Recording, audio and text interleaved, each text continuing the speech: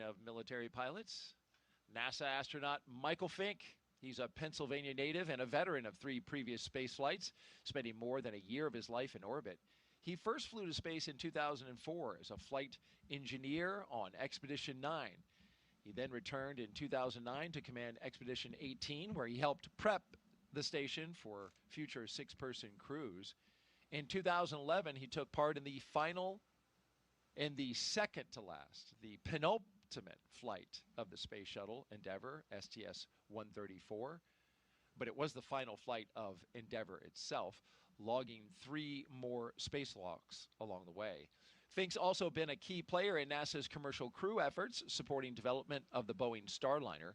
He served as a backup pilot for a crew flight test, helping shape Starliner's avionics and software from the ground up. He also co-hosted a launch broadcast, so we all got to know him really well during his time serving as a co-host. Outside of spaceflight, he's a passionate learner into geology, astronomy, reading, and languages, and he's conversant in both Japanese and Russian, a skill that comes in handy on the International Space Station. He's also a kind of a favorite of the commercial crew program because they work with him so much in the lead up to putting Dragon and Starliner on that path to becoming vehicles that travel to the space station. Yeah, absolutely. He has been at the heart of the development of commercial crew programs capabilities over the last decade. His heart and soul is in this program, and his fingerprints are all over it, and it's exciting to see him taking one of those for a ride. It's been 14 years, a long time waiting for him since his last flight, but he's hung in there. Yeah, he more than hung in there. He's been hard at work, so this is going to be a great day. Our mission specialist for Crew 11, our first one, is Kimya Yui. There he is, representing the Japan Aerospace Exploration Agency, or JAXA. A former test pilot and Air Force officer, Yui graduated from Japan's National Defense Academy in 1992 and rose to the rank of lieutenant colonel in the Japanese Air Self-Defense Force. He was selected as a JAXA astronaut in 2009 and made his first trip to space in 2015, spending 142 days aboard the International Space Station as part of Expeditions 44 and 45. During that mission, he made history as the first Japanese astronaut to capture JAXA's H-2 transfer vehicle, a crucial piece of cargo hardware. He also helped build out a new experimental module inside Kibo, Japan's laboratory on station, and carried out 21 experiments on behalf of JAXA.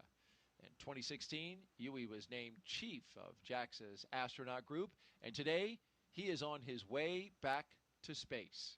And Mike Fink calls him the wise one.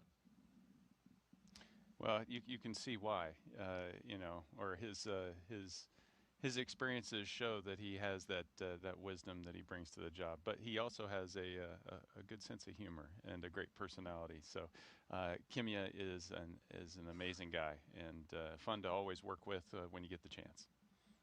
Rounding out our crew, mission specialist Oleg Platonov, flying to space for the very first time. And there he is.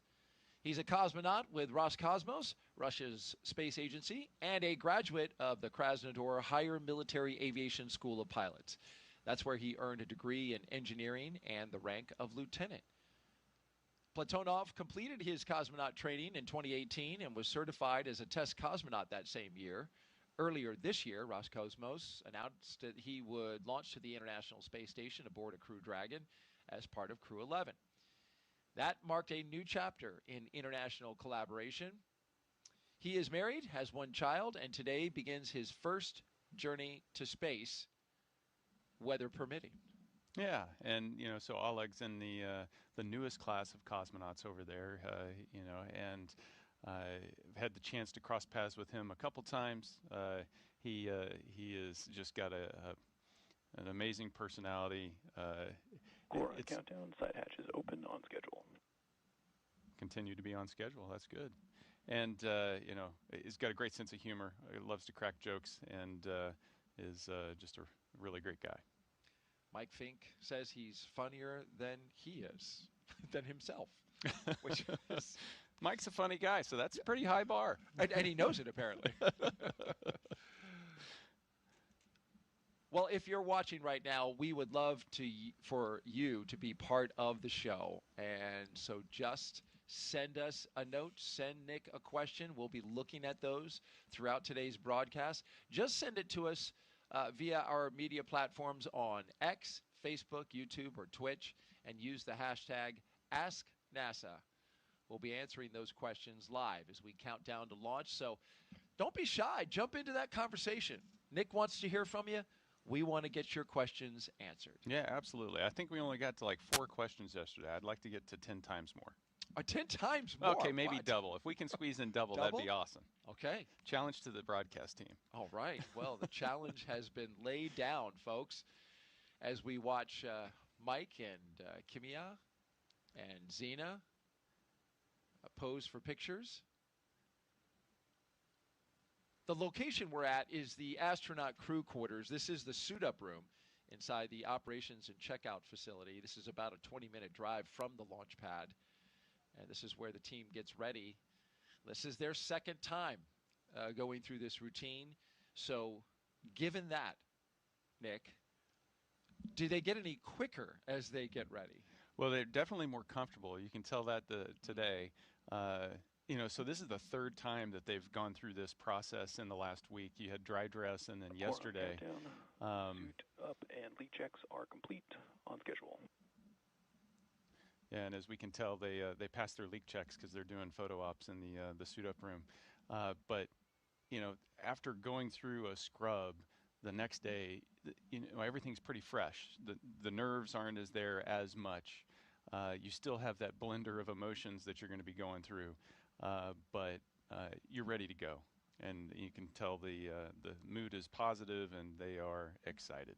I do sense that more relaxed vibe inside this room than it was yesterday. It seemed like there maybe was a little more nervous energy, but just like you said. This is LD on countdown with a situational briefing. Currently, all bottles are at MEOP, and earlier Dragon gyro compass alignment was completed and passing. We remain on track to an 11:43:42 a.m. Eastern T0. Both NASA and SpaceX have completed the COLA screening process with no COLA conjunctions at our current T0. The advanced team is at the White Room and the side hatch is open, and they're making preparations for receiving the crew. The crew's ongoing suit up at the ONC building. Launch site weather for today was briefed earlier at 40% POV due to the cumulus cloud rule, and we'll be monitoring the chance of convective activity near the pad. Reminder to use procedure 52.911 crew contingency procedures for any required crew contingency action in today's operations. Overall, Falcon, Dragon, and the pad remain healthy. Pending any questions, that concludes the brief. Well, that was a brief from SpaceX's launch director for today. You heard the weather mentioned, 40% probability of violation, so that puts it at 60% go for today. That is a lower chance of go than we had even after the LWO put out his weather forecast yesterday, initially starting it off at 25% POV. That has increased to 40% due to the arrival of those sea breeze, that sea breeze activity, that convective activity he talked about, which will happen along the coastline. We'll talk more about the weather in a bit, but first we want to talk about one of the support folks that's here inside the room as part of the team. You can see that most everyone there in the room wearing a black ninja suit, they are SpaceX employees, except for this gentleman right here, number 30. That is NASA astronaut. LIO installation is complete on schedule. That is NASA astronaut Marcos Barrios. He is in the role of astronaut support person. So he is with the crew, both here in the suit-up room, but also at the ready, going all the way out to the pad. Yeah, Marcos will be with them all the way until they crawl in the capsule, and he is the crew office, the astronaut office representative as part of the pad crew. There just to keep a watchful eye and make sure that anything the crew needs is taken care of. And he's the advocate for the crew all the way to the final steps. He heard you talking about him, Nick, and gave us a wave. He's good like that. And so now the crew is sitting in their recliners, taking a load off. Those recliners, to me, they harken back to the space shuttle days. Remember when those guys were getting ready, they sit in a big recliner and looked like they were kind of relaxing, taking it easy. Yeah, nice and cozy. I don't know. Maybe I'd be standing up if I was going to be strapped into a chair for the next 3 hours. We should stand up more from time to time since we were strapped to these chairs for 6 hours yesterday. Yeah, it's good to stretch the legs. You can see the chief of the office, Joe Acaba, there, providing some last words of wisdom, I'm sure. At Astra, above the exit doors there inside crew quarters. And so, in order to meet Nick's goal of social, we're going to jump right into it. We mentioned earlier we want you to be a part of today's launch coverage, so we're taking questions. And the first one we have is from Annie Gonzalez, who asks, what did the astronauts eat this morning, Nicholas? Yeah, that is a great question, and it's very dependent on the particular astronaut. I actually don't know exactly what this crew ate this morning, but I can tell you that it tends to be a fairly light meal, something that's pretty hearty and that's going to stick with you, typically high in protein. Just because that fills you up and gives you kind of the longer blast of energy that you're going to need. Because the next time they're going to be able to eat isn't for another 6 to 7 hours. They've suited up here.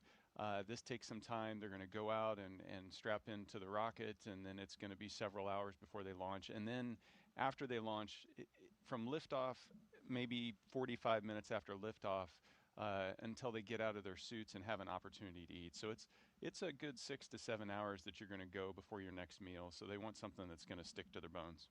And you had heard what they ate a couple nights before. Yeah, we get this opportunity to select, our favorite meal, if you will. And the crew, 3 of them had steak as their penultimate dinner. And one of them had ramen and a corn dog. I'll leave it to the audience to try to figure out which one's which.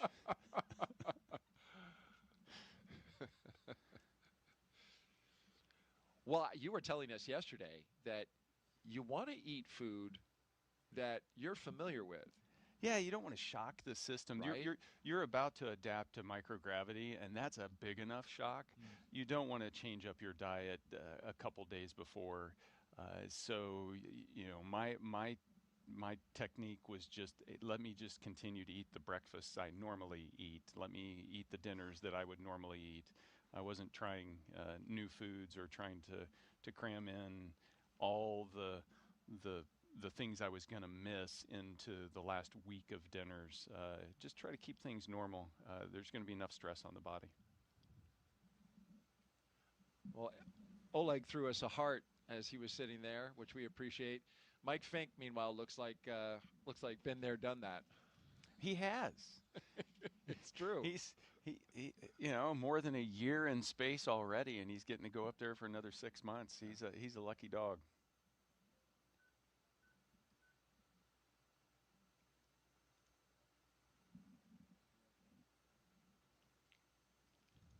In preparation for the mission, this crew, of course, like all crews, that we see their mission patches that we're looking at right now, going all the way back to Demo 2. Look at that. Demo 2, Crew 1, 2, 3.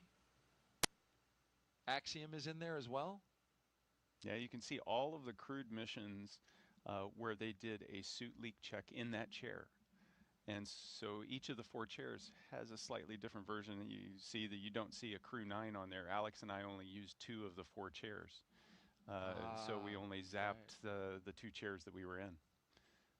But all along the way, little places where you leave your mark of, we were one of the missions, one of the many missions, and definitely not the last mission to come through this facility, whether that's signing the wall in there just outside the crew quarters suit-up room, or putting patches there on the suit leak chairs, or even signing the white room wall. You leave your marks along the way.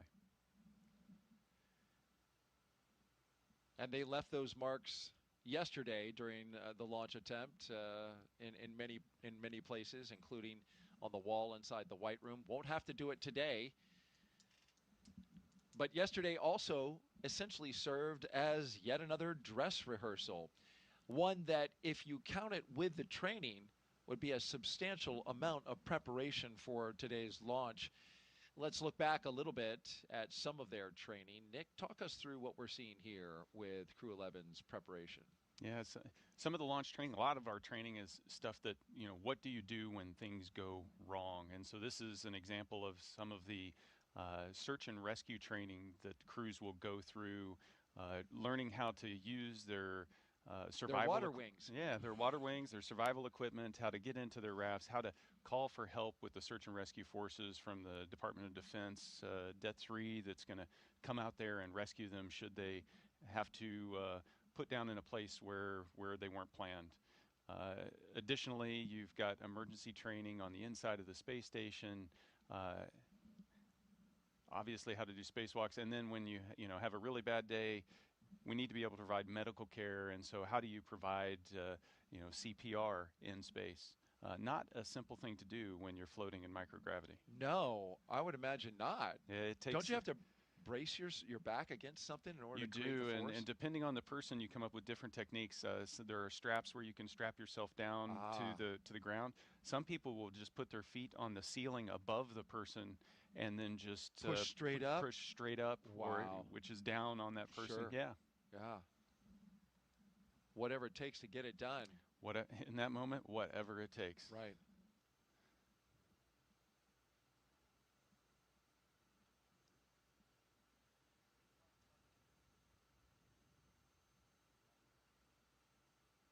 You had an interesting training, Nick.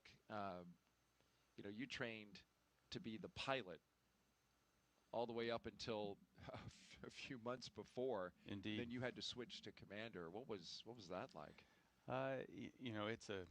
To make that shift is a little bit challenging, because we had to figure out how to, obviously Zena and I had created our own balance of activities, how we divide the responsibilities, and then having to kind of re-wicker that in my mind. But a huge team approach to try to figure out, we launched as a crew of 2, what exactly we needed to do differently. And so worked very closely with Zena and Stephanie Wilson and Alex and myself, as well as the entire training team out at SpaceX, and also the training team at Johnson Space Center, to figure out, okay, what do we need to do differently? And so it was a 2-week crash course on how to adjust everything, and it took all of us to figure it out.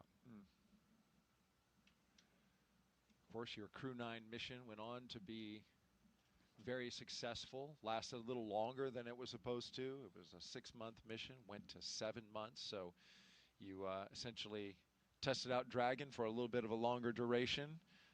Today, they will be planning at this moment on a 6-month at the minimum duration mission, but hoping to extend that to 8 months.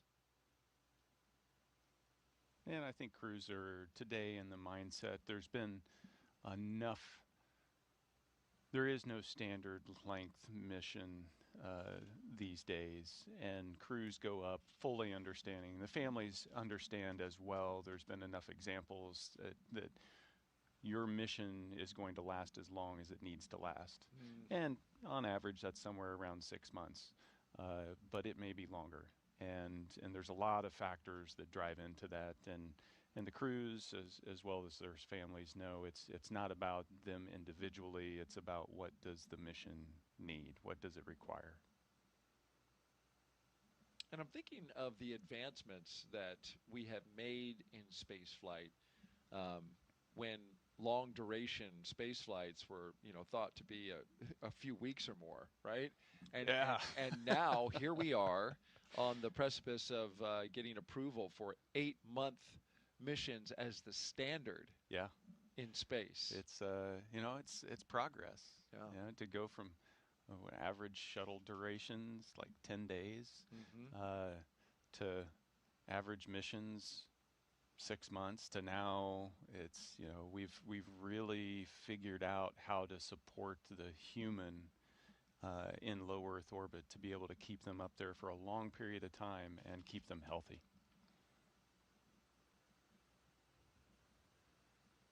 Xena there getting hooked up to an umbilical that provides some cool air, which is nice when you're in a suit that is completely sealed all the way around, with the exception of the helmet at this moment. Yeah, it only takes a couple minutes to really start to heat up in those. If you can imagine, you're essentially inside a balloon that's shaped like you, and it can generate some heat. Oh, time for the card game. It is. This is a tradition that happens before crew can leave the suit-up room. And so you've got the chief of the astronaut office, Joe Acaba, there. We did this yesterday. We're going to do it again today. And then, of course, you have the crew on the other side. Every crew does this before they leave. The goal here is for the crew commander, which is Xena Cardman. She's third from the left for the crew members, to lose the card game, lose to the commander. You want her to lose because you want to get rid of bad luck. But yesterday we saw Xena win hand after hand after hand, so we had to go, I think, 7 hands before she lost. But that's what we're waiting for, is for her to lose, right? Yeah, and we'll see how lucky she is. Well, that looks like a low card.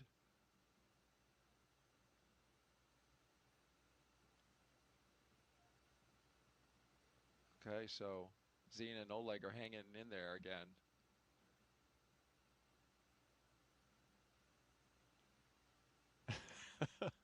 Okay, so Xena lost. Her bad luck is gone. And now we're just waiting for the mission specialist, Oleg Platonov. And he loses. He loses and they applaud. Yes, well, time-honored tradition. Absolutely, and that's the way it works. All right, fun and games are over. Now it's time to go launch to space. Let's do it. All right, as we head out of the astronaut crew quarters room, we bring you live to their destination, the temporary destination at least, the launch pad at 39A, where their Falcon 9 rocket stands ready again.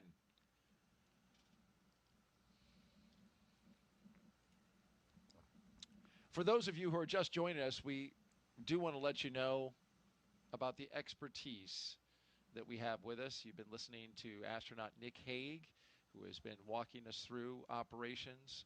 He walked us through the entire launch attempt yesterday, and he's here for us again today. And you have a storied background, Nick. You joined the Astronaut Corps in 2013.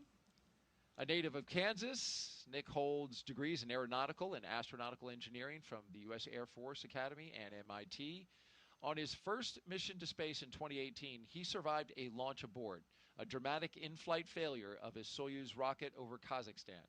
He and his crewmate, Alexei Ovchinin, returned safely, and Nick went on to spend 203 days aboard the International Space Station on a follow-up mission in 2019.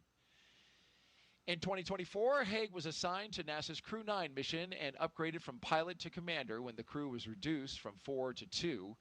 The change enabled integration of NASA astronauts Butch Wilmore and Sonny Williams, who returned to Earth aboard Crew 9 with Nick following the uncrewed landing of Starliner. After a successful mission, the crew splashed down in March off the coast of Tallahassee, bringing Haig's total time in space to 374 days, including 4 spacewalks. That's an impressive resume with, as we learned yesterday, a lot of stories to tell along the way with such variety and adventure.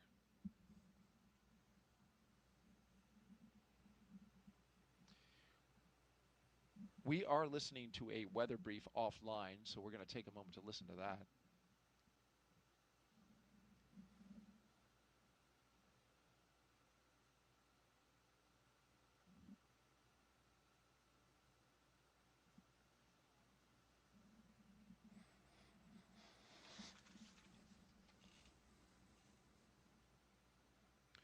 Okay, so we just heard an update from the launch weather officer on his plans to update the launch team on the weather. And what he told the SpaceX launch director is that they will have a weather brief at L-2 hours to assess the weather conditions today.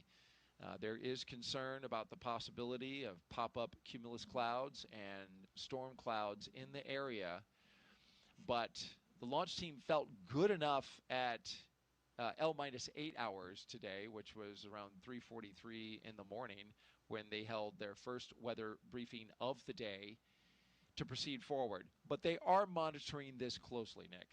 Yeah, and this is good news, right?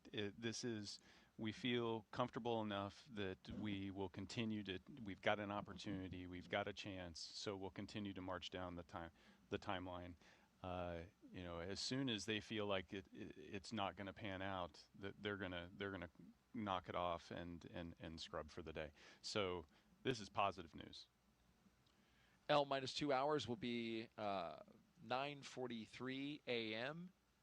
And so we will listen in again for that update, which is important in this launch flow because 2 hours before gives you plenty of time to discuss and look at the conditions, talk about all the data as you prepare for the moment where you cannot adjust, and that's the beginning of tanking at T-minus 35 minutes. Once that kicks off, then you are on your way unless you call a scrub. Yeah. Yeah, no, there's once you start to tank up the rocket, now you've armed the launch escape system, the crew's strapped in, and now you have to undo all that. So there's negative work. So you really don't want to go past that point unless you're reasonably confident that we can get this down to T-0 and lift off. You're looking now at an elevated position from our flight operations team. Our Kennedy Space Center helicopter getting us a good shot outside the operations and checkout building. This is the facility where we saw the astronauts suiting up on the inside. This is where they walk out to their awaiting vehicles. They are 3 Teslas, 1, 2, 3, with the license plates that say live, laugh, launch. Those are good words. Especially the last one. There it is. We got two of the 3 yesterday. We did. we did. But it begs the question, Nick, where did the love go? Oh, it's still there. You see him with the heart hand signals. So there's plenty of love. Plenty of love going around. Okay. Yeah, you're right. I saw it yesterday. That's Zena's favorite move. She throws out the hearts, and boy, she's an astronaut with a lot of it. Yeah, so they're anxiously awaiting the team, getting ready to walk down the hallway and mentally start to make that shift of, okay, we have, the train is starting to leave the station, and we're headed to the pad. As we look at this license plate, let's review the past 10. Well, look at there. One of my favorites is Later Earth with the 8 in there from Crew 1. I like Blast Off with Crew 5, using the 5 as an S. You have bye, Crew 7. I don't think you held that long enough. I did. Bye. There you go. 7 letters. You know, it's funny. Jessica Meir said the same thing. Daryl, you didn't hold that long enough. From her, I kind of get it. From you, that surprised me. And hey, there's yours. You were ready for it. Ready for it. Oh. And you had to be ready for it, man. You were dodging a hurricane and all kinds of stuff was going on with your mission. Every mission's unique. Every crew is ready for it. It's true. There's a huge team on the ground making sure that we are. Yes. I'm going to stand up, Nick, to kind of stretch out. Okay, don't hit your head on the ceiling. I know. We're not on camera, so it's not a problem. If I do, just cover me if I hit the deck. I got you. Appreciate that. There's a look outside. The family and friends are gathering now, as they did yesterday. And you've been on a second launch attempt, albeit with very different circumstances surrounding it. But when you do it again, hey, this is a chance to say goodbye again. Yeah, you know, it's this weird mix of feelings because you've said goodbye yesterday and now you're going to say goodbye again. But you also want to take that opportunity because this is the goodbye. And the next time you're going to see your family is months from now. So it's still a special time.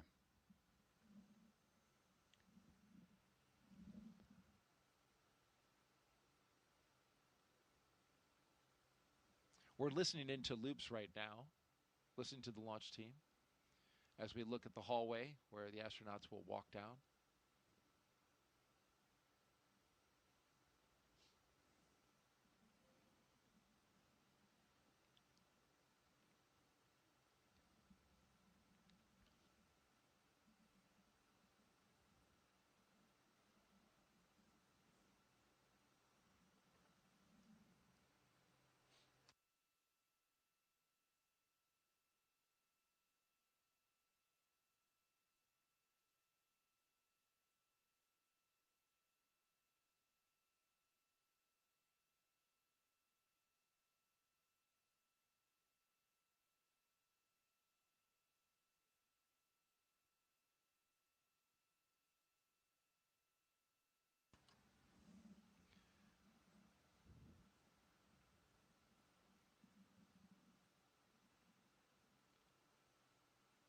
All right, nothing to note on the loops.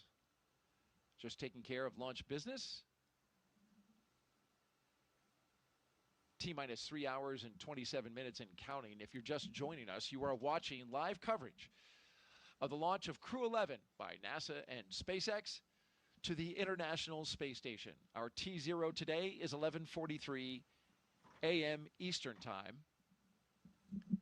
We have an instantaneous window, which means we've got to hit it right at that second. The seconds today are 42 seconds after the 43 mark. That's important because the weather at that time must be good for launch when we go. And of course, we're monitoring that as we get ready to watch the astronauts exit astronaut crew quarters where they've been for the past week and get into their Teslas for the second time in as many days to drive out to the launch pad.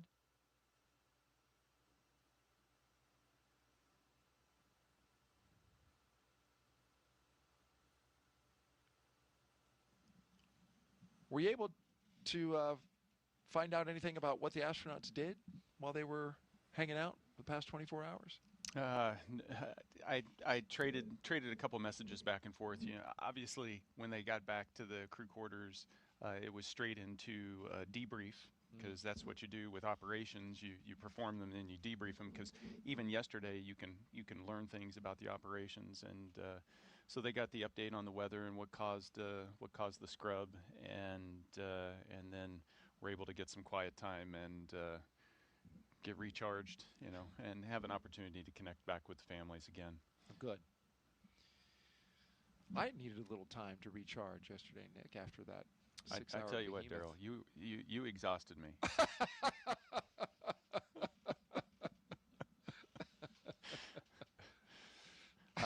I was asleep by 5 o'clock. Well, it was a long 6 hours, and we counted down from starting at T-minus 4 hours and 10 minutes, and we went all the way to just before T0, just a minute before. And then, of course, we documented the astronauts' journey as they detanked the rocket, egressed the capsule, and made their way back to astronaut crew quarters. All right, here they come. Here we go again. Crew 11 walking the hallway. Zena Cardman, Mike Fink, Oleg Platonov, Kimya Yui, ready to do it again. Into the elevator they go, getting ready to begin their journey to the launch pad.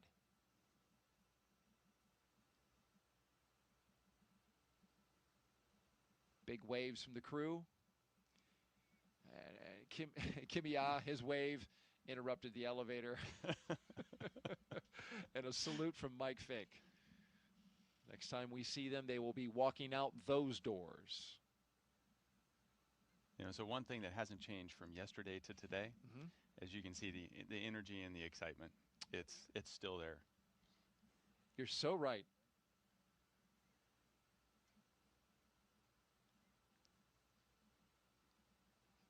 Because after all, at the end of the day, it's another attempt to try to go to space. And that is just... Yeah. And as a crew, you're in the mindset, we're going. There's no question about it. And yes, the ground crew is going to make their calls and make sure that everything's safe. And just like yesterday, they may step in and say, hey, we can't. But from a mindset perspective, the crew is going. And so they're leaning forward and ready to go. Great knowledge and insight from our astronaut co-host, Nick Hague, a brigadier general with the Space Force and a NASA astronaut. We're talking traditions and mindset. Let's talk about one of the many. Here's another one, the signing of the mission patch. There's Zena Cardman. This was a couple days ago. This is a tradition where they slap yet another mission patch on the wall. This one's great, though. Look at Kimya. Look what he does. Zing! Off we go. Or was that Oleg? Yeah, that's Oleg. Oleg was the one that did that. It's got some flair. Yeah, that's some pizzazz. You know, and these little things are... It connects you to the legacy of our human spaceflight program, and so it's very important from a crew perspective to feel connected to that, that you're one small piece of that larger picture.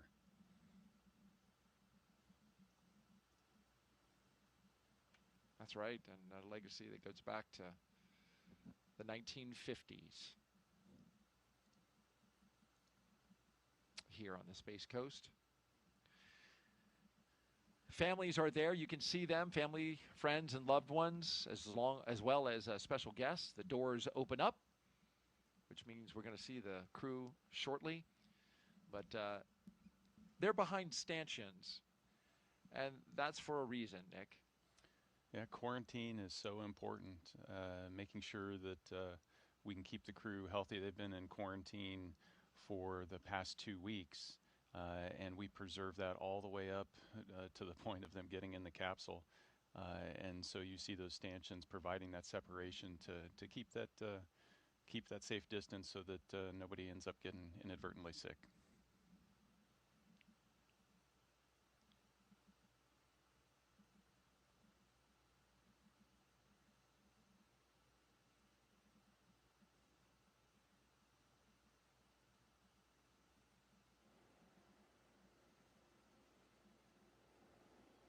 We focus on the doors now here at crew quarters. And here they come. Crew 11 walking outside for the final time before launch in hopes of starting a mission years in the making.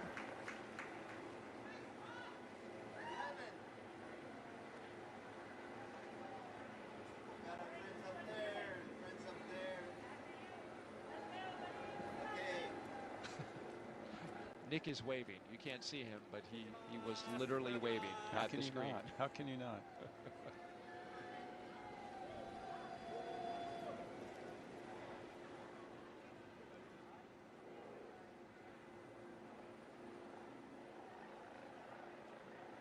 Our crew today, Commander Zena Cardman, pilot Michael Fink, JAXA astronaut Kimya Yui, and Roscosmos cosmonaut Oleg Platonov. I corrected my pronunciation yesterday, and I slipped back into Americanizing. Crew walkout has commenced on schedule. Everything on schedule.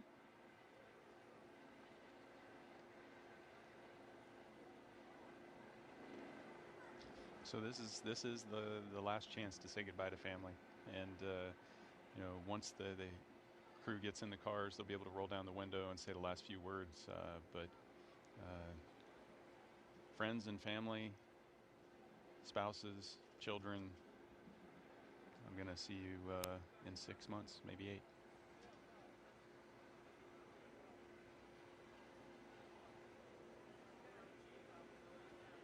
Core on countdown. Advanced team is complete with preps and ready for crew arrival on schedule. So we've gotten the word that the crew can pull out from their location. This looks like you can have even a little conversation at this point. Yeah, you know, last little, you know, these are the things I forgot to do at the house that I need to remind you about. No, it's a chance to say those last few words. You know, for me, those words always fail to fully express the emotion that you have in the moment. You're excited to go, but you're also a little sad to know that you're going to be separated from friends and family for that long. And you know what they're feeling as well, which is, you know, family is in a different position. Yeah, you know, they're bystanders and they get to watch this, which is definitely a different perspective than being in the seat and in the middle of the operations.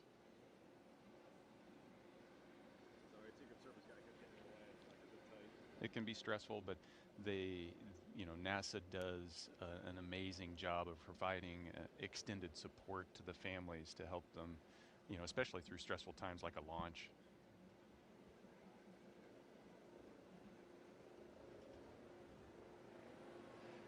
There go the doors. I saw another heart sign. We should have counted.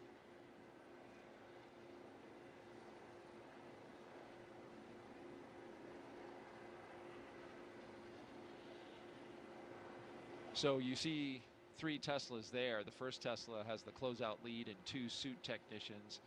The second Tesla has the commander and pilot, along with a flight surgeon. And the third Tesla in the back that you see there has the second closeout lead and other support staff, along with the 2 mission specialists.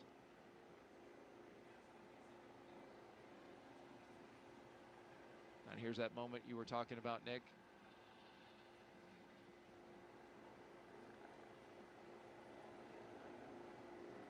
Well, it's just natural to want to lean in a little bit, isn't it?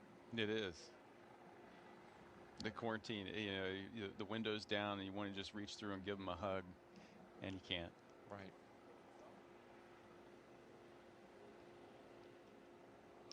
Well, they're queuing up the playlist. Songs that they will listen to on that 20-minute journey. I see Jessica Watkins from the astronaut office, fellow astronaut. They're taking some pictures. She's in the blue flight suit on the left.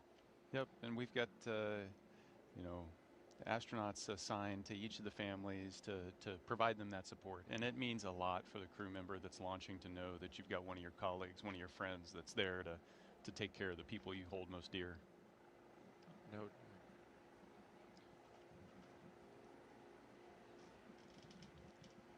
Well, there's Zena giving a last wave with the window down.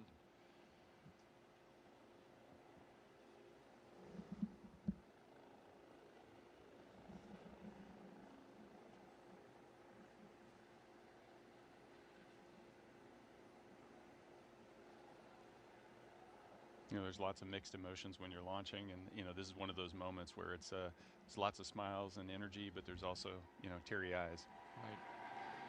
All right, to big cheers, the crew is pulling out. Crew 11 on the road to launch pad 39A.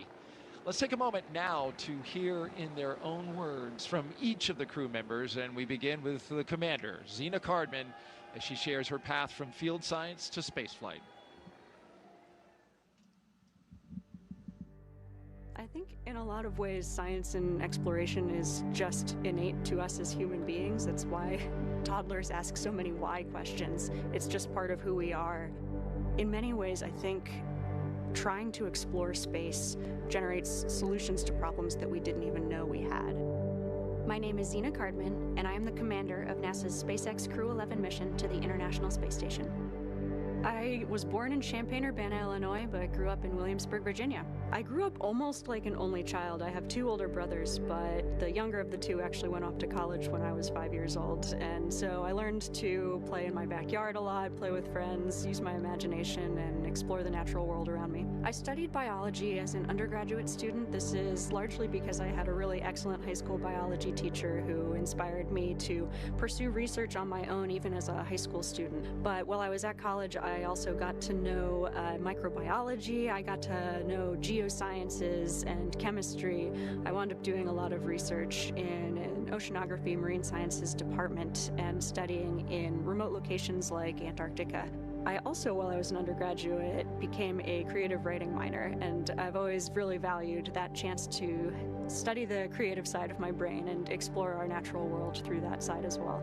I love being an astronaut right now because there are many pathways to get to the International Space Station. We spend long duration periods, so many months long, living and working on board that space station, and it's really focused on research. A lot of that research is on our home planet, and a lot of that research is on us as human subjects. I'm very excited to be actually a test subject for a lot of the medical research that we're doing on board the ISS. I've signed up for a very large, all-encompassing medical study called CIPHER, and this, I think, is going to be critical as we start thinking about going for longer durations and farther places like the Moon and Mars. My role as commander is to bring out the best in my crewmates from the moment we start training till the moment we get back to Earth and then some. And so I'm always thinking about that larger mission overview and how my crewmates are doing and what we can do for each other. Spaceflight, by definition, requires collaboration and requires more than one person, and the chance to be part of something much larger than myself has been humbling and inspiring and deeply fulfilling. Even since I was a child, looking up at the stars, looking up at the cosmos is inspiring. It helps me answer questions like, what are we doing here? Who are we? Where are we? I don't think we grow if we don't challenge ourselves. I think that's true for myself, it's true for teams, and it's true for us as a society and as a species. We have to take some risks, we have to challenge ourselves in order to push ourselves, and I can't wait to see what we discover during my career and for generations to come. Next up, astronaut Michael Fink, a veteran of 3 missions and 4 spacewalks, as he reflects on what keeps him coming back to space.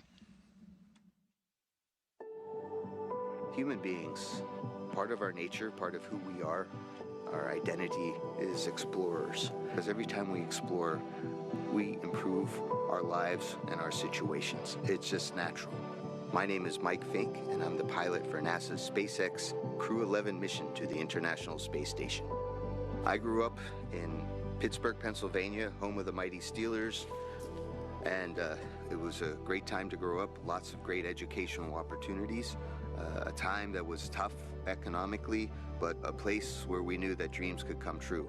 When I was like 2 and 3 years old, my parents would wake me up from whatever nap I was taking to watch moon landings. We did many moon landings back in the late 60s and early 70s, and that made a big impression on me.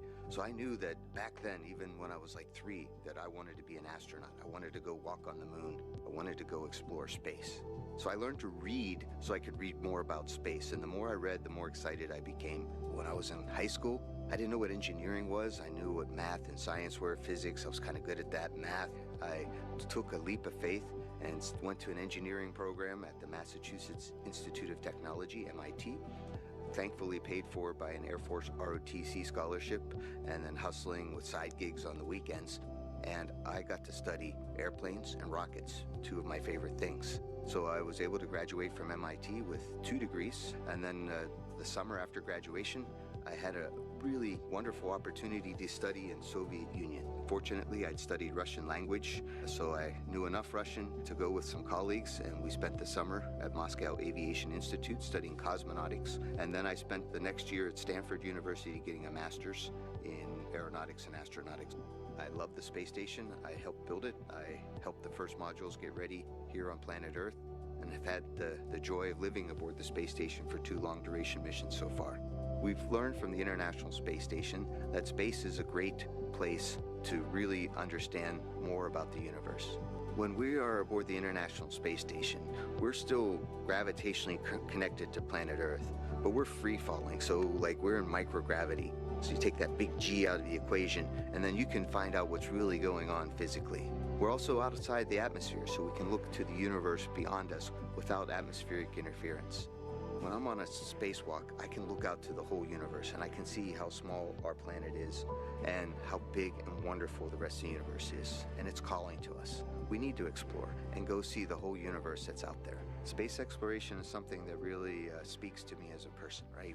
We all kind of have our passions, and for me, since I was like 2 or 3 years old, I wanted to go to space, explore space, and I've had a chance to do that. Half my life I've been an astronaut.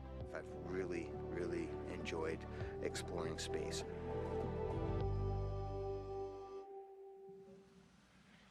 Great words from Spanky, his call sign for Mike Fink.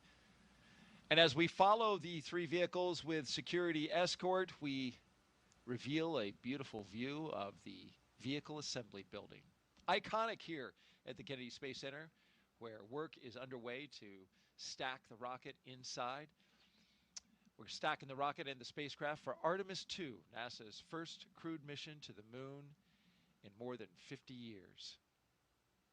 4 astronauts will launch around the moon as part of the Artemis campaign, a major step towards a sustained human presence on the lunar surface and a future journey to Mars.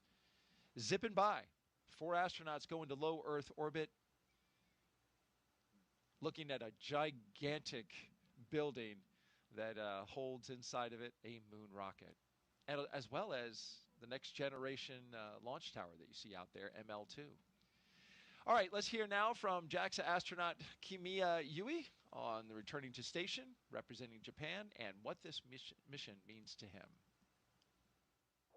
I think humankind has a desire to explore and also expand our area of activities. Space is a great place to explore because Earth is so small. We still have unknown places, but Earth is, generally speaking, so small compared with space. My name is Kimya Yui. I'm a mission specialist for NASA's SpaceX Crew 11 mission to the International Space Station. I was born in very small village in Nagano Prefecture, so up there I was able to see very beautiful stars in night skies. When I was a little boy, I did stargazing and I loved stars. I really want to know everything on our universe and I want to go everywhere as long as I live. When I was already like 10 years old, I already wanted to become an astronaut or astronaut. I graduated from the National Defense Academy, and after that I entered Japanese Air Force, Japan Air Self-Defense Force, then become a fighter pilot, then a test pilot, and then became an astronaut. We do science in space because we have constant microgravity in the ISS. We cannot achieve that condition on the Earth. Space station actually contributing our knowledge, and also we can produce new materials or medicines in order to make our future brighter. Going to Moon or Mars is very difficult, so we need to test our materials, and ISS is a great test bed. So Crew 11, we are going to have a lot of experiments on ISS, and JAXA especially, we are going to have new cargo vehicle, HTV-AX. The vehicle itself is a little bit lighter, but we can carry more stuff to the ISS. 10 years ago, I went to space for the first time, it changed a lot.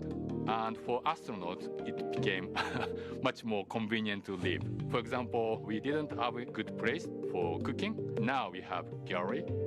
I was able to see a lot of stars and also beautiful Earth or moons. This mission inspired me, and I really want to pass that actually inspiration to other people on the ground. ISS is one of the best examples to have a dream and work together and make the dream come true. So if you see ISS in the night sky, please think about your dream, about how to make your dream come true.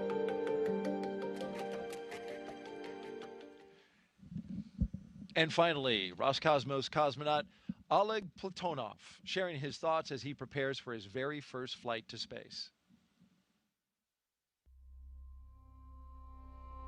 Бесконечный космос открывает бесконечные возможности для человечества, поэтому есть необходимость осваивать Солнечную систему, осваивать просторы за пределами Солнечной системы. А для того, чтобы это сделать в будущем, мы должны закладывать эту базу. My name is Oleg Platonov, and I am a mission specialist for NASA's SpaceX Crew 11 mission to the International Space Station. Я родился в большом индустриальном городе в России, в городе Челябинске. Это моя родина. Я занимался в патриотических кружках, связанных с авиацией и космонавтикой, поэтому уже в мое детство я задумывался о космосе. У меня много целей в этом полете.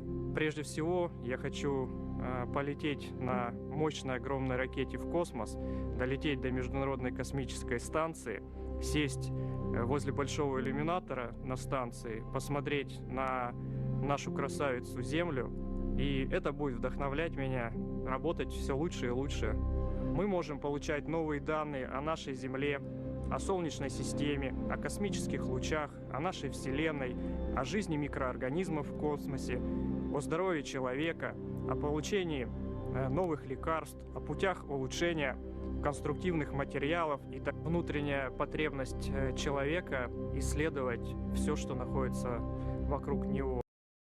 Хочется все новое, новое и новое, расширяя горизонты своего знания, что границы открыты, что мы можем летать в космос, что мы можем лететь дальше, все дальше и дальше, за пределы нашей Земли, за пределы Солнечной системы. И это будет вдохновлять уже не только нас, но и следующие поколения.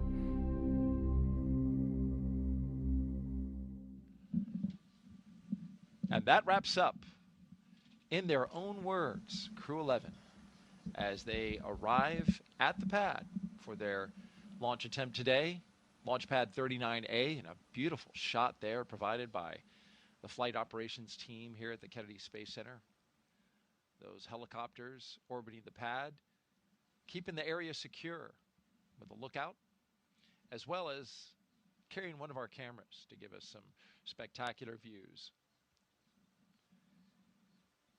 From this view, the weather looks fantastic, but it is very much a watch item for later. We are T-minus 3 hours and 1 minute and counting. And while all looks fine now, we want to take a look at the weather forecast for launch time. Currently, we set with a probability of go at 60%. Winds are light, 10 miles per hour out of the west.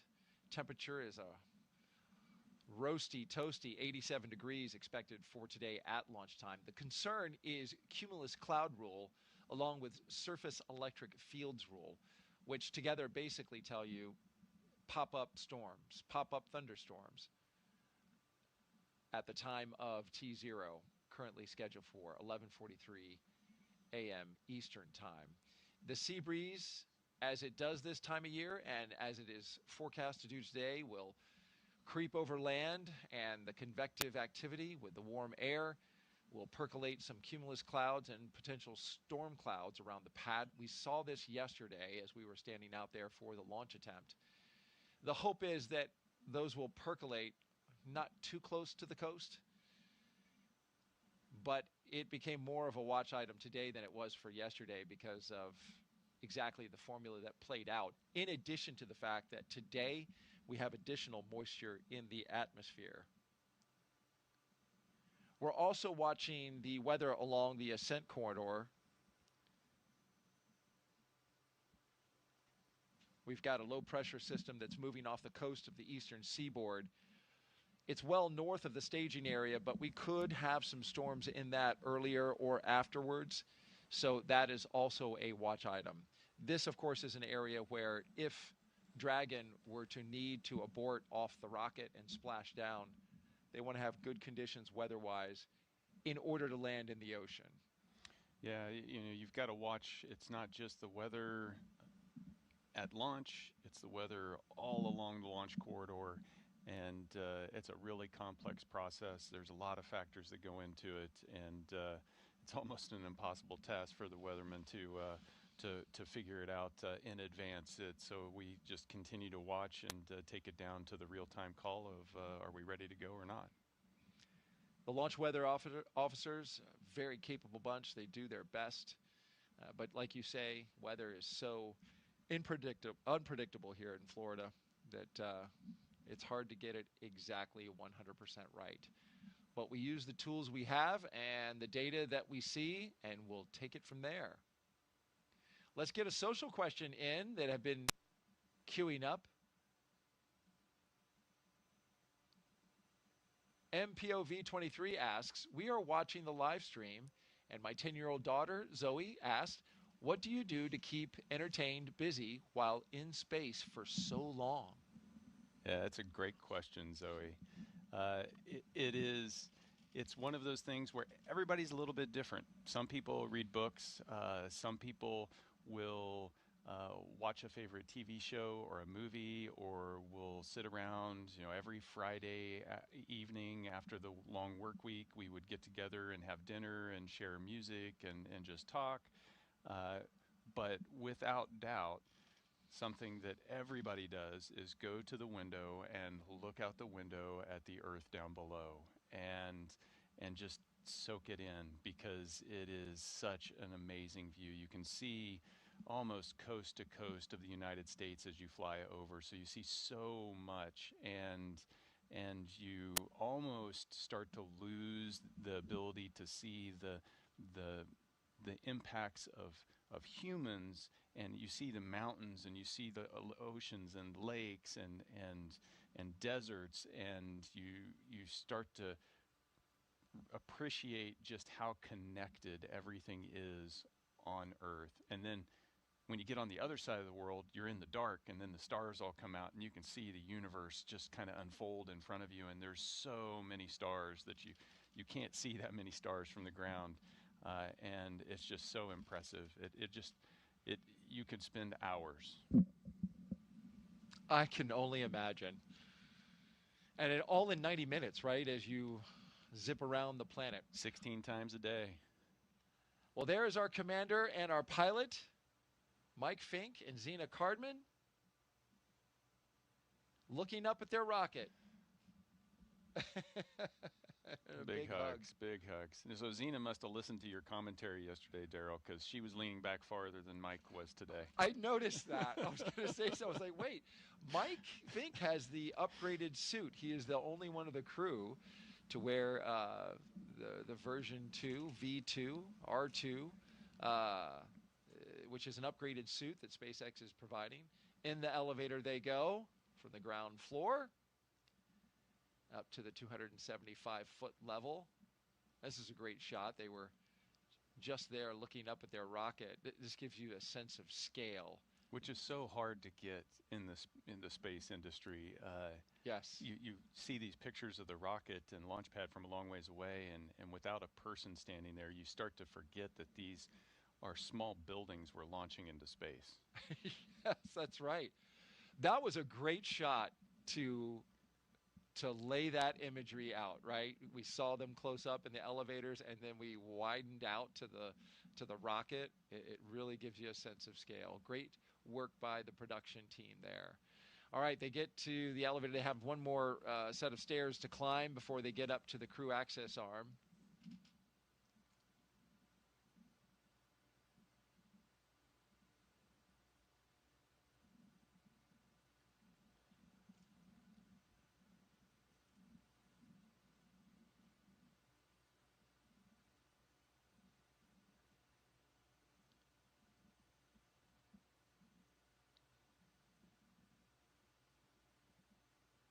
Well, Xena has some hugs for the closeout crew. Yeah, last little, thank yous for all the work yesterday and today, and getting ready to walk out the arm and get strapped in.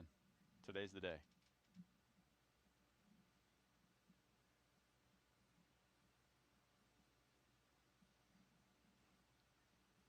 A nice gaze out across the spaceport.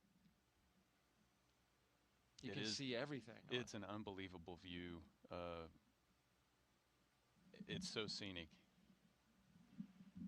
And here comes Mike and Xena. Hearts and thumbs up with big waves, getting ready to get inside Dragon Endeavour.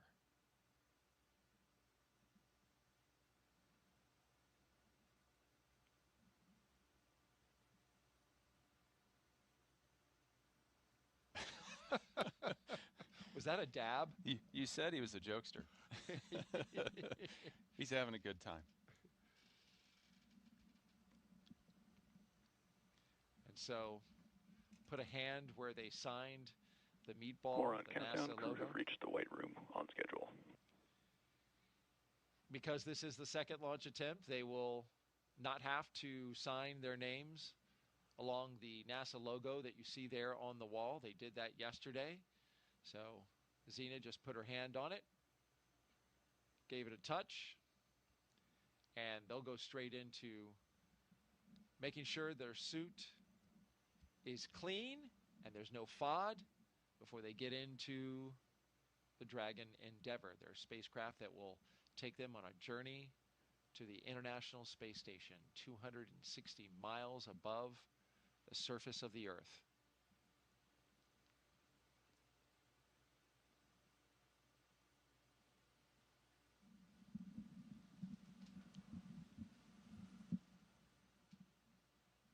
Talk about Mike's spacesuit. This is V2, version 2, but they call it R2. His is different than the one Xena is wearing. As we split screen to catch the mission specialist doing their poses, looking up. Striking a pose. They're choreographed. They get higher marks than Spanky and Xena.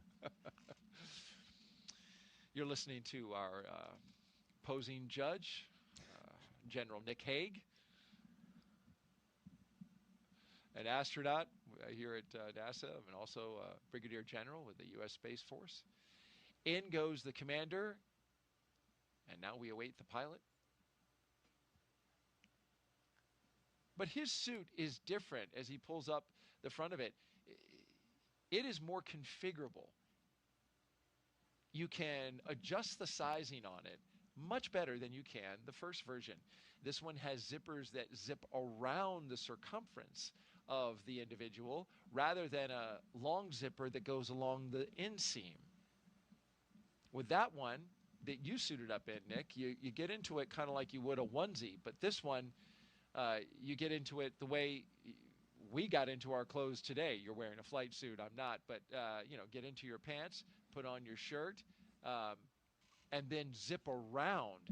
And just like your luggage, which has that zipper to expand it when you've bought too many, tourist stuff on your trip, you can unzip it to expand or zip it to shrink it, which gives them greater flexibility with these suits. They can fit them on more people and have to make fewer custom suits for the astronauts. Yeah, suit fit can be a really finicky thing, and there's a lot of effort that has been spent with the first version of the suit, trying to make sure that every crew member gets a suit that fits.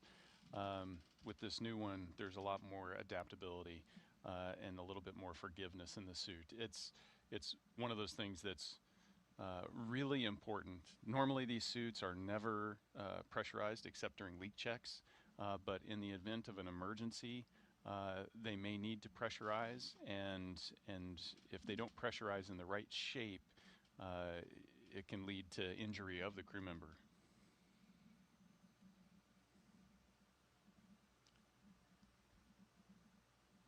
And here come our mission specialists right behind him. Oleg and Kimya Flashing signs of Crew 11 with the two fingers extended upwards. They are ready to go.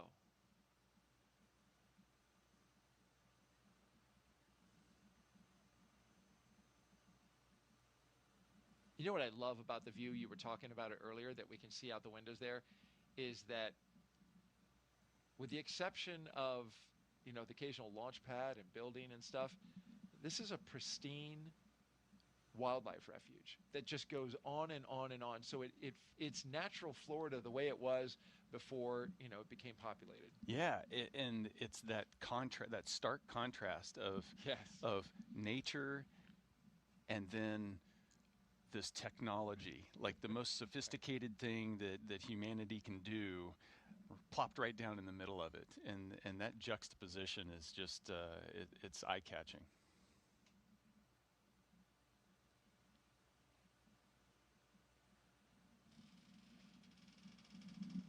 Get comfortable, Mike. You're going As to be he here a while. shimmies around in his seat. Well, you want to make sure those straps are tight.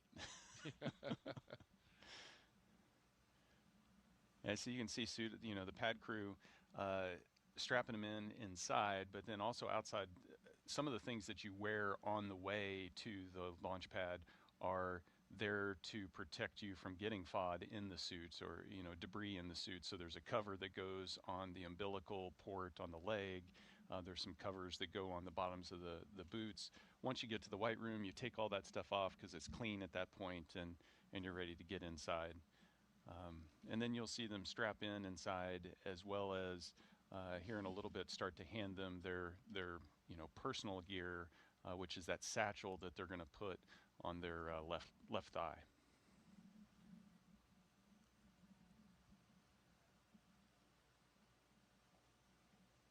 If you joined us recently, you're watching NASA and SpaceX's coverage of the launch of Crew 11 to the International Space Station. Our T0 set for 11:43 a.m. Eastern Time. We are counting down, currently T-minus 2 hours and 47 minutes. We have the commander and the pilot seated in their positions. And we just saw the two mission specialists go into the capsule, and they are getting into their seats.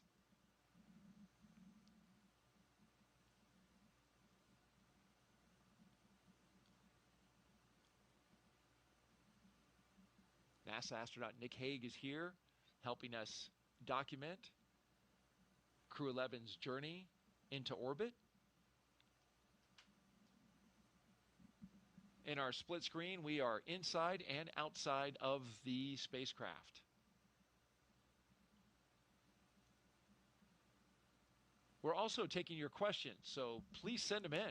Hashtag AskNASA. Nick has given us the goal of getting as many questions answered as we can, so let's fire up another one. Only two so far. Let's Let's get move. out. There we go. All right. Felivi asks, what's your favorite movie that revolves around space themes? I love sci-fi movies. And so it's really hard for, you know, I grew up on Star Trek and Star Wars and Doctor Who and all of that stuff. So I devour that stuff. So favorite space movie is probably the first one I watched, which was the original Star Wars. Yep. But you name it, I love it. They all get some aspect of space just so right, and they get other aspects wrong. and I can tend to look past the things that they get wrong. Lightsabers aren't something you think that... Not yet. Not yet. But sound in space won't ever be. Yeah, that's right. Yeah, it's the same for me, Star Wars. Not that I'm being asked, but I'm with you. That movie, when it came out, just... It seems like there's so many movies these days that have space. There's so much space content in popular culture. You can sense the excitement around, you know, the space program and our ambitions to go back to the moon and beyond. No, you're absolutely right. Far more space movies come out today than they did when we were kids. Yeah.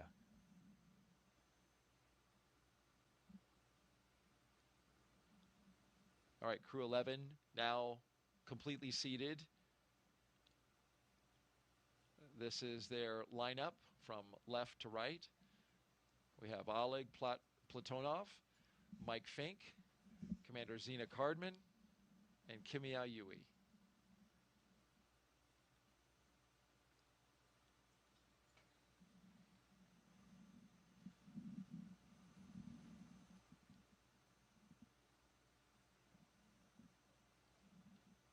Let's do another question, because we've got them coming in, and thank you folks for sending them.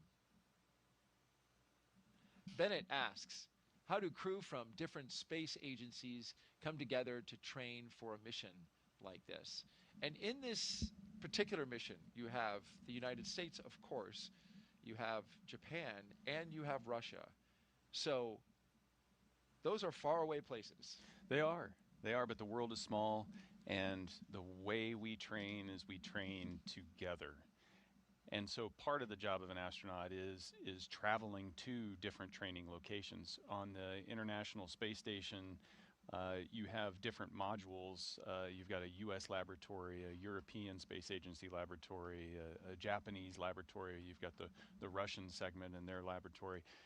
Each of those laboratory training facilities is in their respective countries, and so we travel to those locations in order to train. So you get to train with your crewmates, and you get to know them very well, but you also get to be trained by those training teams in those countries. And so a really special aspect of the space program is getting to know and appreciate the cultures and the people in Japan or in Europe or Russia or Canada or wherever you're training. You get to really meet and spend time with those training teams and understand that those people have dedicated their lives to the space program in such a profound way, and they're getting you ready to go do the impossible. All said, it's about 2 years of traveling around training specifically for the mission that you're assigned to. And so in that process, this crew has spent a lot of time together. They know each other to the point where you know what that person's thinking, you know what you're able to finish their sentences for them. You've really bonded together, and that's what makes a successful crew. Especially in a moment where you need it, being able to move quickly and communicate effectively and efficiently, I'm sure is critically important. Absolutely. You don't know what the future holds, and so you prepare, and those relationships, that bond, that ability to work together is what you're going to draw on when you need it most. Great question. Let's do another one. We're rolling. Keep them coming, folks. Hashtag AskNASA if you're wondering how to get it into us. We are on the platforms Facebook, Twitter, X, and YouTube. Robert asks, has your concept of quote-unquote home changed since being in orbit? What goes through your mind while looking down at Earth? There are so many thoughts that go through your mind as you're gazing down on Earth from space. I touched on it a little bit earlier, just this sense that, when I wanted to see the continent of North America, I'd pull out a map, and the map always has lines and borders on it. I've had the opportunity to see the continent with my own eyes, and it didn't have any of those borders, and so you feel this sense of connectedness. And I think that does impact your sense of home. My first flights launched out of Kazakhstan, and they landed in Kazakhstan, and when I landed and got out of the capsule, it call home, call the family, and it's like I'm home. And I was on the other side of the globe from my home, but I was home. That's interesting. And so you definitely start to feel this sense of connectedness to the whole world, and not just the location where you're from.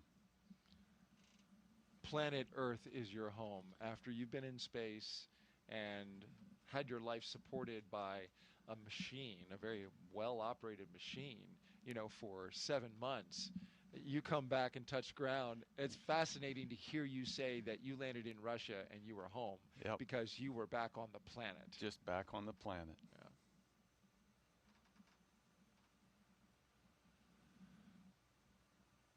Well, these 4 crew members are preparing, as we've been watching them get ready for launch.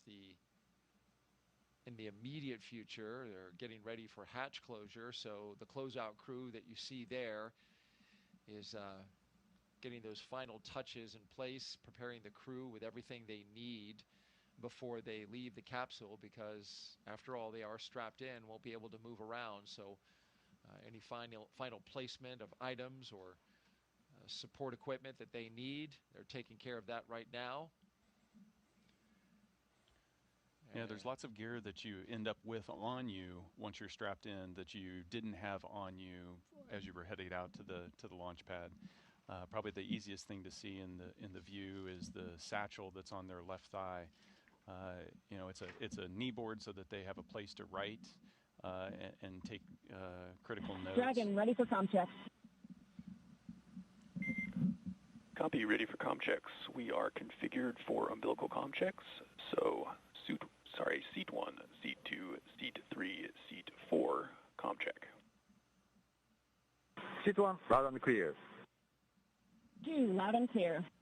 Seat 3, loud and clear. Seat 4, loud and clear. Core, all are loud and clear. Umbilical comm check is complete. Report when ready for seat rotation.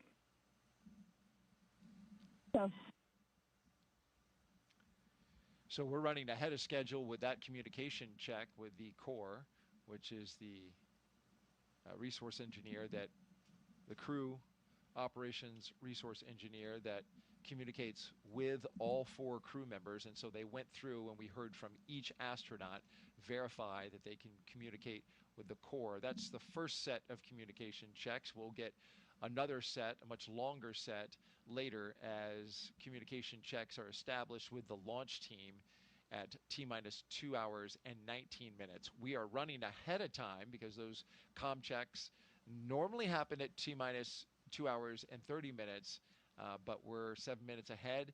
That's kind of understandable given this is the second time in 2 days that they've run through this procedure, so you can really tell they've got it down. Yeah, no, practice makes perfect. There's also margin built in as well, and yesterday as we were leaving, we were a little bit delayed with the pad, and so they slowed their approach to the launch pad with the crew to accommodate that, and then SpaceX made up that time, and we got back on track, and so that's important to note that as you still have 2.5 hours to launch. There are built-in margins that we create the opportunities to address any issues that pop up.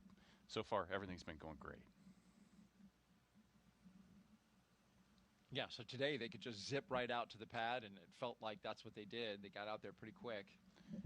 If everything works great, you end up with long pauses and boredom. A sign that everything is going well. You're bored. No, but those comm checks, those were focused on making sure that those suits connect to the vehicle, and so that was focused on the crew. The next set's going to be really focused on the connections between the vehicle and the ground teams. They're saying their final goodbyes to the closeout team. The closeout team's doing its last checks. You can see they've got all their gear, their knee boards, the satchels, their the personal gear that's inside there that they'll use once they're in free flight, like a headlamp, a flashlight when it gets dark. Everything's ready. Throwing their hearts at the closeout crew as the closeout crew exits the spacecraft. And as they do that and begin to prepare that side hatch to seal into place, one last look. Our camera person getting a good view over the shoulders of the crew and into the capsule. That's a really special shot right there. Copy, Dragon. We will report when initiating.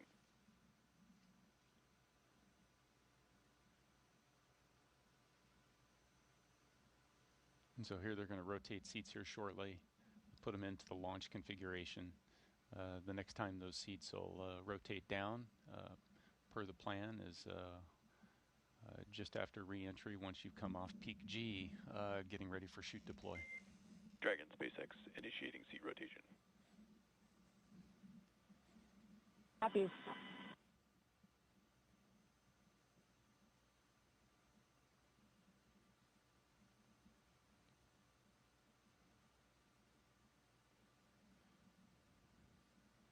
And there go the seats, articulating upwards,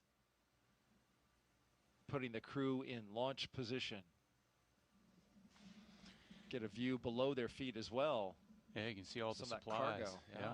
You've got cargo on the right-hand side, some coolers, experiment lockers in the middle, and then you can see the left container on the left-hand side. That's your survival raft if you would need it. It'll deploy. We saw a video of that earlier.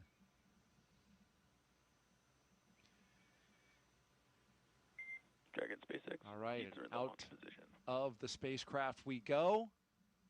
Great work by our camera person there, up on the launch tower. Dragon, you have a go for Section 2, suit leak check preparation. And a look at their signatures from yesterday. Copy. Go for When they Section signed 2. it, I see Oleg's. Yeah. It is unique.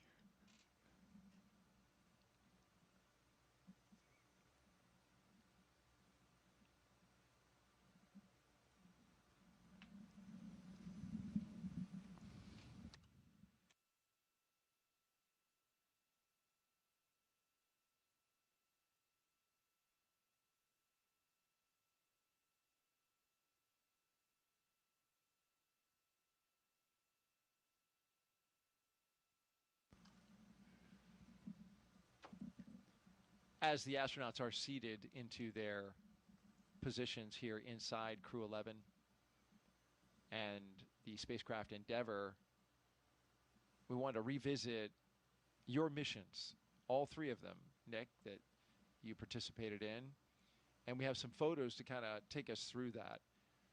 This is something that the astronauts think about all the time. All of you think about when you get ready to launch.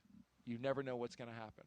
And that was the case on this day in 2018 when you launched from Kazakhstan. Yeah, so we were at the Baikonur Cosmodrome, launching on MS-10. Dragon care complete. Ready for leak check. Copy, Dragon. You have a go for Section 3, suit leak check. Go Section 3, suit leak check. Yet another check of the suits to make sure that they're working. They're important equipment. This picture is taken as we're getting ready to go up the launch tower to get on the elevator to ride to the top of the Soyuz rocket. And yeah, you know, our preparation is focused. 95% of our training is training for what to do when things go wrong, hoping that you're not going to ever need to use that training. Training for everything to go right is actually pretty boring training. And so this is an instance of, you know, you don't know what life is going to throw at you, and definitely on the first launch, we had a curveball.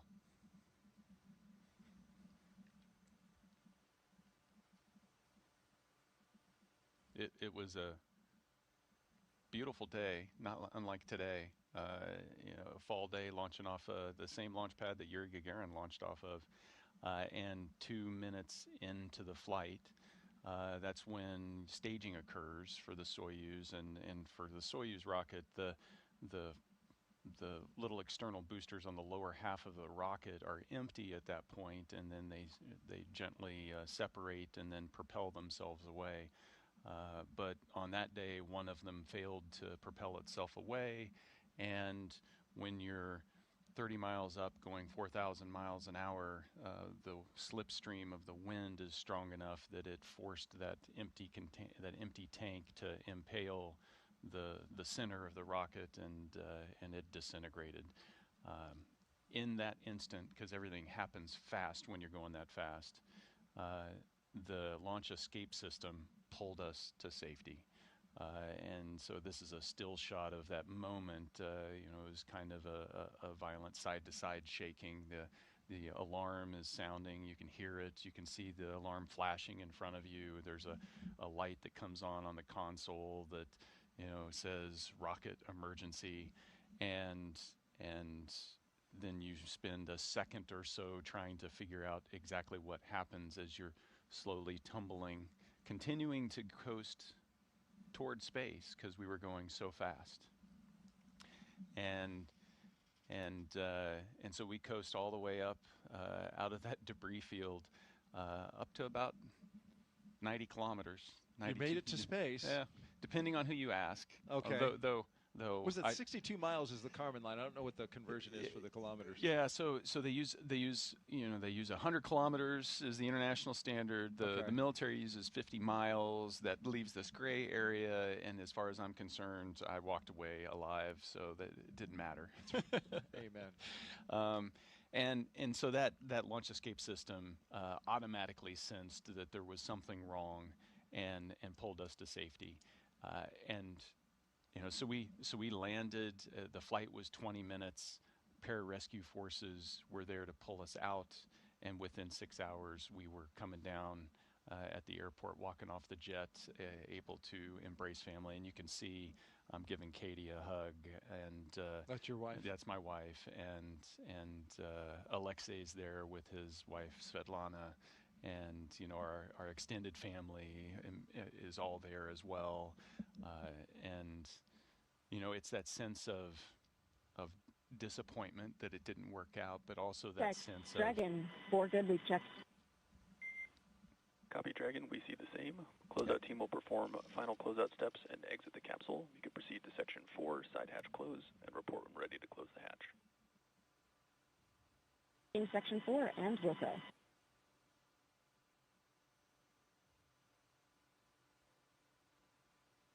That's excellent news. Yes. Good suits. And, you know, but at the end of the day, that's what it's about.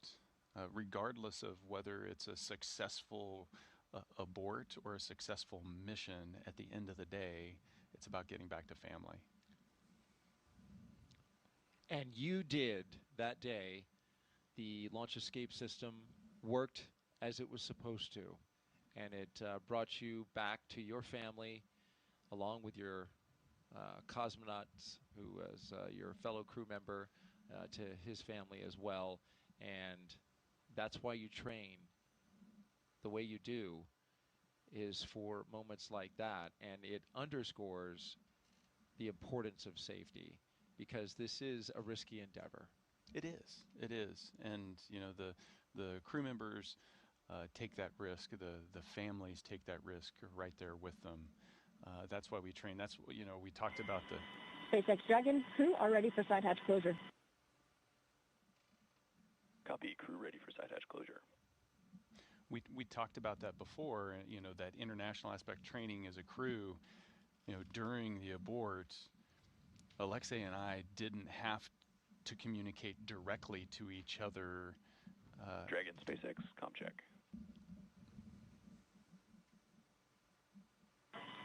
SpaceX Dragon, loud and clear. Core, loud and clear. Dietrich's comm check is complete. Stand by for comm checks with DC, MD, and LD in the launch configuration. All right, we have a long series of comm checks that we'll listen into here. Dragon, DC on countdown 1, comm check. DC Dragon, loud and clear. DC loud and clear. Stand by for comm checks with MD. Dragon, MD on countdown 1, comm check. MD Dragon, loud and clear.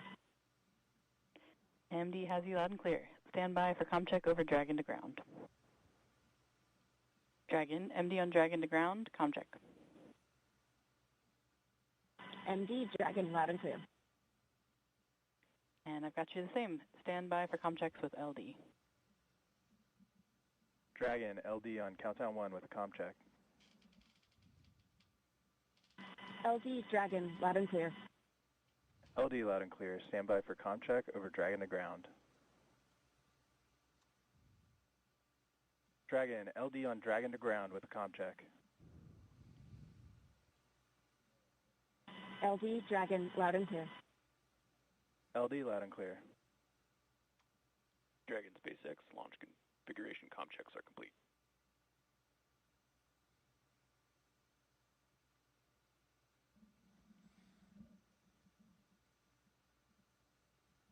All right, we're through those comm checks, which we got to be able to check the path through the ground, through the air, and they all sound good. Back to what we were talking about as we continue now to your next mission, which is MS-12, and that is, this was just 5 months later, you went to fly again, and we should mention that part of that decision to fly again and jump right back in on a Soyuz rocket is just how successful the Soyuz program has been.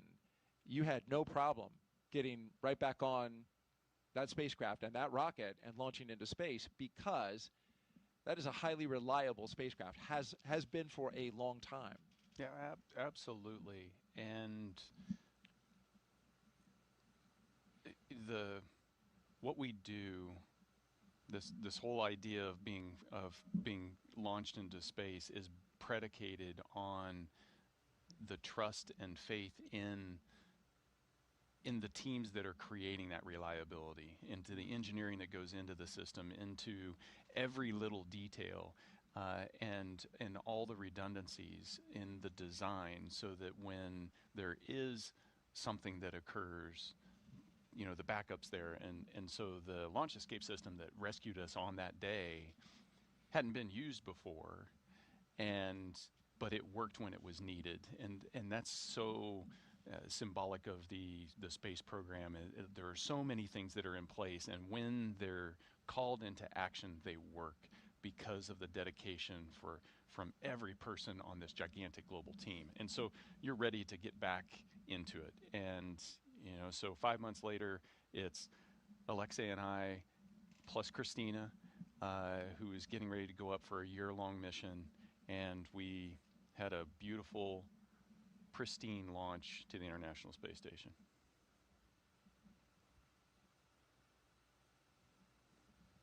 Nighttime launch this time, though. So, you know, when you get a twofer, it's nice to get a day launch and a nighttime launch.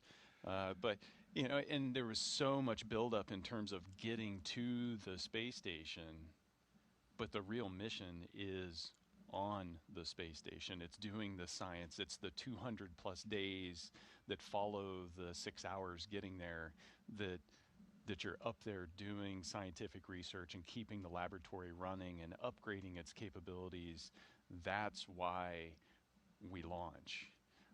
The launch is thrilling, and it's an exciting part of the mission, but it isn't the mission.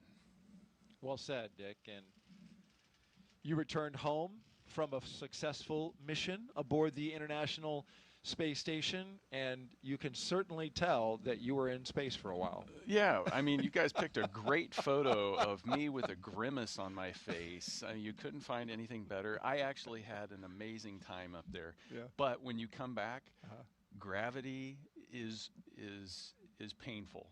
Yeah. And the adjustment. The adjustment back, you haven't had to lift anything for 7 months, and then you come back, and so the first few days of readaptation are challenging. What are you saying there? Ooh, ooh, ooh, ooh, don't, no. Don't drop me, please. No, it's great, and you know, like I said, you're home, and there's this huge sense of accomplishment and relief. They're removing the protective cover around the seal that leads into Dragon Endeavour. That's to prevent any FOD from getting on it, but they will now take pictures and document exactly how it looks before they seal it shut, put a nice bright light on it, and go around and do that inspection. It's always amazing to me that, you know, how little FOD, you know, this debris that can cause a leak in the seal, and the seal is just a piece of rubber that's going to press up against a piece of metal, and you know, something like dust or a hair is enough to create a leak path that it's going to fail the leak check. And that's really important because this hatch is going to stay closed for the next 6+ months and protect the capsule and the crew from the vacuum of space, from all the air inside the capsule leaking out into space. You mentioned the 6-month baseline for Crew 11. That is currently the minimum amount of time they will spend on station. However, the commercial crew program is reviewing data along with SpaceX to certify Dragon for an 8-month stay. They're going to go ahead and let them launch. And then that certification is expected to happen sometime in October, and that will stretch their stay out to 8 months. And I've never heard of any astronaut saying, oh no, I get to stay longer. Every day in space is a treat. It's a gift.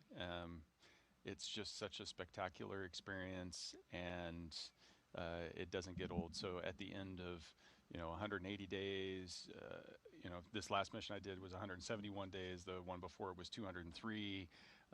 You're still sad to leave at the end. It's mixed emotions, but it's every day up there is a gift. I got a little sad when you left yesterday.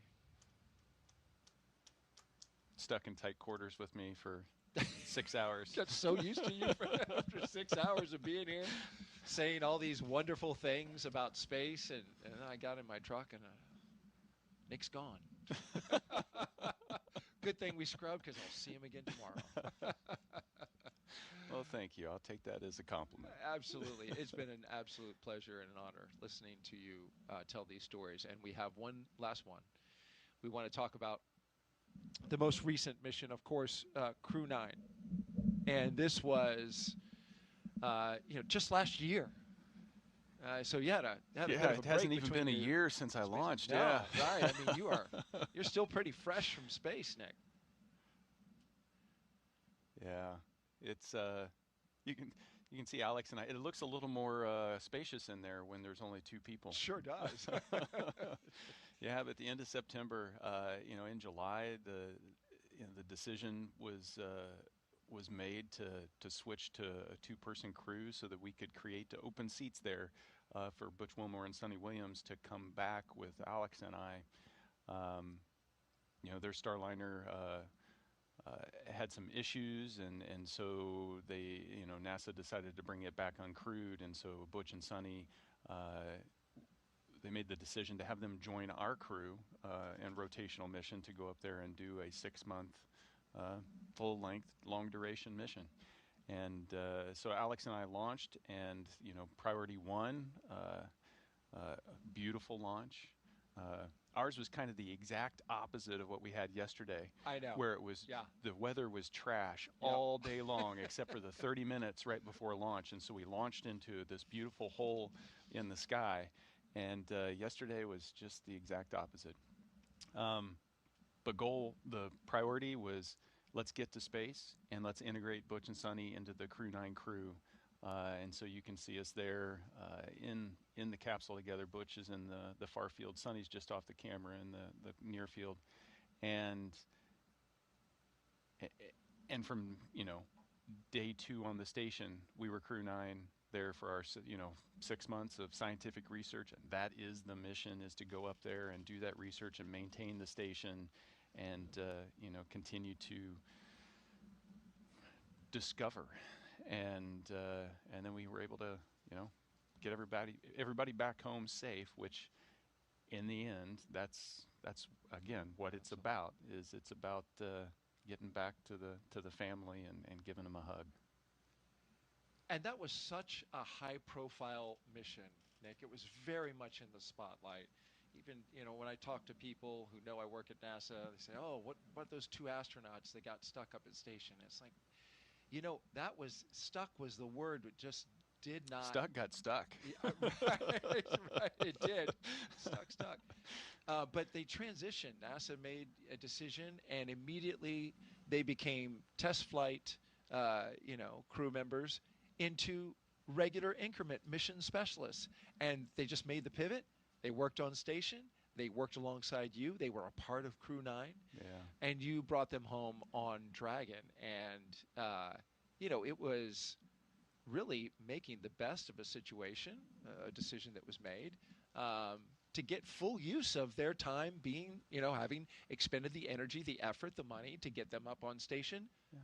Hey, let's put them to work. Yeah, and yesterday and today, the Dragon theme. SpaceX, the closeout team is taking final steps in preparation for side hatch closure.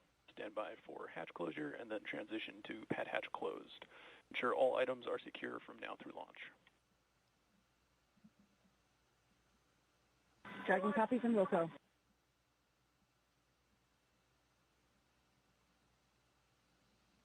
Last waves goodbye to the pad team, and there they are. Shut that hatch.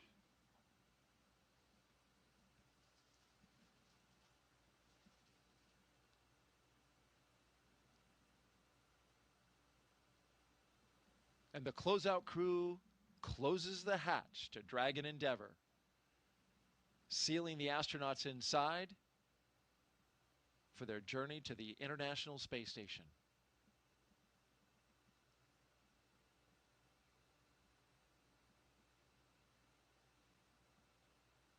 What you were saying? Well, the theme is, if there's a theme, I think you hear it echoed in Zena's words that we've played today, and as in our discussion yesterday, you've heard the same thing in Mike and Kimya and Oleg's words. It's not, space exploration is not about individuals. It's about the mission. And this risky endeavor that we take part in, we don't do it because of the thrill, we do it because of the mission. And so the Crew 9 mission is just another mission in this long legacy of the 25 years of the space station operations, and making that happen, doing the scientific discovery and research up there. So yeah, we brought Butch and Sonny into Crew 9, and it's a testament, to their competency and professionalism. From day one, they were all in and able to operate as full-up crew members. You worked alongside them every single day of that mission, of that 7-month mission. Absolutely. And they are amazing crewmates, and everything the ground threw at us, we were able to do. And that's also a huge testament to the teams that prep us to get ready to fly. I talked about the 95% of the time we're training for things that we don't expect to happen, but just in case. And they had done training just in case they got stretched. They had done spacewalk training, they had done robotics training, they had done the things that they needed to do just in case this thing we don't think is ever going to happen might happen. And that's what we do every day, is we prepare for that. And so that's we talk about a professional astronaut corps. That's what a professional astronaut corps prepares to do. But that demands that we have this team that helps us get there. And so those are the rock stars behind this whole story, is this team of trainers that had the foresight and the imagination to come up with the things that they think we might need, and they got them ready, and we were able to adapt and overcome the challenges that were thrown at us. And you and your team adapted extremely well. It was a successful mission. We saw the last photo of you guys coming back down. And here you are today, co-hosting our launch broadcast to see Crew 11 into space. If you're just now joining us, you're watching live coverage from NASA and SpaceX of Crew 11's launch to the International Space Station. T0 is 11:43 a.m. Eastern Time. We have a little more than 2 hours before we lift off. Weather is 60% go. We're keeping a close eye on the winds and the convective activity we expect around that time, but the hope is that we'll have a nice spot to launch through into the sky and on into space. You mentioned all the work that you did when you were on Crew 9, and of course a lot of that focuses around research on the ISS. The International Space Station is one of the most extraordinary labs that has ever been built. And it's the final destination, of course, for Crew 11. Let's take a closer look now at the science happening up there in low Earth orbit and how it's improving life for all of us down here on Earth. The International Space Station isn't just a symbol. It's a powerhouse of cutting-edge science, constantly revealing secrets that defy Earth's limitations and drive us farther into the cosmos. Our mission is research and science. We have experiments mounted on the outside of the station that are looking at Earth. We study our own bodies and how they react to space, to weightlessness, to radiation. And that helps not only us go on further in future missions, but also helps for medical research back home. And then we study lots of different things as well, like materials, combustion, all sorts of things that help us understand life back on Earth. Yeah! Microgravity doesn't play by the rules. It flips them upside down, transforming how liquids flow, how flames burn, and unraveling biological mysteries before our eyes. I saw some heart tissues beating in space, and it was incredible. Photon, we see that top one beating. Looks like happy heart cells. But we're not just along for the ride. We're explorers, diving headfirst into the challenge and harnessing the power of this unparalleled platform, just as we have been for decades. We're on a relentless quest for answers, seeking to understand the intricate workings of the human body in space and ensuring future crews stay safe on their daring journeys beyond Earth's orbit. The human aspect of human space exploration is always going to be very important for decades to come. And when it comes to technology, we're not waiting around. We're discovering new ways to grow crops in harsh environments and engineering innovations to tackle Earth's greatest challenges. We have amazing technology that allows us to recycle water and create water for us to drink. It's delicious. Microgravity isn't just a curiosity. It's a game changer in the fight against diseases back on Earth, paving the way for breakthroughs that benefit us all and enabling new economic opportunities in space. Welcome, Axiom 3 on board the International Space Station. From our vantage point more than 200 miles above Earth, we are not just spectators. We're gaining unprecedented insights into the world we call home, and we're sharing our findings openly. We're not just achieving results today. We're sparking inspiration in future generations of explorers and embracing the power of global collaboration as we reach for the stars. What was your favorite experiment on the International Space Station? Toby, great question. My favorite experiment was the one that I got to eat. It was us growing hatch chili peppers in our plant habitat. Station Huntsville on 2, we have video in Node 1. Look at those chili peppers. And as we soar through space at 17,500 miles per hour, each moment is a step closer to unlocking the mysteries of our Earth, our universe, and propelling our pioneering spirit even farther into space. So come along for the ride aboard the International Space Station.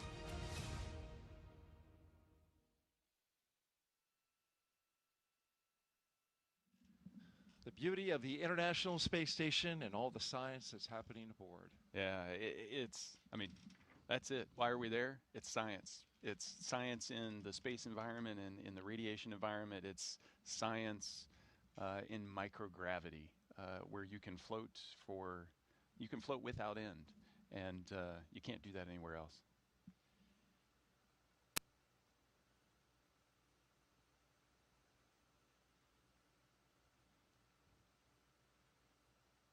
Well, as you can see from this shot, looking skyward, up past the Falcon 9 rocket and Endeavour spacecraft, our astronauts are aboard. They are strapped in. They've had suit leak checks. They've had comm checks. And we're starting to get a few little clouds in the sky. That's expected. It's warm here in Florida on this first day of August. And it's also very humid, even more humid than it was yesterday. As you can see, the puffy cumulus clouds are accumulating a little earlier today.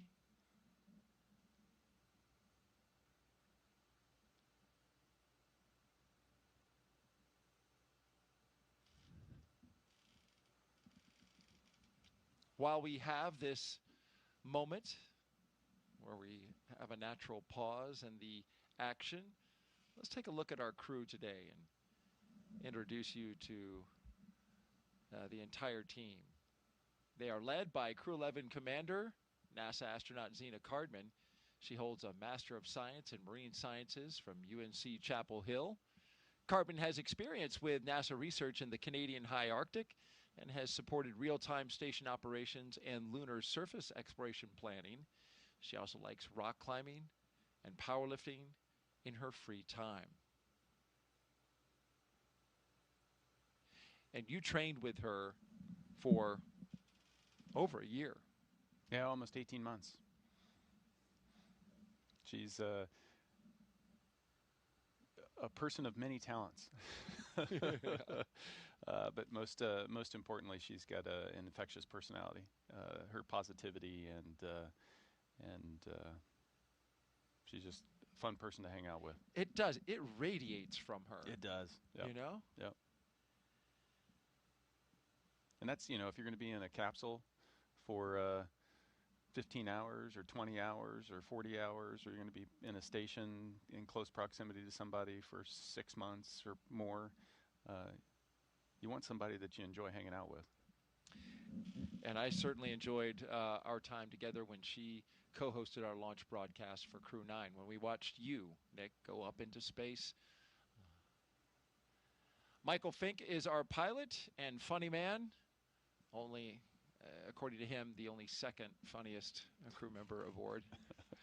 He is a veteran of 3 space flights. Fink has completed 9 spacewalks, totaling 48 hours and 37 minutes of EVA time. He spent 382 days in space.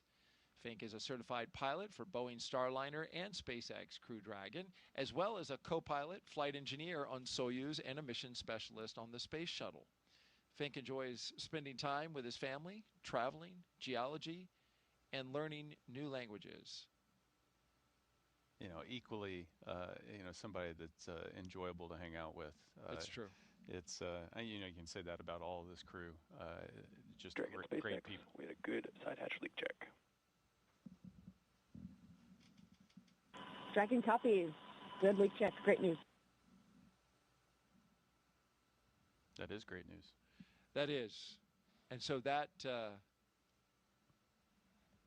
means that the crew is sealed up inside, safe from the hostile environment of space once this Dragon spacecraft gets into Dragon SpaceX, orbit. We are commencing health check for a launch escape system. Expect momentary flight computer state change, followed by a transition back to pad hatch closed. Dragon copies. We'll monitor the flight computer state changes.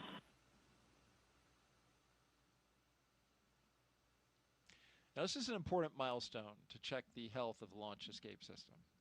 Yeah, absolutely. And we're doing it well in advance of when, you know, we would turn on the launch escape system and activate it at about the T-minus 45 point before you start to add your propellant and your oxidizer to the rocket. You want to do that early, so if there is any issues you need to troubleshoot, you've got time to do it. So this is the early checkout of that system.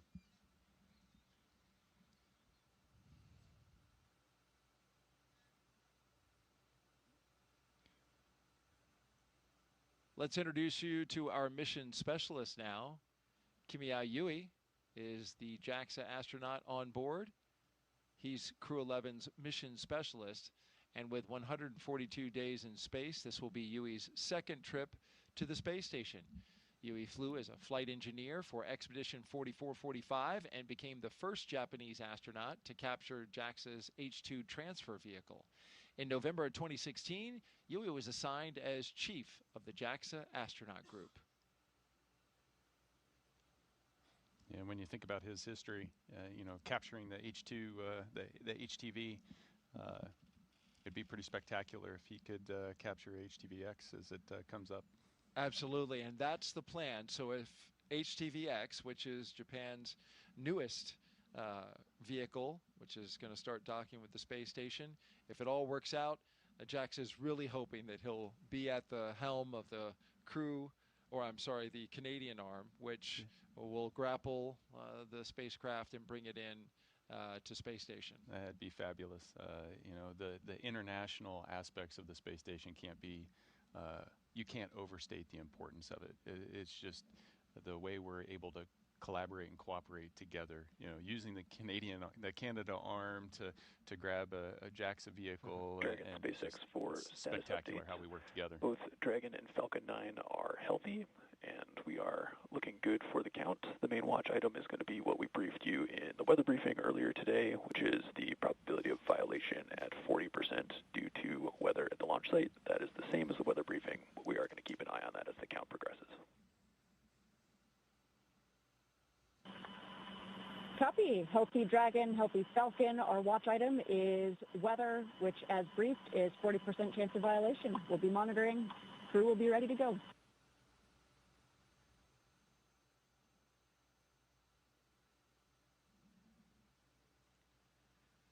And lastly, the Crew 11 mission specialist, Roscosmos cosmonaut, Oleg Platonov. This will be his first trip to the International Space Station. He graduated from the Krasnodar Higher Military Aviation School of Pilots with a degree in engineering and military rank of lieutenant. He is married with one child, and he is taking a toy from that child. Who the child is good with it. That sounded terrible. It doesn't. He has taken his children's toys, but he's taken it into space. If we Here, I'm going to take your favorite toy away from you. Is this your favorite? Okay. No, and that's one of the cool things that, you know, we're allowed to do is take, you know, little mementos that, you know, we can take that remind us of our friends and family and loved ones, and then we, you know, at the end of the day we get to bring that back to them, and then his child's going to be able to hold that dear the rest of their life. It really has to be special. I have a son, a young son, and I look at his toys with nostalgia, right? I see him play with them. I see how much they mean to him. And then to add that additional sentimentality to it that's just cool.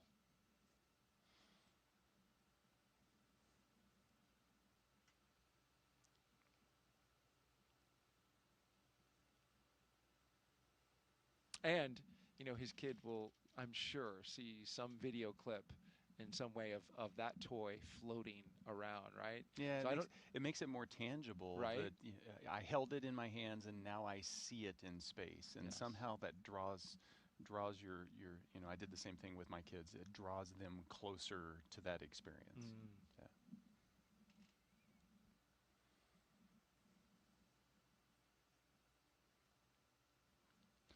So the vehicle's clean, everything is tracking well, and we're waiting on a weather update. I propose we focus on the 60% go as opposed to the 40% probability of violation. It seems more glass half full. It does, doesn't it? And that's what we put on our graphic. We put the go. Officially, it's given to us in a POV. And I understand that. You know, statistics are the way they are for a reason. That's right. But Nick is positive thoughts today. He is doing his best with the positivity here, and I appreciate it greatly.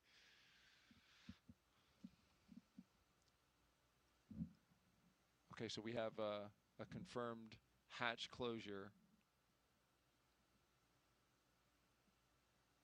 And so we'll start to see the closeout crew wrap up operations there in the White Room.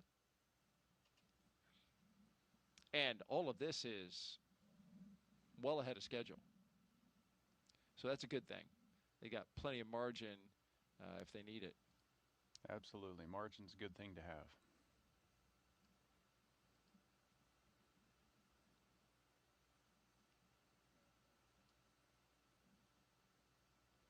How about some more social questions? I love it. Let's do it. Yeah, keep them coming, folks. You can do it with hashtag AskNASA through the various platforms, Facebook, X, YouTube, and Twitch. Our next question. Abigail C3 asks, are there any space, quote, pioneers that have inspired Nick during his career or leading up to it? Did you have mentors at NASA? Well, let's take the first half of that question and talk about the pioneers. Yeah, pioneers. You know, I read lots of biographies, autobiographies, as I was growing up of, you know, the Apollo generation, the early space program. I was fortunate enough on my first space flight, actually before that, after I'd been selected at NASA, every couple years we have a reunion where all the current astronauts, former astronauts gather together, and I got to meet Michael Collins, and he is somebody that I had always looked up to, and it just, if you read his book or you just read his history, for me he was the epitome of, we said it earlier today, it's not about the individual. You do the job that the mission requires you to do, and to be part of the crew that landed on the moon, that first landed on the moon, but be the only member that, hey, your job is so important, we need you to stay off of the moon to make sure that we can get them back home safely. And you do what it takes. And that's what we ask of everybody that joins the Astronaut Corps is we're going to need you to do what the mission requires. And that's an example that sticks in my mind. And during my first flight, he came to Mission Control, and I was able to actually do a downlink and chat with him. Oh, wow. So it was a full circle moment, and something I'll never forget. Michael Collins, of course, was part of Apollo 11, which launched in 1969 and helped land the first man on the moon for the United States. But as you mentioned, he was called at times the loneliest man in the world, because it was his job to stay back in the capsule while Neil Armstrong and Buzz Aldrin descended down to the surface of the moon and got the white-hot attention of the entire world when they walked on the moon. And there was Michael Collins, steady, waiting for them to get back. Taking care by of himself. the ship. Taking care of the ship, making sure that he was ready to receive them when they came back. And then what about now, if you can share? Do you have any mentors? Well, the astronaut office is such a close group. You get to interact with so many people. So, I can point to today's crew. So Spanky's been part of the office since I showed up. And this is Mike Fink. Yeah, and he has, been there as kind of this force helping shape the commercial crew program. And just being able to watch that, and we have a similar background. I was a Air Force flight test engineer before I transferred over to the Space Force a few years ago, and he was an Air Force flight test engineer, and so we had a similar military background, and so there's lots of those touch points inside the Astronaut Corps, and so we work together to make each other better. Such tremendous experience just within the Astronaut Corps. It's a great point, Nick. You've got highly experienced veterans who have flown on space shuttle, and you have the new generation of astronauts who are flying on the commercial vehicles. Yeah. So it spans the gamut. It does. It does. Well, Expedition 72. My U.S. crew members up there were Butch Wilmore, Sonny Williams, and Don Pettit. So by comparison, I was the rookie. But I had, you know, previously done 3 spacewalks and been up there 200 plus days. Right. I was still the rookie. So there's lots of experience inside the astronaut corps, and part of that is making sure that that experience gets shared down. So it's exciting to watch Xena and Oleg launch on their first missions to start to accumulate some of that experience. It's, you know, it's a passing of the baton. Really enjoying your insight and your experience as you talk about it, Nick. Astronaut Nick Hague, here with us, commander of Crew 9, also flew on Soyuz. We are T-minus 1 hour and 49 minutes and counting until the liftoff of NASA's SpaceX Crew 11 mission. We have 2 astronauts and 1 cosmonaut inside of the Dragon Endeavour atop the Falcon 9 rocket from Launch Pad 39A at the Kennedy Space Center in Florida. Of course, they are headed to the International Space Station to help maintain the orbiting lab. Once on board the International Space Station, Crew 11, as you see there, will become members of Expedition 7374. They will conduct research to develop the production of nutrients in space, such as vitamins. They will also evaluate mass-producing human-induced pluripotent stem cells, or iPSCs, to develop cell-based therapies for diseases such as cancer, also as a possible alternative to antibiotics. Crew 11 will test phage therapy to treat bacterial infections.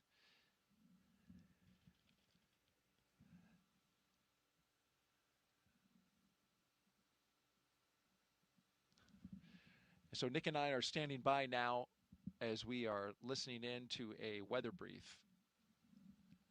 So please stand by.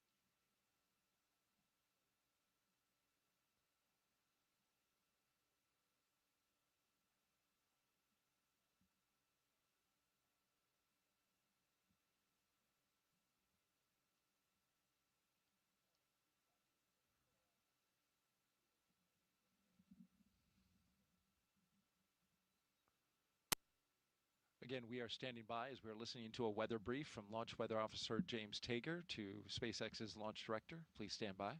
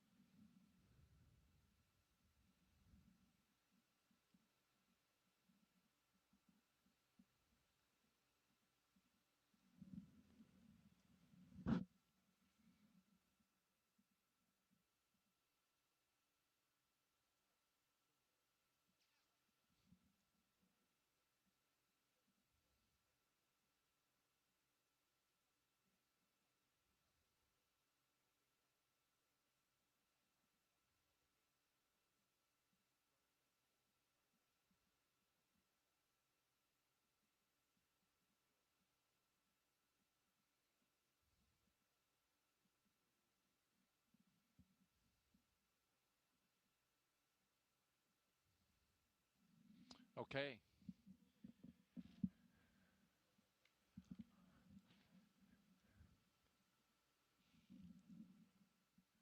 All right, so we have been listening to a weather brief. This was off air, by the way, but Nick and I listening to Launch Weather Officer James Tager give an update to Launch Director for SpaceX on the weather. This is something that they had set up a few hours ago to do one at the T-minus 2 hour mark. And so here we are, and we have the update. And basically what they said was, it is a sit, watch, and wait situation. We do have increased moisture in the atmosphere.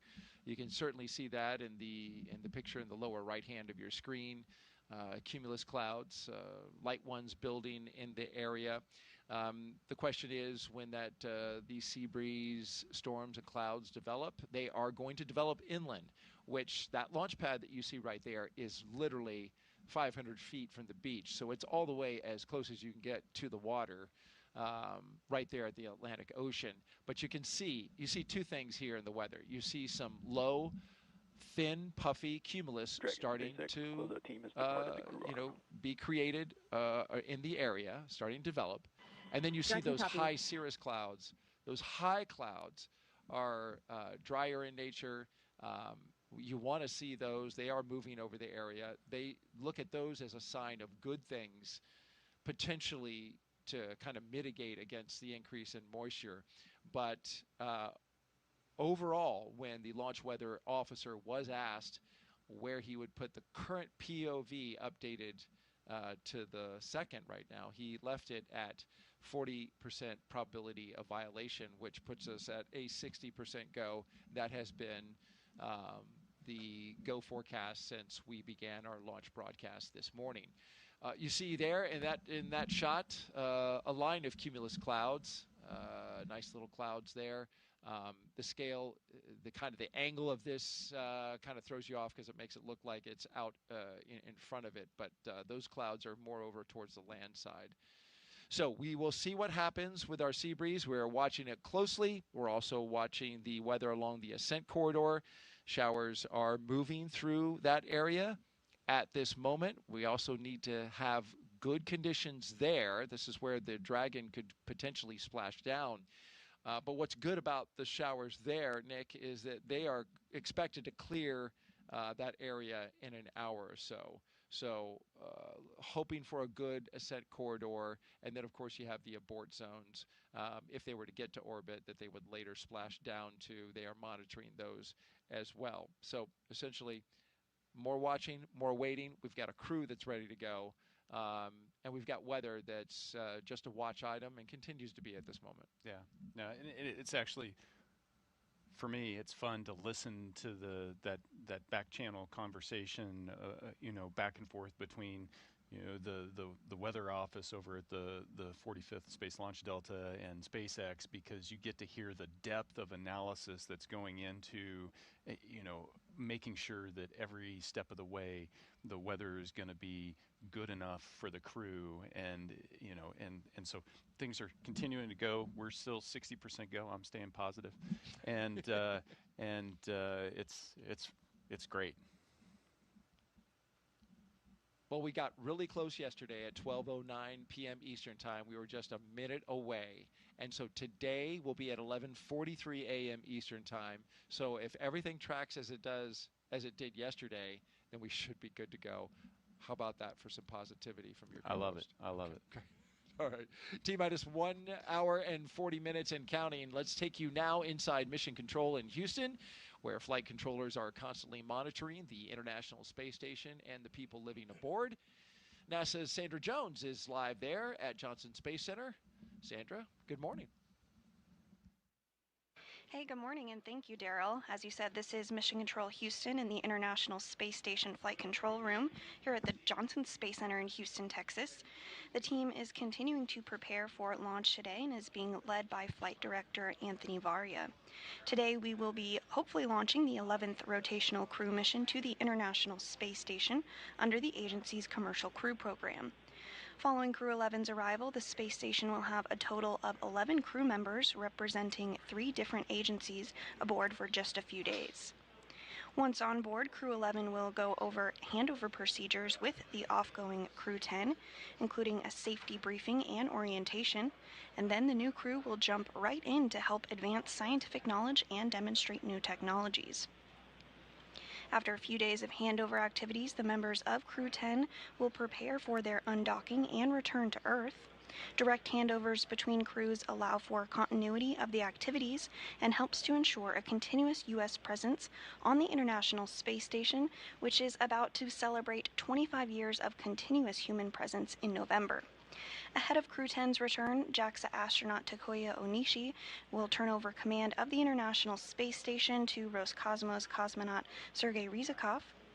The space station is currently in Expedition 73. And here is a look at that mission patch on your screen. In the fall, NASA astronaut Chris Williams and Roscosmos cosmonaut Sergei Kutsverchkin and Sergei Mikheyev will join the on-orbit crew. Shortly after the departure of the Soyuz MS-27 with NASA astronaut Johnny Kim coming home will mark the commencement of Expedition 74, which will be led by the new commander, NASA astronaut Mike Fink. All this, of course, coming up after today's launch. We will continue with the countdown, and with under 2 hours before launch, we'll send it back over to Kennedy. All right, thank you, Sandra Jones.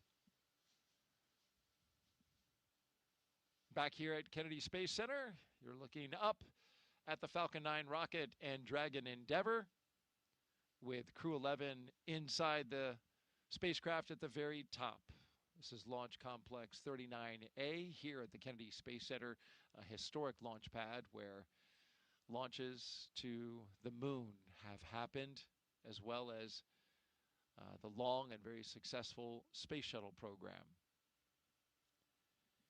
We've documented the astronauts' path and crew members' path to the pad today, starting at T-minus 4 hours and 10 minutes. We saw them through suit up, all 4 crew members getting into their spacesuits. They checked them for leaks and then had them head out the door to their waiting vehicles. 3 Teslas parked outside astronaut crew quarters. They jumped inside and under security escort made a 20-minute drive across the Kennedy Space Center to this location that you see here, Launch Complex 39A. Once inside their spacecraft, they performed umbilical checks, they did communication checks, and they pressurized their suits a second time to make sure they are good to go for launch. The closeout crew sealed the door, the side hatch, which is used to enter the spacecraft as well as leave it. They sealed it up for the final time before going into space. And now we are marching to our next few milestones. We have some margin in the schedule now, so a little time for the astronauts to, as Nick was telling us yesterday, do some reflection, chat amongst themselves. And there was a phrase that you used as well yesterday, chair fly. Yeah, aviation term. Yeah. To, sit there and visualize what you have to do and go through the motions mentally of everything that's going to come down the road. And so chair flying the launch sequence and everything that you're going to have to do. Thinking about all the different radio calls, all the different cues that you need to be able to see. That's chair flying.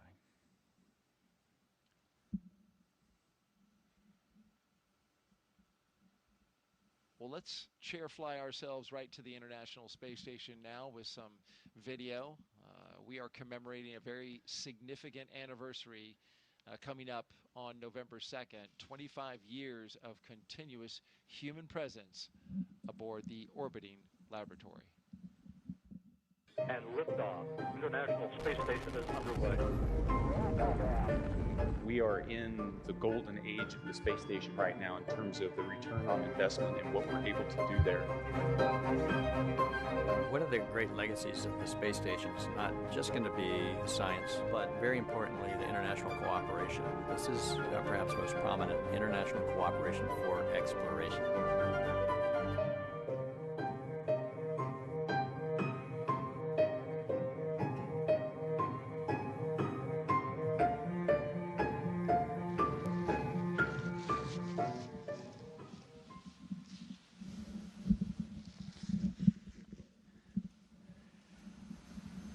Yeah, what a view.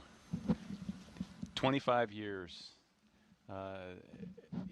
When I first joined the Astronaut Corps, I'd go to elementary schools and say, everybody in this room doesn't know life without someone living off of the planet Earth. Now I can do that at colleges.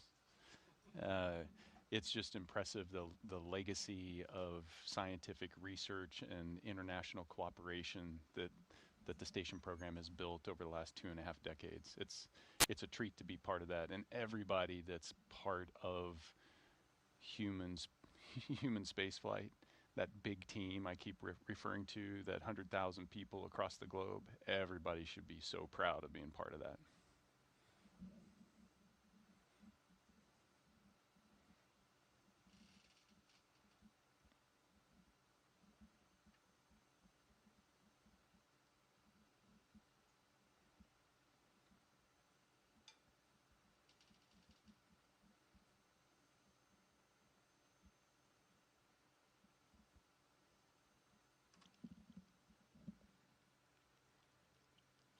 One of the first things Crew 11 did as a team was design their mission patch. You, of course, participated in the design of yours. This is Crew 11's patch.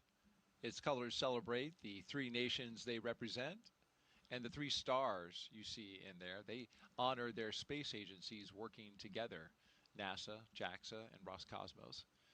2 sunbeams form the number 11 that you see shaded in the background, shining on a tiny blue dot, our home on Earth.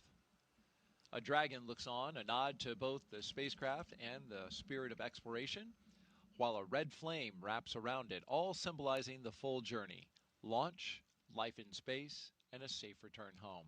And if you look closely, you can see a tribute to their children in the stars, a reminder that missions like this inspire the next generation. Yeah, it's designing your patch is one of those first crew bonding experiences. You put your ideas out there, but it's fun to see the final product because it really expresses the personality of the crew. And Xena hand drew the dragon, so did she? She's an artist.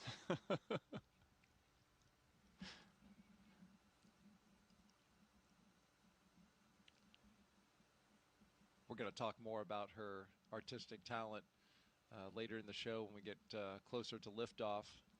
Look forward to doing that around T-minus 13 minutes. Right now we want to talk about the flight kits. Nick, each crew member gets to bring personal stuff aboard the ISS. You don't get to bring a lot, and you in fact have a designated volume, right? Yeah, so a small bag, getting things to and from space is expensive, but it is important because you are going to be living on the space station. And so being able to bring some personal effects that help connect you and ground you to your friends and family and loved ones that are on the ground. So here's a small bag. You get to put a few things in it. Can't be too heavy, can't be too big. And everybody brings up unique things. And certainly that's what Commander Xena Cardman did. And you had a hand in helping get her her flight kit stowed away and put into place.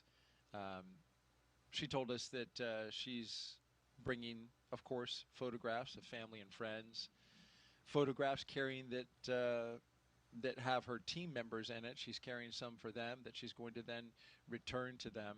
Training team, instructors, flight controllers, the people who keep the crew safe while they fly. And so she has those, but in addition, she also has cards that her late father wrote her that have been up there since Crew 9 went up, since you went up. Yeah, so the things that we get to take up often don't ride up with us in the Crew Dragon. They come up on a cargo vehicle, and so our Crew 9 effects went up before the crew change happened. And so some of her personal items have been up there since over a year ago.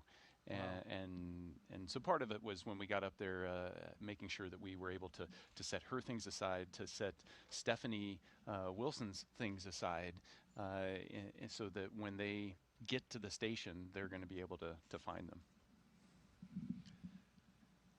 Michael Fink is bringing something that is very familiar to him on missions that he's gone on in the past. He's taking his wife's gamusa from her side of the family. It's a type of silk scarf from her home state of Assam.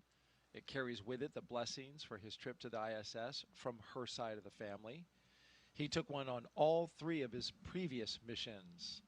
The one that he did aboard the space shuttle, as well as his 2 Soyuz missions. He's been married for 25 and a half years, and so something that's very personal and very important to him. Kimya is bringing a lot of pictures of family and friends, and he's going to give some of them back to those friends. And we mentioned Oleg earlier, taking pictures, and also a couple of toys. He's borrowing. He's borrowing. He's borrowing. That's a the good way toy. to put it. With very much an intent on returning them with some additional status. A space-flown toy. Yeah, the space-flown. There's something about. I think this desire to bring photographs, to bring things to space, and then bring them back to your friends and family. It's really the desire is to bring them to space with you. And the best I can do is bring a little bit of space back to you. But yeah, if I could bring everybody, I mean, that's the ultimate goal, is to go from 700 people that have been in space to 700,000 people that have been in space to, the sky's the limit. Yeah. The more people we can get in space, appreciating and experiencing just that life-changing perspective, the better off the planet's going to be. And these are small gestures we do for our families to share that with them, but then also to let them know how important they are to actually putting us in those seats on that rocket, because you don't get there on your own. It takes a team to get you there. It takes the family, the love, and the support to get you there.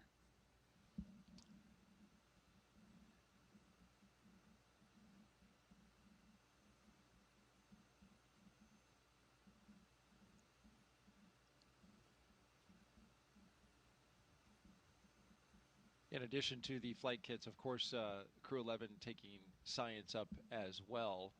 And some of the experiments they'll be working on include, how do you grow vitamins in space?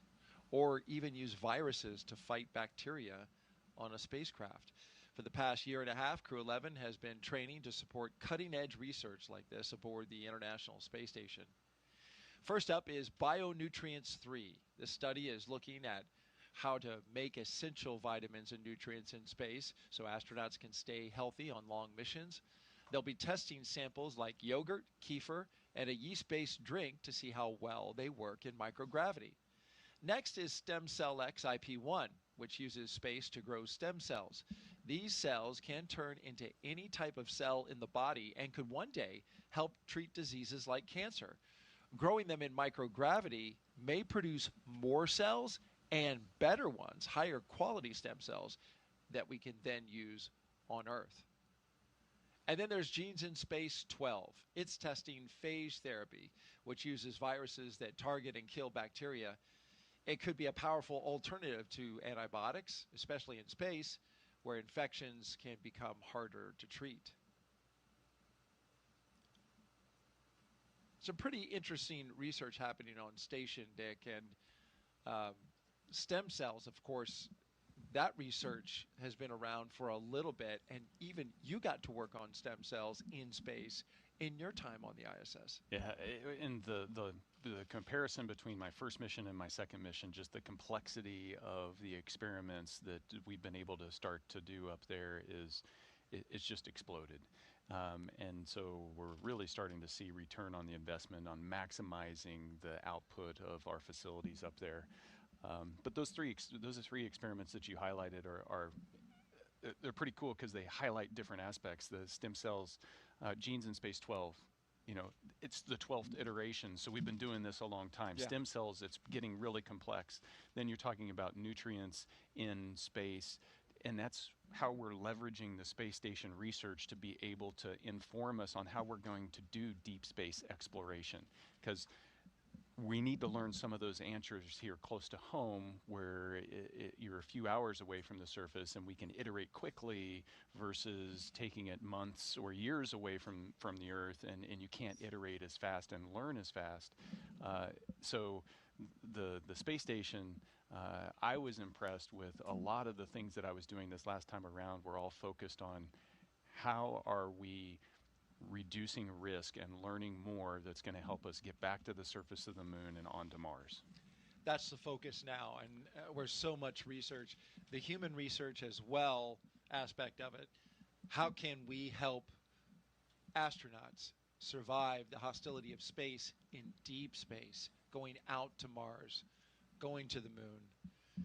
So much has been focused on that recently, and it's important because there's a lot of technology that we have yet to develop to help make sure astronauts are going to be safe on that journey. Yeah, yeah, and you know, and you see this budding start of that understanding and helping really propel us deeper into space. But then you also see that level of complexity build up on the research that we're getting to be able to leverage like the stem cells here on the ground to make life better for everyone on Earth. And that's the goal of exploration at its biggest, is going and discovering and learning so that we can make things better back here on planet Earth.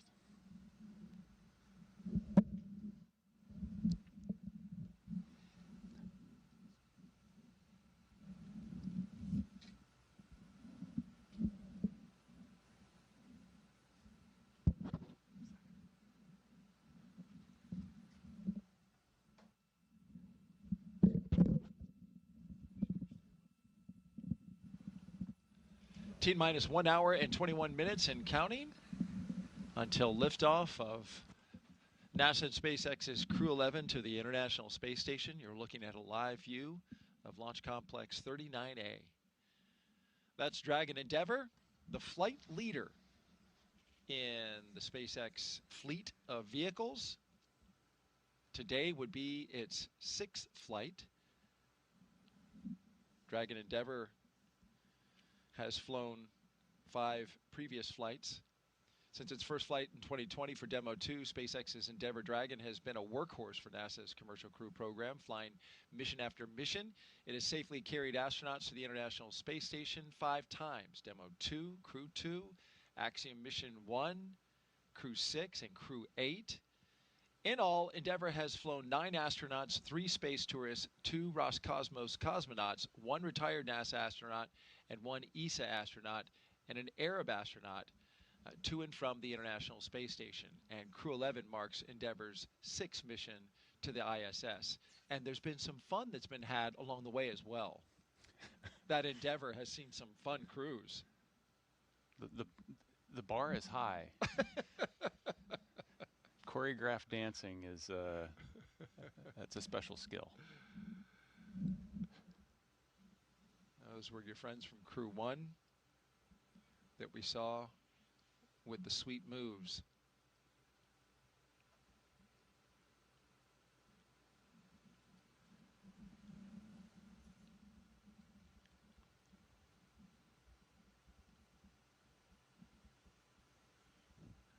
Some things we're looking forward to, of course, further down the countdown is launch escape system arm, the retraction of the crew access arm, getting closer to less than an hour from now. So we're gearing up for that. Also, the big one, T-minus 35 minutes, we'll begin tanking this rocket with propellants in order to make this flight to space. Yeah, everything builds up to that. Well, everything builds up to liftoff, right? That's right. But if you're going to go anywhere, you need gas. And before we load it with gas, we got to arm the launch escape system. So all of that starts to really pick up around T minus 45. And, you know, right now you're still on that, you're in the seat, you're waiting, you're reflecting. As you start to arm the launch escape system, that's the mental shift to now it's time to be ready to go.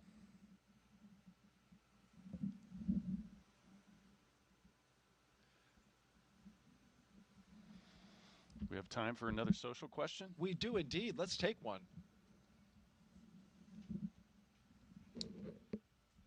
Christy asks, how do they store, drink enough water on the space station? This is a great question. Oh, this is great. You can go so many directions with this. Why don't you go into all of them? So water is really heavy, surprisingly.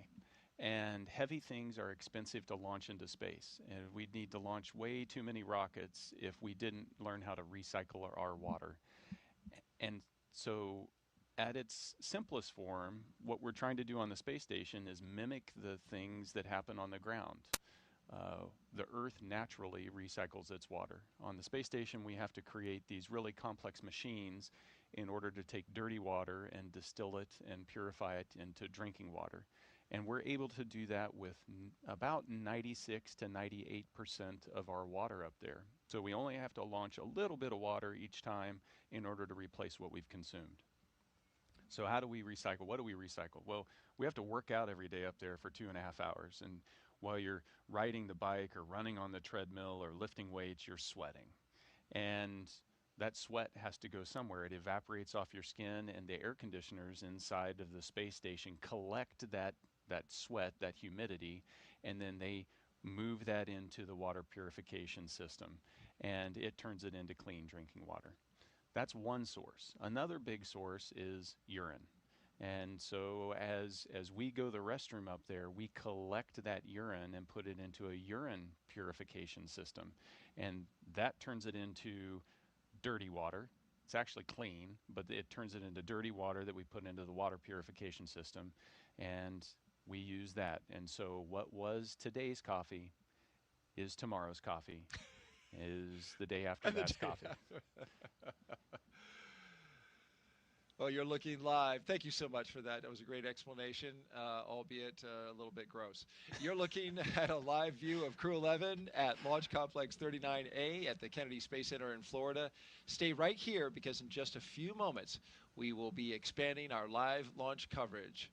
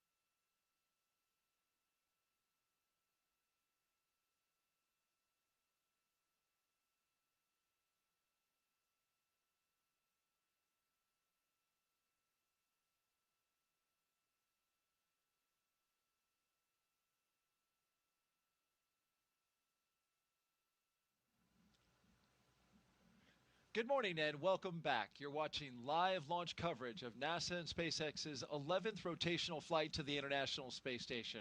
I'm NASA's Daryl Nail, joined once again by NASA astronaut Nick Hague. After yesterday's weather scrub, we're back on track for a second attempt. Liftoff now set for 11:43 a.m. Eastern Time from Launch Pad 39A here at the Kennedy Space Center. And before we continue, a quick reminder about Nick's incredible experience in space. General Nick Hague was selected as a NASA astronaut in 2013. His first flight to space station ended in 2018 with a launch abort following a rocket booster failure on Soyuz MS-10, a dramatic escape that he and his Roscosmos crewmate survived safely. He then returned to space successfully on Soyuz MS-12, spending 203 days on the ISS.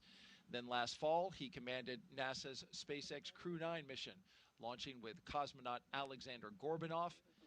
In total, Nick has logged 373 days in space and completed 4 spacewalks. So glad you're here with us, and you've documented everything starting at T-minus 4 hours and 10 minutes early this morning, and we've been rocking and rolling ever since. No, it's been great to be here. I wouldn't want to be anywhere else. Supporting your friend and colleague, Zena Cardman, as well as the rest of the crew members on their mission today. Crew 11 is launching from Pad 39A. We're just over an hour away. About the same as previously, 40% chance of Once violation. they and launch, copy all, we are all tracking for they'll arrive at station and join Expedition 7374. And in just 3 days, Crew 10 will return home. A quick 2+2 crew handover.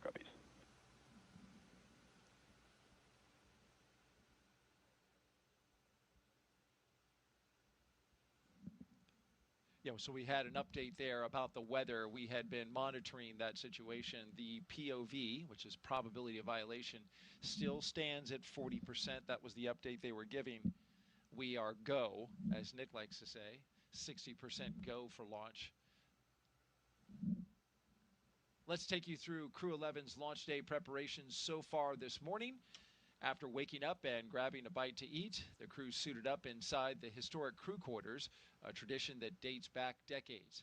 SpaceX teams helped them into their custom pressure suits, and just like other crews before them and yesterday, they gathered around a table for a card game to burn off any lingering bad luck before launch. After that, they followed in the footsteps of every NASA astronaut since Apollo 7 in 1968 by walking out to greet a crowd of family, friends, and supporters. Then it was into their Teslas for a security escorted ride out to Launch Pad 39A.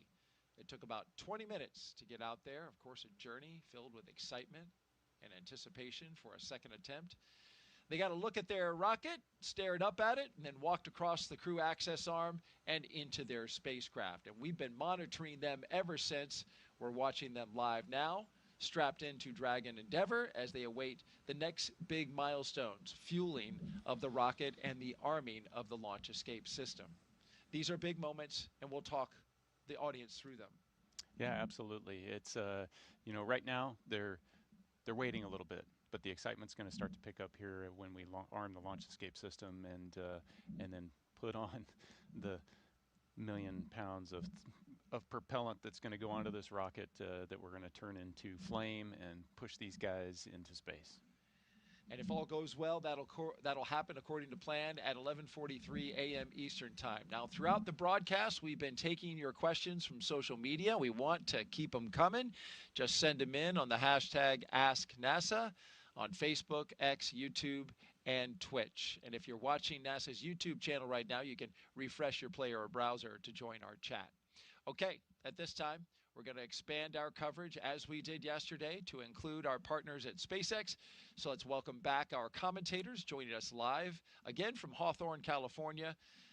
Welcome back, guys. We're going to give it another go.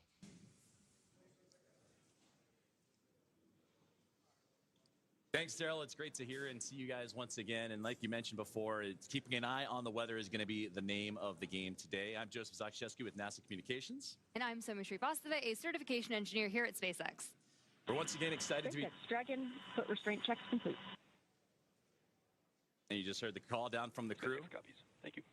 As they continue to march forward towards those milestones, the restraint checks, they're strapped in and ready to go. And we're once again excited to be joining you from Mission Control here in Hawthorne, California, as we count down to liftoff of Crew 11, just a little more than an hour from now. And as you heard Daryl and Nick talk about during yesterday's launch attempt, the weather played the key factor and caused the scrub. They walked right up to the T-minus 1 minute and 7 second mark. So today we continue to keep our eye on the skies and monitor the weather as the clock continues to roll backwards towards liftoff. Crew 11 is our 11th mission with SpaceX, operationally flying astronauts for long-duration missions to the International Space Station, and the 12th as a part of NASA's Commercial Crew program with SpaceX. Crew 11 has 2 first-time flyers on board, as well as a veteran NASA astronaut and a veteran Japan Aerospace Exploration Agency, or JAXA, astronaut making their return to microgravity. The multinational crew also represents 3 different space agencies, Soumya: NASA, JAXA, and Roscosmos. And today's crew will fly aboard Dragon Endeavour, which was the first operational Dragon to carry crew on board during SpaceX and NASA's Demo 2 mission in 2020 with astronauts Bob and Doug. Endeavour has been pretty busy since then, having flown NASA's Crew 2 mission, Axiom 1, and NASA's Crew 6 and Crew 8 missions. This will be the first Dragon that gets to fly 6 times. Overall, for the Dragon fleet, this will be Dragon's 49th visit to the space station and its 19th human spaceflight mission overall, and the 5th Dragon flight just this year. And notably, today's return of the Falcon 9 first stage will be the last landing at Landing Zone 1 at Cape Canaveral Space Force Station. Now, over these last 3+ hours, Crew 11 has been going through the detailed process of getting ready for their mission, similar to what they went through yesterday on the first launch attempt and their ultimate destination, the International Space Station. So let's introduce you to the crew. In the commander's seat, as you get a live look inside the capsule, is astronaut Zena Cardman, conducting her first space flight. She holds a Master of Science in Marine Sciences from the University of North Carolina, Chapel Hill, and has experience with NASA research in the Canadian High Arctic, and she has also supported real-time station operations and lunar surface exploration planning.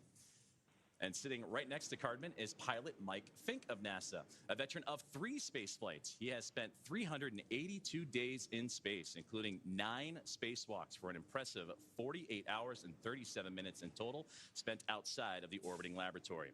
Fink is a certified pilot for Boeing Starliner, a part of the Commercial Crew program, and SpaceX's Dragon, and the co-pilot flight engineer on Soyuz, plus a mission specialist on the Space Shuttle, STS-134, the last mission for Shuttle Endeavour, so only fitting that he flies on an Endeavour here today.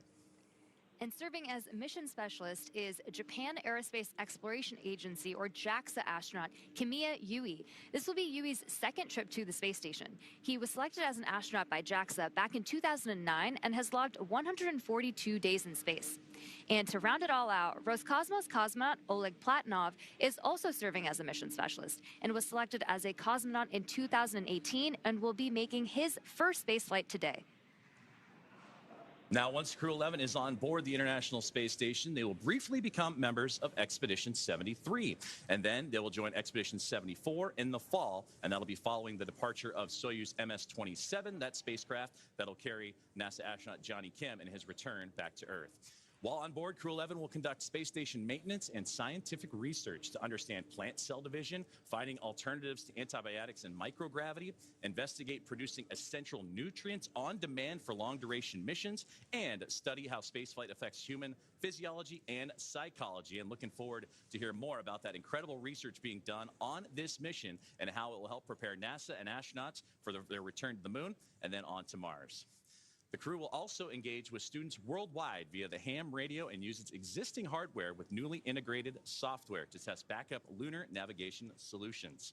Now, as we continue to monitor today's countdown, we're approaching that 1 hour mark, 1 hour and 3 minutes to go. So let's get an update on all things that involve the Falcon 9, the spacecraft, the crew, and more as we welcome in another member of our broadcast team, in Ronnie. Thanks so much, Joseph, and good morning, everyone.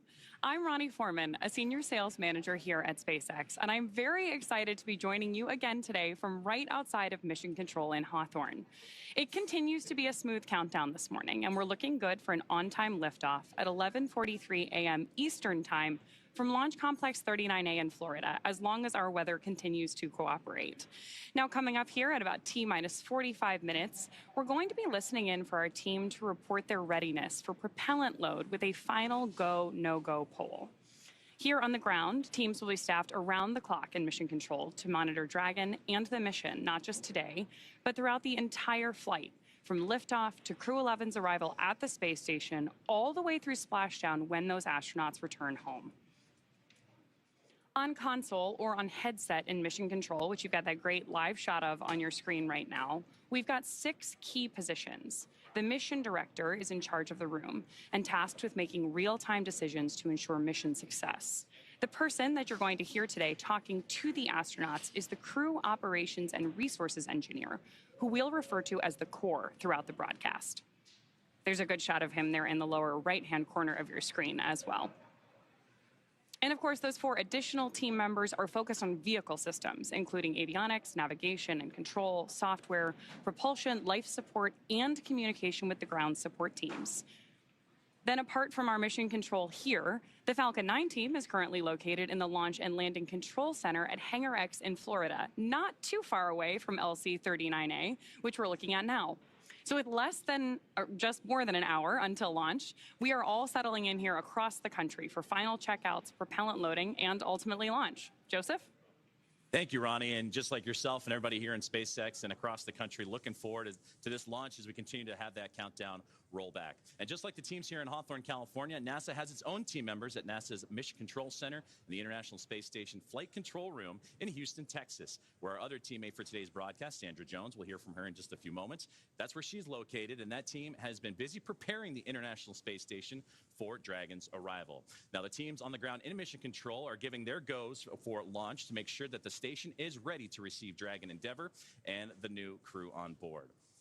Following liftoff to the flight to the space station will be a little bit shorter than what yesterday's launch attempt would have been. It was 39 hours then. Now, cycling orbit tank isolation valves to equalize low flow pressure.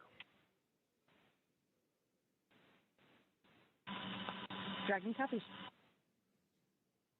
and more great communication there between the teams on the ground to the crew as we continue to march towards that liftoff time, as we are now zeroing in on 60 minutes away. Well, speaking of time, I was saying that yesterday's launch attempt would have had Crew 11 go for about 39 hours of phasing between launch and docking to the International Space Station. Now with today's launch attempt, that'll take about 16 hours, with Dragon flying autonomously the entire way. Now, docking is targeted for early Saturday morning, August 2nd, and that'll be 3 a.m. Eastern Time, or midnight here on the West Coast. And just like autopilot on a commercial aircraft, the crew always has the ability to take manual control of the spacecraft if so needed. We're now just under T-minus 1 hour and counting. SpaceX, your go for Section 5. When ready, report go for launch. We're continuing to hear great comms. Dragon copies, go for Section 5 and Wilco. Great comms between mission control and the crew. So we are now at T-minus 59 minutes and counting down to today's launch. While we wait, let's check in with NASA's Sandra Jones at the Johnson Space Center to see how things are shaping up at Mission Control in Houston. Sandra. Welcome back to Mission Control Houston here at the Johnson Space Center in Houston, Texas. We are here in the hub of human spaceflight at NASA. The team here has pulled go for launch, and the International Space Station is ready for the crew to lift off as they begin their journey to the orbiting laboratory. At the time of launch, the International Space Station will be traveling 260 miles over the North Atlantic just south of Nova Scotia. In the home stretch of the rendezvous, NASA and SpaceX flight controllers will enter into what we call integrated operations, where both flight control teams will conduct a series of go, no-go polls for Dragon Endeavour's docking to the International Space Station. Rotational missions like Crew 11 help NASA continue to maximize the important research and technology demonstrations made possible only in the International Space Station. SpaceX, Dragon, go for launch. SpaceX copies. Dragon crew is go for launch. And you heard it there from the commander of the Dragon Endeavour. They are go for launch. We are continuing to march towards a launch in 58 minutes from today. Their destination, of course, you see there on your screen, the International Space Station, with a unique microgravity environment, critical for NASA to prepare for future commercial low Earth orbit destinations and to understand and overcome the challenges of long-duration spaceflight necessary for a long-term presence on the Moon and crewed missions deeper into the solar system, including on to Mars. Now here's a closer look at the mission and what Crew 11 will have to look forward to during their stay aboard the International Space Station. International Space Station, one of humanity's greatest accomplishments so far. 15 countries working together and adding more all the time that have helped plan, build, and fly the International Space Station. And it just shows what human beings can do when we work together. As Crew 11, we are about to launch on board a Dragon spacecraft to the International Space Station. We are actually continuing an ISS mission almost a quarter centuries. Right now, crew members are working very hard on the ISS. So we got that result, and actually we do more researches, then pass that information to Crew 12. Конечно, исследования на Международной космической станции, как я считаю, они очень важны, и они являются ключевым звеном в развитии технологии, науки и всей цивилизации. И все самое лучшее из космоса всегда приходит рано или поздно на Землю в виде новых открытий, новых приборов, возможностей и технологий. I'm very excited to see what kind of payloads we get to work with. It's a really interesting day-to-day life where 1 hour you might be fixing the toilet and then the next hour you're working on a physics experiment studying fundamental processes of our universe. We're going to be up there for a lot of time. And we're going to, every day, be in space, look at the Earth go by, and accomplish some really amazing science. We will do material science and human research in space, lots of experiments, and then maybe do some spacewalks. It's a really fun crew to be on. We're going to enjoy every moment, and we're going to help each other to be successful and accomplish our mission.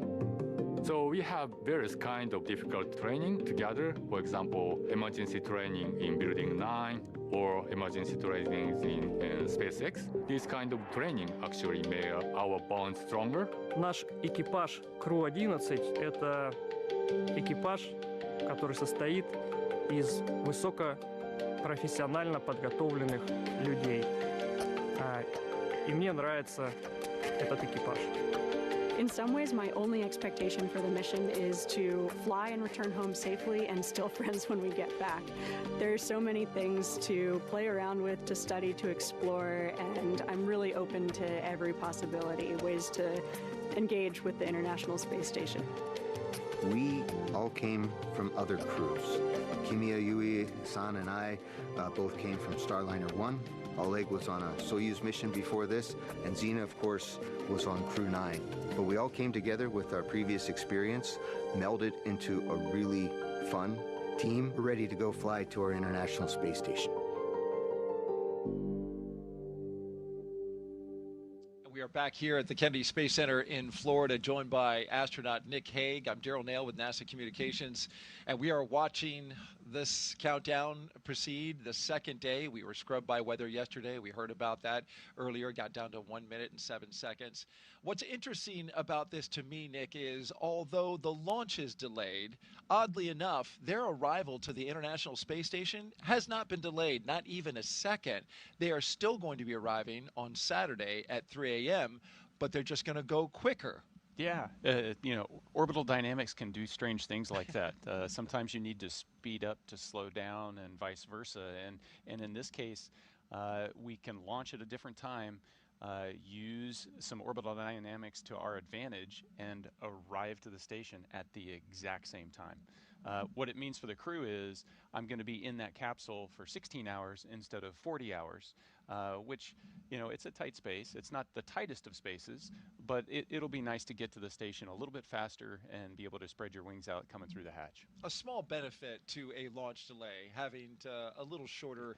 If there is a silver lining somewhere in there, this is it. This is it. All right. Well, let's take a social question. We've been asking throughout the broadcast for our audience to send us questions, and Nick, you've been doing a great job answering them. Had a lot of kids asking questions as well. Our next question comes from Jeff, who asks, what was the most interesting thing you saw outside the window when on board the ISS?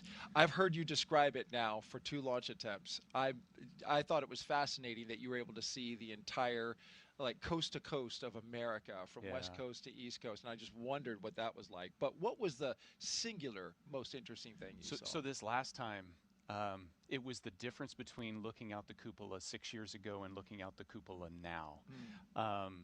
it was nighttime, where the sun's getting ready to rise. You can see stars all over the place, and I start to see these streaks of light, and it's like fireflies on the horizon. And what it was other satellites.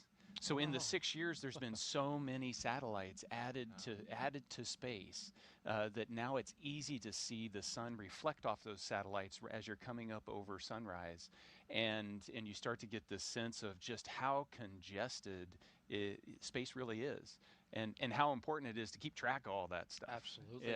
And so that is it's critical, and there's a connection there, with the Space Force. We're right here co-located to launch into space, and we rely on each other, but then also to keep the station safe. The Space Force is doing its job as well. Absolutely, the 45th Space Wing tracking all of the assets in space. Well, we love hearing from you, so keep those questions coming. Just hit us up on Facebook, X, YouTube, or Twitch with the hashtag AskNASA, and we'll get to yours live. T-minus 51 minutes and counting now till liftoff, so let's head out to NASA's Tony Hayamijo, who is standing by live at one of the best viewing spots here at Kennedy. She's joined by NASA's Acting Associate Administrator, Vanessa Weich. Tony.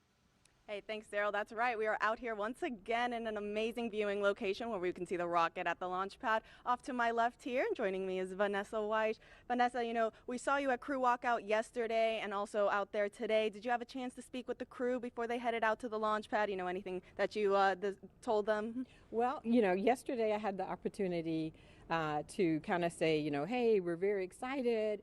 We wanted to tell them they were all here. We're cheering for them and excited about their launch. And so that was very exciting on yesterday. And then today we got up and we did it again. And we told them, yes, that we're very excited for them, each and every one of them, and just wish them well. I did have the opportunity to speak with them, 2 days ago, and to speak with them more in a setting where we could talk and talk about the mission that was coming up. Each and every one of them are excited about their mission in different ways, the experiments that they'll have to do, and they're excited about getting to the International Space Station, what they'll do at the International Space Station, the science experiments, the technology, and looking forward to them. They'll be the crew that will be on orbit as we celebrate 25 years of having continuous presence off of the Earth. And so that'll be great. And then they'll also probably be there when we start our celebrations here in the United States of our 250th birthday of the United States. So a very exciting time for this particular crew. Absolutely. We are all very excited for them to go to station, hoping that happens today. Crew 11 will mark the 12th human spaceflight for SpaceX under NASA's Commercial Crew program. Can you tell us a little bit more about the significance of maintaining that human presence in space? Yeah, so we're really great partners that we have with SpaceX, and them being able to get our crew members to the International Space Station. And right now, today, we're working together off the planet, building towards what we're going to be doing, furthering our LEO economy. So as we continue on doing our experiments on the International Space Station, we're also looking at follow-on space stations. And so working together as internationals, as our industry partners on those further new commercial space stations, and then all of the things that we're learning is helping us as we prepare for Artemis. And so with the Artemis missions, we need everyone, all hands on deck. We'll be working together as we go. Right now, we're planning for Artemis 2, and I think right here at the Kennedy Space Center right now, we have our astronauts today. They're still here. They're doing their training for Artemis 2. But their first flight, they'll go and they would do a flyby of the moon, and then next up is landing on the moon. So we're excited that all of us get to work on this together. Our international partners, our industry partners, academia, NASA, we're working on this as one team. Vanessa, thank you so much for joining us. Now we'll send it back to our team in Hawthorne. Thanks, Tony. Falcon 9 is the first orbital-class rocket that is capable of reflight. Together, Falcon 9 and Falcon Heavy have completed more than 520 launches and over 449 reflights. And today, the booster will be attempting to make the last landing at Landing Zone 1, which is just down the coast from NASA's Kennedy Space Center in Florida. Rapid reusability drastically is the key innovation that is making space more accessible. While today's booster is on its third trip to space after most recently supporting AX4, the fourth private astronaut mission to the International Space Station, we're working towards qualifying our fleet of Falcon boosters and fairings to support 40 missions each. And if you want to keep track, we're currently at 29 flights of a single Falcon booster. This same spirit of continuous iteration and innovation does not stop with Falcon 9.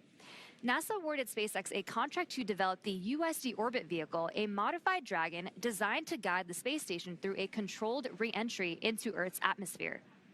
And when the time comes and the International Space Station reaches the end of its orbital life and mission, Dragon will help achieve a safe deorbit. And another innovation SpaceX has been working on is the intravehicular spacesuits, or IVA suits, that astronauts wear during Dragon missions. Our team recently made some design upgrades to make the suit easier to get in and out of, and to make it easier to incorporate future updates.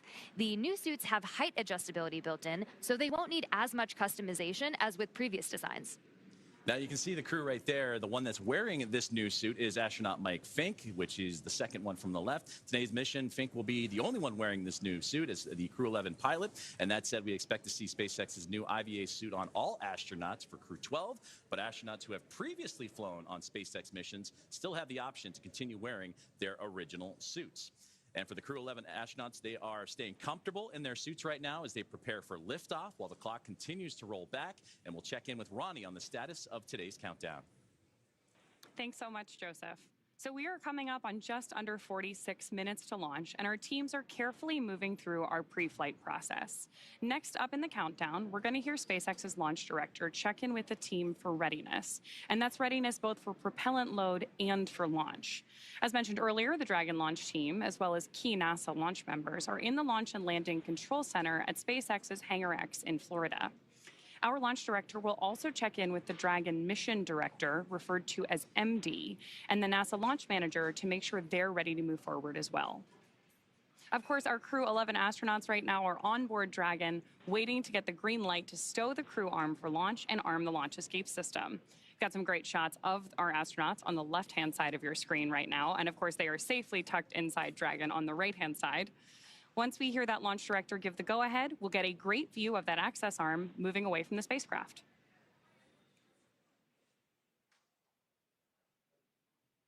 We are going to stand by here and listen in for that final poll and some instructions to our team in that final lead up to liftoff.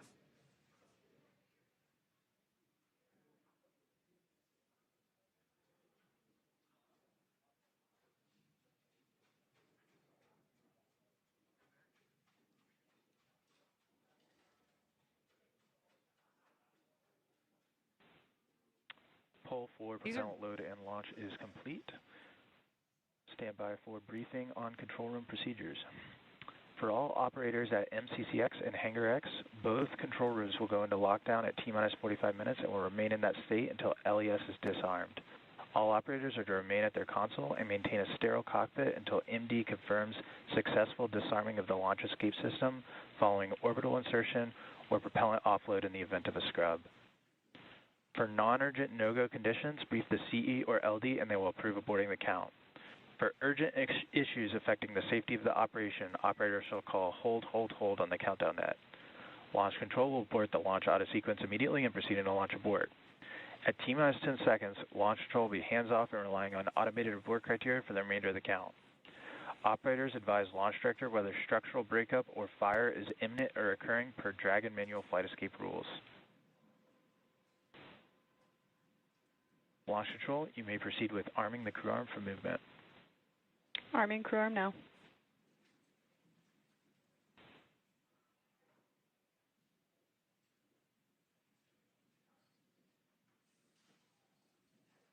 So we just heard those instructions to our team. Again, we're about to see that crew access arm move away from the spacecraft. Crew access arm retraction started.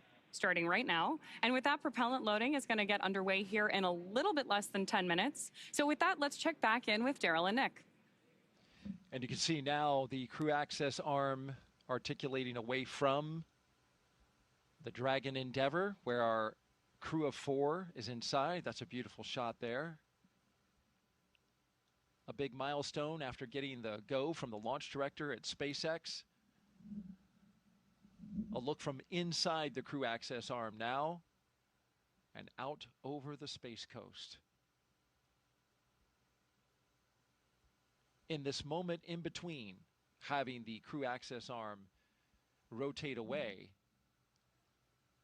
and the arming of the launch escape system, there's a little buffer there where the astronauts will be on their own until that can be armed. And then we start tanking the rocket. Right, so everything is leading up to Crew access arm retraction adding completed. the propellant, adding the oxidizer, filling those tanks on the rocket. And so what do you need to do to be safe for that? Well, I need to arm the launch escape system, but I don't want to do that when the arm is right next to the capsule. So I need to move the arm away. Now I can arm the launch escape system, and then we can start filling the rocket. T-minus 41 minutes and counting here at the Kennedy Space Center in Florida. SpaceX, you are go for Section 6, close visors and arm launch escape system. Copy. Go for Section 6, closing visors and arming launch escape system.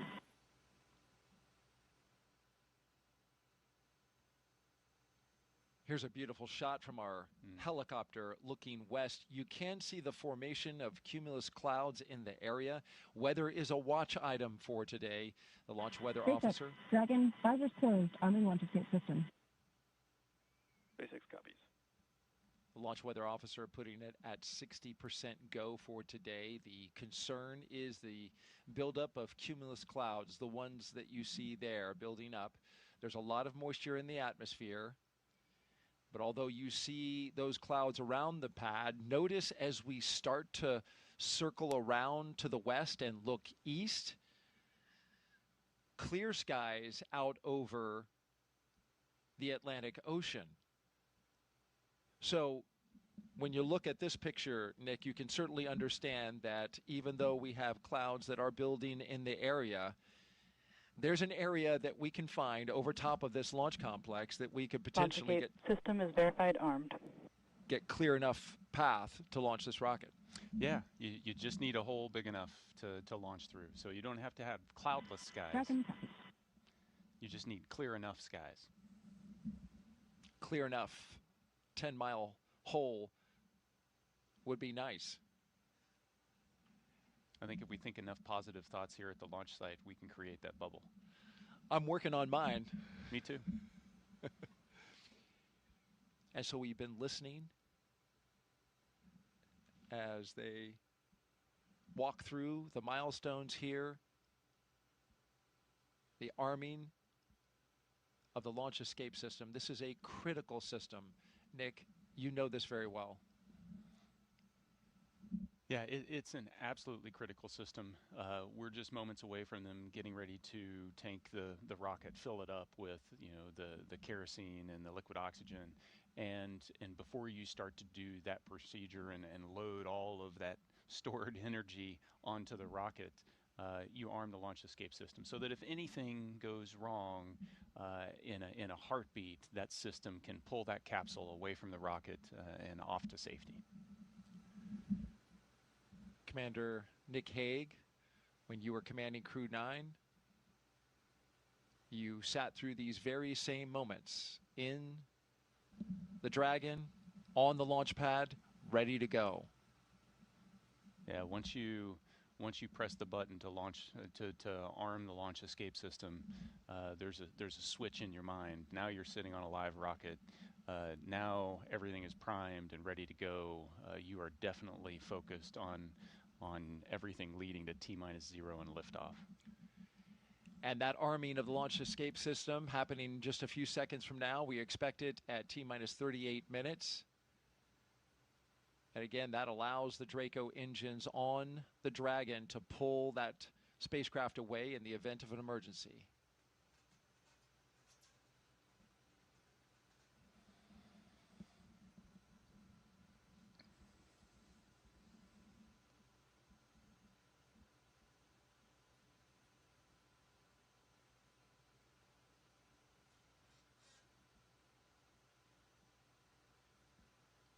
This is a beautiful view. One of the things I love about the way Dragon fills its tanks is being able to watch the frost build up when these cryogenic fuels, when you load them onto the rocket, you're going to see it change color. It's a unique experience for a Falcon. You were talking about the crew inside and the launch escape system. There's a manual option as well if the crew senses something. Yeah, absolutely. There's a handle that sits on the display panel in between the pilot Falcon and 9 the tanks commander are seat. venting for the starter propellant load. And so if something happens, it's within reach for Xena to be able to grab that handle and pull her crew to safety. So there's that redundancy. You've got the automatic system, and you also have the human factor, which is critically important in a mission like this. Yeah, even though they're highly automated systems, there's always a manual backup, and even though it's on autopilot essentially all the way to docking, if need be, the commander, the pilot, the crew can intervene those automatics and revert to a manual control. We are awaiting the beginning of tanking, which is slated for T-minus 35 minutes and counting.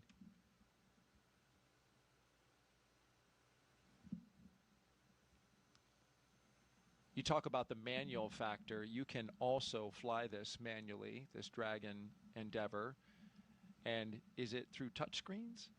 Yeah, the Dragon has a unique interface. It's a touchscreen panel, so once you activate the manual controls, you have a series of virtual buttons on a touchscreen that you can issue commands that would change the attitude or even change the motion of the capsule. Beautiful shot there by our Kennedy Space Center flight operations team.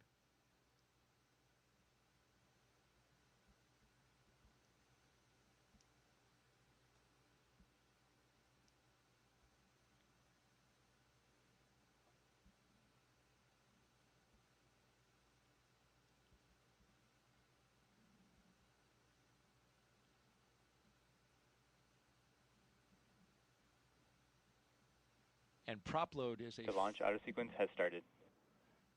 And there we have the signal that the automatic prop loading sequence is underway. All of this prop load that loads the 4 tanks, the 2 LOX tanks, and the 2 prop tanks sequentially is now being done. It's fully automated. Yeah, and highly timed, choreographed so that these super cold liquids don't have an opportunity to boil off too much. And you want to top off the tanks and then launch almost immediately.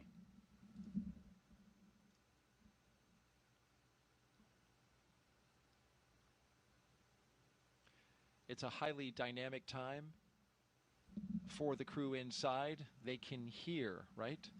The sound of prop load. Now they're starting to feel Falcon 9 come to life. You hear the pumps and the fuels and the liquids move around. You can hear venting. You'll hear some call outs to warn them about venting. So there's sounds now, the sounds of Dragon. It has its personality, and it starts to come out. All right, with that, thank you very much, Nick Hague, NASA astronaut, commander of Crew 9, here with us as our co-host today. We'll send it back out to California and SpaceX.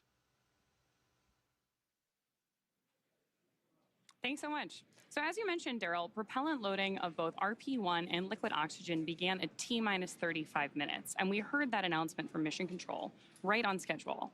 Weather continues to be our main watch item today, but I'm hearing from our vehicle teams that everything looks good both for Falcon 9 and for Dragon. Next up, at about T-minus 30 minutes, our SpaceX launch director will inform the crew that the loading of cryogenic helium has begun, first on stage 1 and then on stage 2 about 4 minutes later. Stage 2 RP-1 loading should wrap up at T-minus 20 minutes and 30 seconds, and then as we approach T-minus 16 minutes and 30 seconds, so just 4 minutes later again, we should hear the call out that stage 2 liquid oxygen loading has begun. All together, we're going to have about 1 million pounds of fuel on board Falcon 9 by the time we're ready for liftoff. So with all those consumables being loaded on the rocket, at this point, if we have to call a hold for any reason, we will have to stand down and target our backup launch opportunity, which is tomorrow, Saturday, August 2nd at 11:21 a.m. Eastern. The reason we have a specific backup launch day and time is that we can't just pause for weather and jump back into the countdown, mainly because we have an instantaneous launch window today. Let's dig into that some more and do a little Orbital Mechanics 101. An instantaneous launch window means we need to launch at exactly the right time, and that's driven by our planned rendezvous point, which is the place that Dragon and the space station meet in orbit. Right now, the International Space Station is orbiting the Earth at more than 17,000 miles per hour, and Dragon actually needs to catch up to it. That means we have to deliver Dragon to the correct orbit by timing its trajectory relative to the International Space Station, so that they're in the same place in space at the same time. A precise liftoff time is crucial for hitting that rendezvous point. So at this point, if we heard a hold called, we would have to stand down and do many of these processes again, which if you joined us yesterday, we know is what happened with our launch attempt yesterday. And then, of course, we'll be targeting our backup launch opportunity, which is now tomorrow at 11:21 a.m. Eastern. So for now, with everything still looking good, I'm going to hand it back to Soumya and Joseph to talk about West Coast recovery. Soumya? We are now at just a little over T plus 31 minutes and counting, getting closer and closer to getting our Crew 11 astronauts into space. Once their mission is complete and it's time for our crew to splash down back on planet Earth, they'll be heading to one of several targeted sites supported by SpaceX. Until recently, Dragon recoveries primarily occurred off the coast of Florida. But this year, SpaceX moved Dragon recovery operations off the coast of California to allow Dragon to complete its deorbit before safely jettisoning the trunk over the Pacific Ocean. When they return, Crew 10 will be SpaceX's third crew mission to splash down in one of the new locations. From 2 was the first in April this year, followed by Axiom 4 in July. The new splashdown locations are near Los Angeles, Oceanside, and San Diego. The recovery vessel Shannon will be stationed in Long Beach to support the new West Coast splashdown operations. Spreading these supported sites across multiple locations helps to maximize the return opportunities, lowering the chance that we will have to wave off due to bad weather. And when the spacecraft re-enters, those in the immediate area may hear a brief double clap of a thunder-like sound known as a sonic boom. It's been impressive to see these teams move those operations from the East Coast to the West Coast, not only just for SpaceX, but for the Commercial Crew Program, the International Space Station, and teams preparing for yesterday's launch attempt, today's launch attempt, and if necessary, as we continue to monitor the weather, we'll keep an eye out for any future opportunities that come in. So right now, we're inside half an hour to go until the T-minus liftoff point. So let's go back to today's mission, NASA SpaceX's Crew 11, and hear a bit more from the astronauts flying today. I think it's really innate in our human nature to want to keep exploring and to keep pushing boundaries. Everything that we do in space is ultimately for Earth and for the human species. We are having a lot of good experiments on orbit, making new medicines. That is actually good for everybody. By understanding how to live and work in space like we have with the International Space Station, we can now become a multiplanetary species by having bases on the Moon and bases on Mars. И выполнение полета в космос, на мой взгляд, важно, потому что в конечном счете необходимо человечеству будет двигаться в дальний космос для того, чтобы открывать новые миры, исследовать новые и новые горизонты. For me, it's a really compelling goal to go farther and farther afield in space and pushing our boundaries as a human species that way, learning more about our own home planet as we try to go farther. We've been going and living aboard the International Space Station for 25 years. We're ready to make the next steps. We're ready to go to the Moon. We're ready to go to Mars. We're ready to explore the solar system. We understand the effects of what life in space does to the human body, and we need to continue those studies. We need to continue getting ready and get ready and go to the Moon and Mars, and that's why it's important to go to space. From growing vitamins in space to testing new ways to fight disease, Crew 11 is about to take on some incredible research aboard the International Space Station. First up, Bionutrients 3. The study is looking at how to make essential vitamins and nutrients in space so astronauts can stay healthy on long missions. They'll be testing samples like yogurt, kefir, and a yeast-based drink to see how well they work in microgravity. Next up is Stem Cell XIP-1, which uses space to grow stem cells. These cells can turn into any type of cell in the body and could one day help treat diseases like cancer. Growing them in microgravity may produce more cells and better ones than we can make on Earth. And then there's Genes in Space 12. It's testing phage therapy, which uses viruses that target and kill bacteria. It could be a powerful alternative to antibiotics, especially in space, where infections can become harder to treat. A lot of research as well happens on the human body, and you had some research that you did when you were there. Yeah, every astronaut that goes to the space station can volunteer to be a subject for a plethora of human experiments, and we're learning so much about what affects us, from our immune system all the way down to our bones and our muscles and even the makeup of our DNA. It's fascinating the amount we can learn. And if you want to know why Nick is able to have such a young look, it's because in space you get older slower. I heard like 0.005 seconds slower. Yes, that and radiation's good for complexion. Thank you, Nick, for all your insight. Now let's toss it out to Tony at OSB2.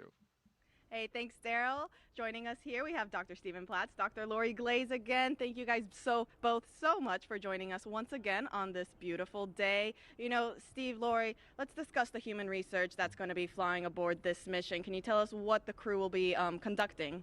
Sure. The Human Research Program is sponsoring 10 research experiments for this particular launch. We're really excited about it. We have cardiovascular studies. We have studies looking at the brain and the eyeball, muscle, skeleton, pretty much everything you can think of. And what we're most excited about is we're really able to focus on some of the biggest risks we have to the human for spaceflight, and we're focusing on how we can better understand everything we need to get to the moon and Mars.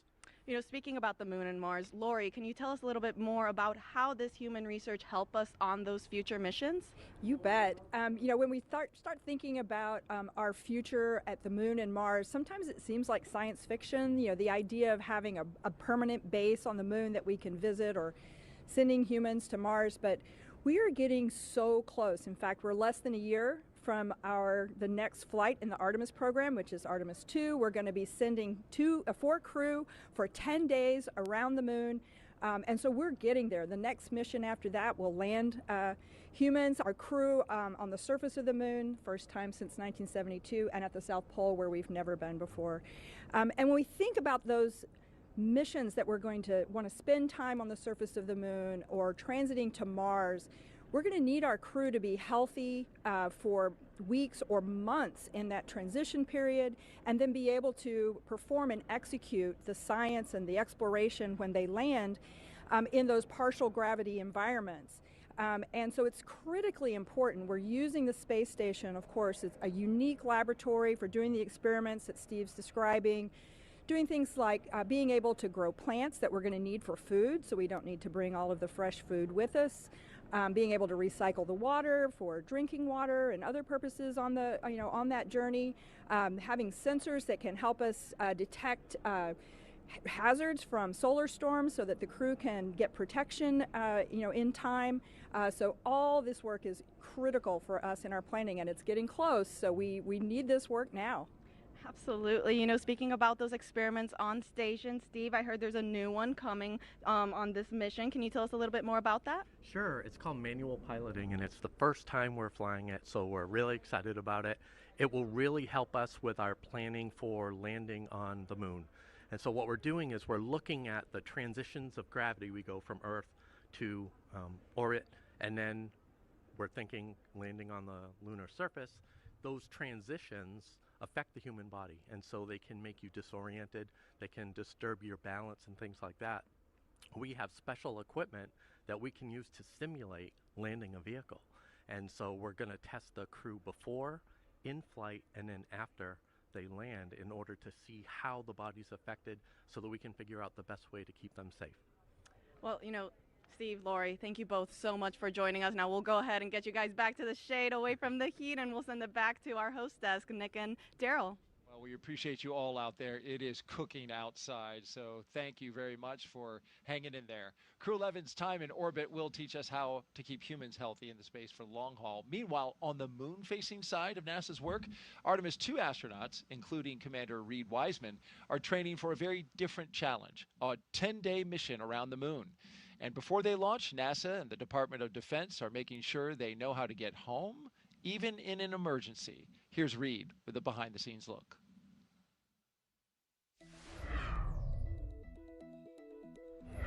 Hi, I'm NASA astronaut Reed Wiseman, commander of Artemis II. I'm here at the Kennedy Space Center in Florida, and as you can see, work is well underway for our next mission to the moon, both on land and off the coast. Back in June, teams with NASA and the Department of Defense used an area of open water off KSC to rehearse procedures for a possible rescue after an Ascent abort from the SLS rocket. Instead of using astronauts, they used a set of test mannequins staged inside the Crew Module test article, a full-scale mock-up of the Orion spacecraft. You can see pararescuers jumped from a plane into the water with their specialized equipment, then approached the spacecraft, opened the capsule, and transported the mannequins to the helicopter safely for medical care. This was one of 2 emergency procedures they rehearsed should they need to rescue me, Victor, Christina, and Jeremy during an abort scenario. And back here on land, now that the upper stage integration is complete inside the vehicle assembly building, teams with NASA's Exploration Ground Systems have been running SLS integrated testing, where they powered up both the core stage and boosters for the first time in preparation for our 10-day journey around the moon. That's a look at your Artemis Moon Minute.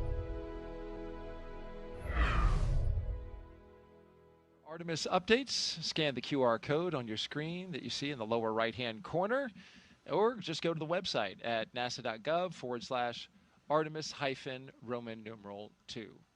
And the moon stuff is really cool. The crew today drove by the VAB. There's a moon rocket inside there, and there's a crew that's training right now to go around the moon early next year. Yeah, and I loved that view as they were driving by because it shows just kind of how connected this whole thing is. You've got a crew 11 getting ready to go to the space station, and a lot of what they're going to do is trying to prove out the things we need to know in order to go to the moon. And at the same time in that frame, you've got Artemis II getting ready in the background, and I'm excited to see 4 more colleagues go around the moon. 100%. All right, let's head back now to Hawthorne, California.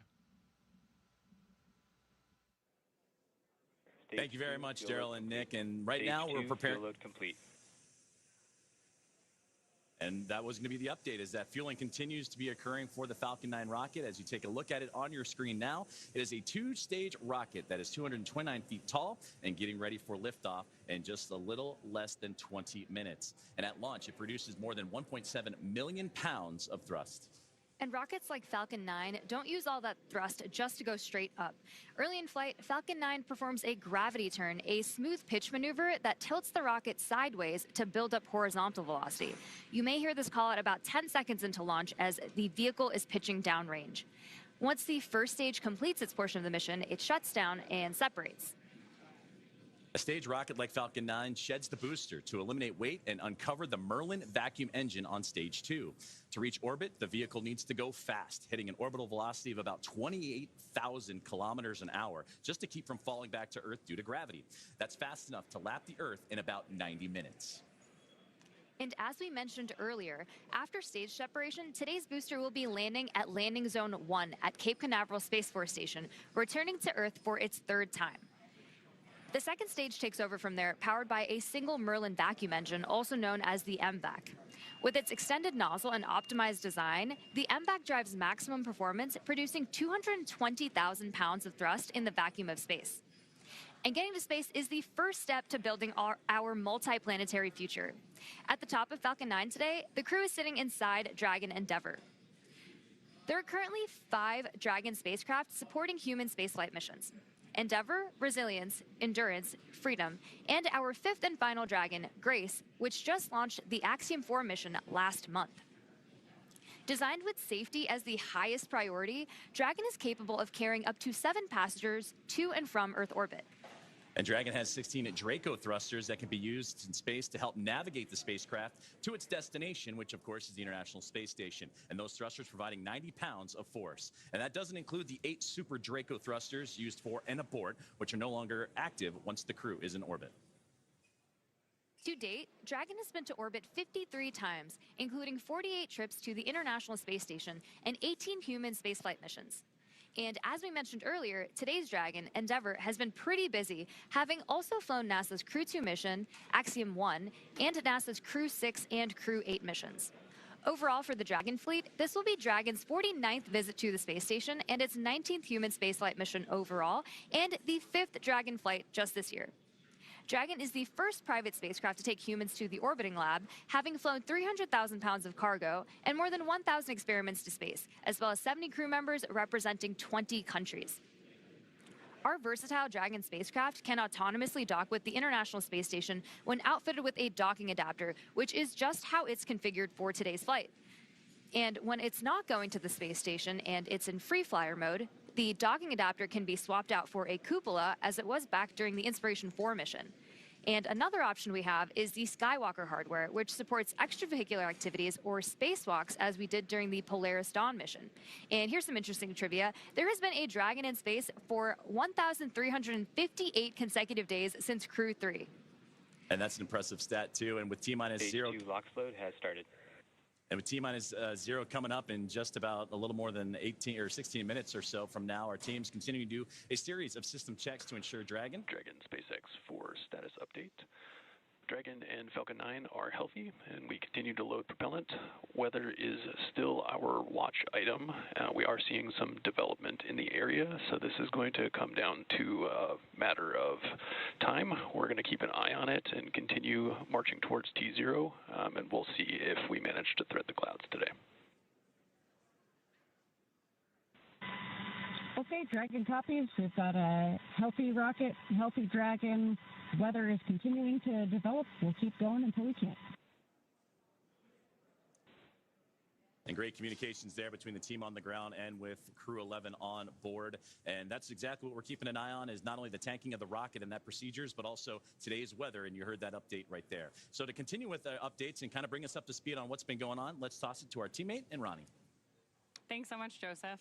I can give you a little bit more color than we just heard, but obviously the important things we've heard are that we are still on track for an on-time liftoff today, but we're monitoring lots of different factors as we get closer to liftoff. If everything goes as expected, this is also going to be our last landing at LZ-1 today. So lots of different launch pads, landing sites, staging areas, lots of things in play. But the best news is that both Dragon and Falcon 9 continue to be healthy. You heard us wrap up Stage 2 RP1 loading just after T-minus 20 minutes, and Stage 2 liquid oxygen will begin here at about, or has begun already, excuse me. We've also heard that call out that the launch escape system is armed. Of course, the launch escape system, which we discussed in more detail yesterday, is designed to propel Dragon away from Falcon 9 in the unlikely event of an emergency during launch. We've also heard from the Eastern Range, which is monitoring keep-out zones among other key flight requirements today. They're continuing to report no issues, and they are go to support today's launch, weather depending. So again, as you just heard, weather is a watch item. We're now tracking a 60% chance of violation at our target liftoff time, with isolated showers in the staging area and some clouds building right over the launch pad. You are actually seeing them continue to grow on your screen right now. For now, though, we are go for the 6th mission of Dragon Endeavour, and I want to hand it back over to Sandra for a status update from Houston. Sandra? Thanks, Ronnie. Back here in the International Space Station Flight Control Room at NASA's Johnson Space Center in Houston, teams are continuing to work around the clock to monitor activities aboard the Orbital outpost. Leading the team inside the room today is NASA Flight Director Anthony Varia. The team in Mission Control Houston, the team in Hawthorne, and the astronauts aboard the space station will track the autonomous docking of Dragon Endeavour when they enter joint operations. This will happen when the spacecraft enters the approach ellipsoid, which is the invisible boundary, stretching 4 by 2 by 2 kilometers that helps us monitor all arriving and departing spacecraft. It's essentially the neighborhood of the International Space Station. Once docked, crew members in both Dragon and aboard the International Space Station will perform a series of leak checks, then work to open the spacecraft's hatch for Crew 11 to float into the space station and begin their stay. We anticipate that the hatch will be opened about an hour and a half after docking occurs, and when they enter the orbital outpost, Crew 11 will be greeted by the rest of their Expedition 73 crew and will come together for some opening remarks. For now, that's going to be all for us today here in Mission Control as the anticipation builds for launch in less than 13 minutes now. So how's it looking on the Space Coast, Daryl? Well, Sandra, we wish it was looking better. We've just had a downgrade in the weather forecast from 60% go to only 40% go. The launch weather officer informing us that conditions are ripe, and we have even seen the development of cumulus clouds in the area, some that could trigger lightning if a rocket went through them. So this is a very high watch item at this moment, Nick. Yeah, they're watching it to the, everybody is focused on crew safety at this point, making sure that we make the right call. But there's a chance, and I'll stay positive. You've been positive. I appreciate that about you. You've done that throughout the broadcast. Here's a look from our helicopter flying over the spaceport right now. And this is the formation of the clouds that is a concern because it is so humid out right now. And we've got a sea breeze that is flowing over the warm land. It is just creating this convection around the spaceport. In fact, we are also expecting to go into a phase 1 lightning alert, which I hate to say it, but just before we scrubbed yesterday, Dick, that phase 1 lightning alert went into effect. So things are starting to stack up against us weather-wise. But nonetheless, it's at this point, because this is a fully automated fueling sequence, it behooves us to just continue to march to see if anything might just clear at the end. Yeah, so there's been nothing that happened up to this point to stop the countdown. So proceed to T-0, and if the timing works out and the weather hasn't built to a significant enough level and it's safe to go, then let's go. Absolutely, and it is an instantaneous window. So we are launching at 11:43 and 42 seconds. So it is literally the weather at that second that matters. And that's where we hope to see some type of positivity in that moment. But it's certainly something that all eyes are on around the Space Coast to see if this rocket is going to go today. In just about 20 seconds, we are going to hear from Zena Cardman, and she's going to say some words, Nick. She has some moving things to say.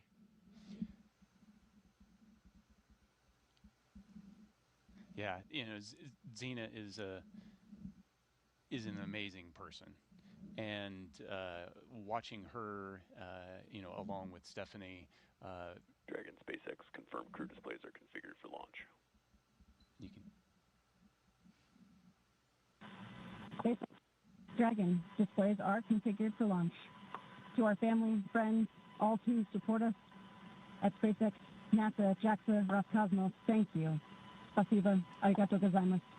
For this freedom to explore, resilience to endure, may grace fly alongside this endeavor.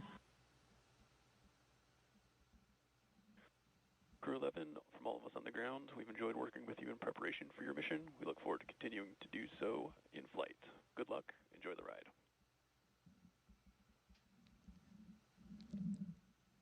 Yeah, and Zena, hitting the tone I would expect her to do. She is the consummate professional. Big message of thank you. Yeah. The gratitude, the team focus, freedom, resilience. These are big themes. These are things that are important to her, and some great words from her. Let's send it now back out to our commentary team for the final minutes of Countdown. Joseph and Samya, take it away. Thank you, Daryl. Thank you, Nick. And that was beautiful what Zena had to say and reflecting on family and friends, but also that great shot you saw in that 2-box. That was from the International Space Station, that view as the space station actually going right over Florida and the Cape. So it's not just those on the ground that are excited, it's their teammates aboard the orbiting laboratory as well. Well, we're closing in on launch, 8.5 minutes away. It'll be about a 9-minute ride to orbit, which is around the time of the second stage cutoff. Dragon and the second stage will continue to coast for a few minutes after that, and then prior to separation. You'll be hearing some performance calls as we get into the final countdown and then after liftoff. These are SpaceX flight controllers reporting on trajectory, speed, booster, and performance, and the key milestones, but there are some other calls that you'll hear the crew make as well after liftoff. The crew will report out a few number and letter combinations which mark different abort zones throughout the flight uphill and up the eastern seaboard. The first two, 1A and 1B, those are abort modes available while the first stage is firing. Now, the second are 2A through 2E. Those will come into play once the second stage kicks in, and then though we'll only hear the 2A call out from the team. Diverting a little bit from that naming system, you'll also hear the call Shannon, which refers to Shannon, Ireland. This call means the crew could target off the coast of Ireland if they needed to abort late in that second stage burn. You'll hear these different calls throughout the flight uphill, along with key performance callouts from the guidance, navigation, and control officers, and also the propulsion lead. So we're closing in on T-minus now 7 minutes, and we continue to keep an eye on the weather. One of the next callouts we're listening for is that stage 1 engine chill has started. That's coming up in just a few seconds. And that is a key process that prepares the engines for flight. Engine chill has started. Right on time. Right now, propellant in the tanks is isolated from the engines, but we'll open the engine pre-valves and start trickling some liquid oxygen through the Merlin engine pumps, chilling the engines for the start sequence. We do this because the super chilled and densified liquid oxygen is really, really cold, and we use this process to bring the engine hardware down to a cooler temperature before flowing all of the LOX and propellant into it during flight. At liftoff, Falcon 9 is consuming 700 gallons of fuel per second, so engine chill helps us to prevent thermal shock and ensures nominal engine performance. Shortly after, we should also hear the call out for stage 1 RP1. Fuel load complete. Right on time. So now that engine chill is underway, we're looking ahead to the call out that RP1 load is complete, which just occurred a moment ago, and again, prevents that thermal shock. You got to stretch before you can start running. And RP1 is densified kerosene or rocket fuel that will propel the crew into orbit. And all of that RP1 is now about to be fully loaded into the rocket, since we previously heard that the second stage is completed, or about to be completed here in just a couple moments. And then while we're still loading liquid oxygen on that first stage and second stages. This is the oxidizer that is needed to combine with the densified kerosene that just finished up loading. The RP1 liquid propellant needs an oxidizer to combine with everything in order to ignite. Coming up at the mark, we'll hear the call for Dragon to configure for terminal count and then transition over to into internal power. And that should be happening in about a little less than 30 seconds from now as we continue to close in on that T-0 mark.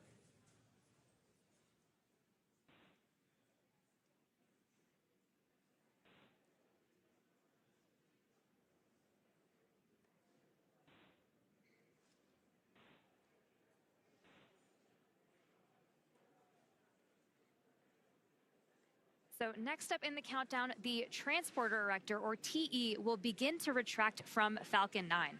That is the large truss structure you see there standing next to the rocket. It's hinged at the base and connected to the launch mount beneath the first stage. First, the clamps around the second stage will begin to Falcon open. 9 tanks are pressing for strong back retract. And we're hearing good callouts. Dragon is in configure for terminal count. And we're continuing to hear great callouts over the nets. Then the TE will begin to pivot back, slowly swinging away from the rocket, and it will reach full recline in just about a minute. Strong back retract has started. And we are just beginning that strong back retraction process. It's called the strong back. It's also called the TE, or transport erector. Same structure, different name. The TE does a lot more than just lean. It rolls Falcon 9 out to the pad, raises it vertical, and stays connected through the final seconds. It provides fuel, power, telemetry, and command connections between ground systems and the rocket. Those clamps at the top help stabilize the second stage during fueling, and they also help prevent movement in high winds. And once they open, which you can see on your screen, they are slowly pulling away. And once they open fully, the rocket is fully free at the top.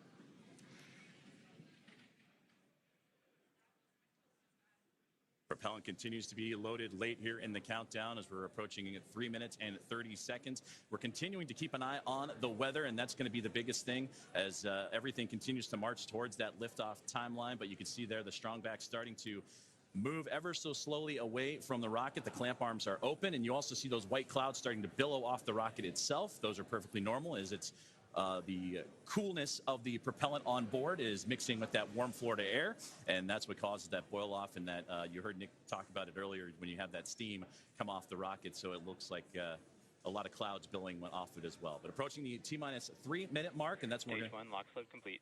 And that's what I was about to say, is that you're going to hear that liquid oxygen load be complete. So everything is primed and pretty much ready to go. And you'll see, again, those white clouds of vapor and a great view of the entire rocket as we continue to build closer to launch. And, of course, liquid oxygen, super chilled. Dragon so a is little in bit terminal count and on internal power. boils off in that warm Florida air. And now, load complete. We're on internal power. And we're also going to hear gas closeouts are going to start to begin as well. And then everything will get vented overboard through the umbilicals and strong back, and you may hear some of that venting noise come in soon. So LOX is still loading for approximately another 20 seconds on stage 2, and once that is complete, we'll vent down the TE, which will produce a white cloud off the side of the rocket, which is normal and expected, just as Joseph had mentioned. And once LOX load is fully complete, that will mean that there are 1 million pounds of propellant loaded onto Falcon 9, which will be RP1 and liquid oxygen. So that call out coming up. Stage 2 LOX load complete. Right there.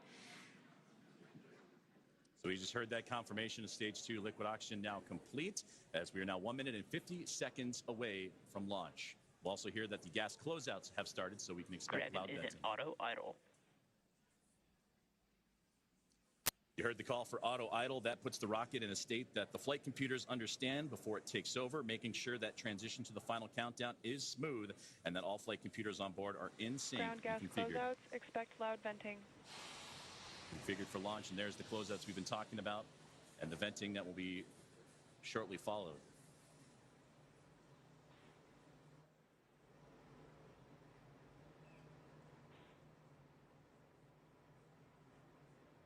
One minute and 10 seconds to liftoff of NASA SpaceX Crew 11.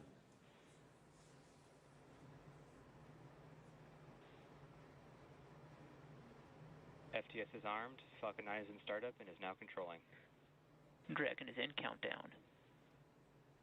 Flight computers switching to countdown mode now. Dragon, SpaceX, go for launch.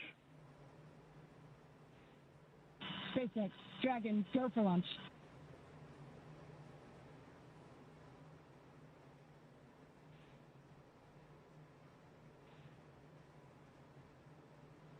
Seconds.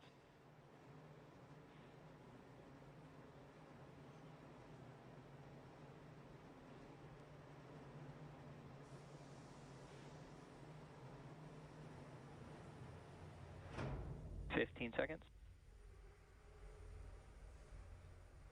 T-minus 10, 9, 8, 7, 6, 5, 4, 3, 2, 1. Ignition. Ignition's full power and liftoff. Go Thomas, go NASA, go Crew 11. Together we rise as NASA's SpaceX Crew 11 heads up to the International Space Station. Vehicles pitching down range. 1.7 million pounds Stage of 1 thrust. propulsion is nominal. Propelling Falcon 9 as the vehicle pitching down range and making its way up the East Coast, and will soon join Expedition 73 aboard the orbiting laboratory. So far, getting good callouts on that first stage performance.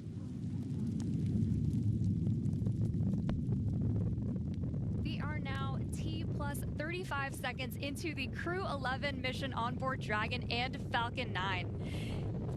The Falcon 9 engines Stage 1 throttle down. Are throttling down to help Power and telemetry are nominal. To help pass through the period of max Q, or maximum aerodynamic pressure on the vehicle during ascent. Max Q. We just had max Q right there. Falcon 9 is supersonic.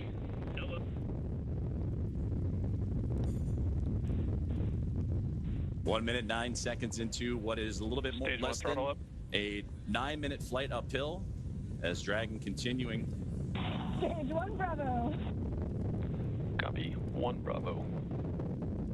And that 1 Bravo, again, that's the abort zone, that last abort zone for stage 1 if necessary. The crew already pulling over 2 Gs. And next, we're going to have a couple of events happen in rapid succession. We'll be getting ready for the second stage to warm up and have this second stage MVAC chill. And then we'll also have MECA, or main engine cutoff, where the 9 engines on the first stage will cut off ahead of the first and second stages. Will then be separating from one another. And then the single Merlin vacuum engine on the second stage will ignite and continue to carry Crew 11 to orbit, while the first stage begins its journey back to Earth, as we're now 1 minute and 56 seconds into today's flight. The 9 Merlin engines are starting to throttle down and are standing by for MECA, or main engine cutoff. MVAC chill has started. And we just heard that call out for MVAC chill. And coming up in under like 20 seconds, we have 5 events happening back to back. MECA, Stage 1 throttle down. Stage separation, stage 1 flip, SES1, and the start of boost back burn. It's going to be pretty quick, so keep a close eye on the action and the mission event Main engine cutoff. tracker at the bottom of your screen. Main engine cutoff. Stage 2 Alpha. Stage separation Copy, 2 confirmed. Alpha. MVAC ignition. And there you see stage 1 pulling away, ignition of the lone Merlin vacuum engine for stage 2. And again, those happening in quick succession as we continue to get great views of that Florida coastline and the eastern seaboard there, as Crew 11 continuing its path to orbit, now approaching 3 minutes into today's flight. Still a little ways to go, about 6 minutes left, as they continue to climb their way up and eventually track down the International Space Station. And there, great see, you see the Merlin vacuum engine, the second stage on the right-hand side, and great views of the first stage that's making its return to Earth on the left.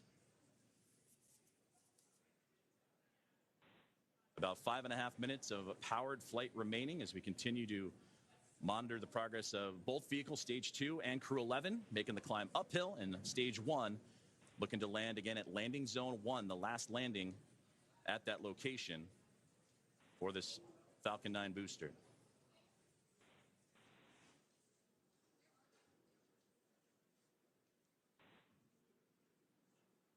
Dragon, SpaceX, nominal trajectory. Dragon copy. We're continuing to hear great call outs over the nets that both Dragon and Falcon are right on track to orbit. So the first stage booster is now on its way to landing zone 1, and we just saw those grid fins open up on the left-hand side of your screen. The first stage has a couple events ahead of its landing. Stage 1 will start its entry burn, which will be the second of 3 burns to return the booster a few miles from its launch site at landing zone 1. During this entry burn, Falcon 9 will use its engines to pump the brakes to slow the vehicle down before it reaches the denser parts of the Earth's atmosphere.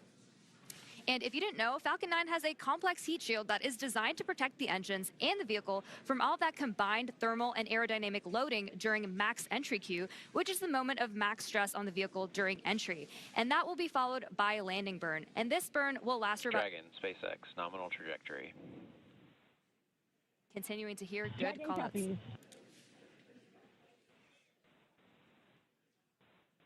Great performance calls continue as we're now 5 minutes into today's flight.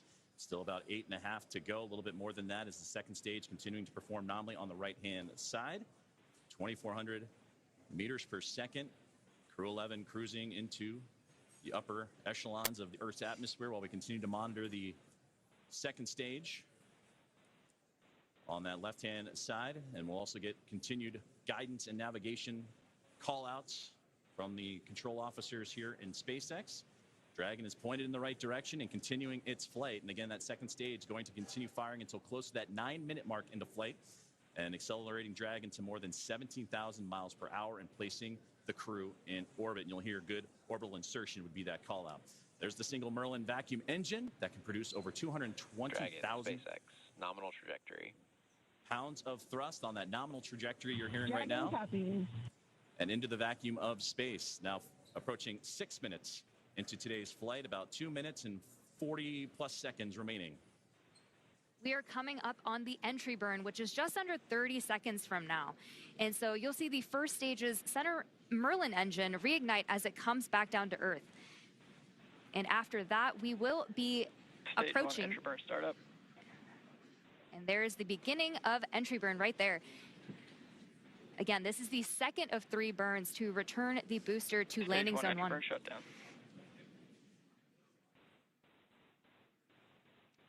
We just made it through entry burn. And you're getting some great views, too, on that stage 1's return to the Florida coastline. Again, landing at landing zone 1. While on the right-hand side, the second stage. And that Merlin vacuum engine continuing to propel Crew 11. Dragon, SpaceX, nominal trajectory. Into orbit. And Dragon copies. And again, great. And now with about 2 minutes left of powered flight remaining, still receiving those great calls from the crew on the ground, and we're getting those relays from Crew 11 Commander Zena Cardin. Stage 1 transonic. We are now very quickly approaching the start of our landing burn, where 3 engines, engines 1, 5, and 9, will relight to help slow the vehicle down just before it touches down on landing zone 1. We should hopefully have some great tracking shots of that. Stage 1 landing burn. Stage 2 FTS is saved. Stage 1 landing leg deployed.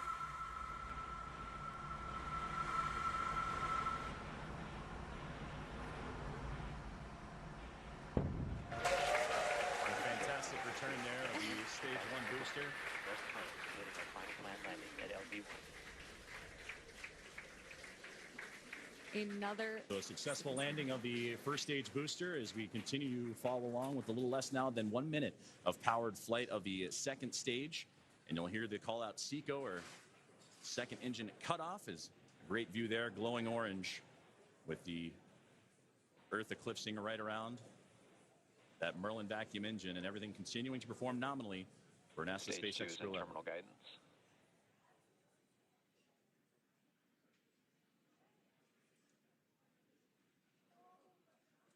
About 20 more seconds remaining of powered flight, and we'll get those call outs here shortly as everything continuing.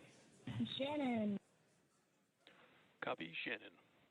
And there's the great call out for Shannon we talked about earlier, that last abort zone if necessary, where they can land off the coast of Shannon, Ireland. SECO. There we just heard that good call out for SECO, or second engine cutoff. Coming up next will be stage separation. Dragon, SpaceX, nominal orbit insertion. And that's the great call you want to hear. Launch escape system disarmed. A good look inside the trunk there as you're looking for that separation, but you wanted to hear that nominal orbital insertion as Crew 11 now has reached microgravity. So now we'll continue to coast for a little bit after SECO to allow rates and motion from the burn to settle out. Right now we have a great view on our screen of the Dragon heat shield, actually, which is made up of similar materials. And there we have that Dragon and stage 2 separation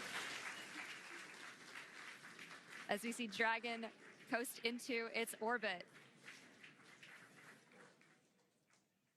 And a wonderful view there is Dragon Endeavour with Crew 11 on board. Safe. Dragon separation confirmed. And safe and...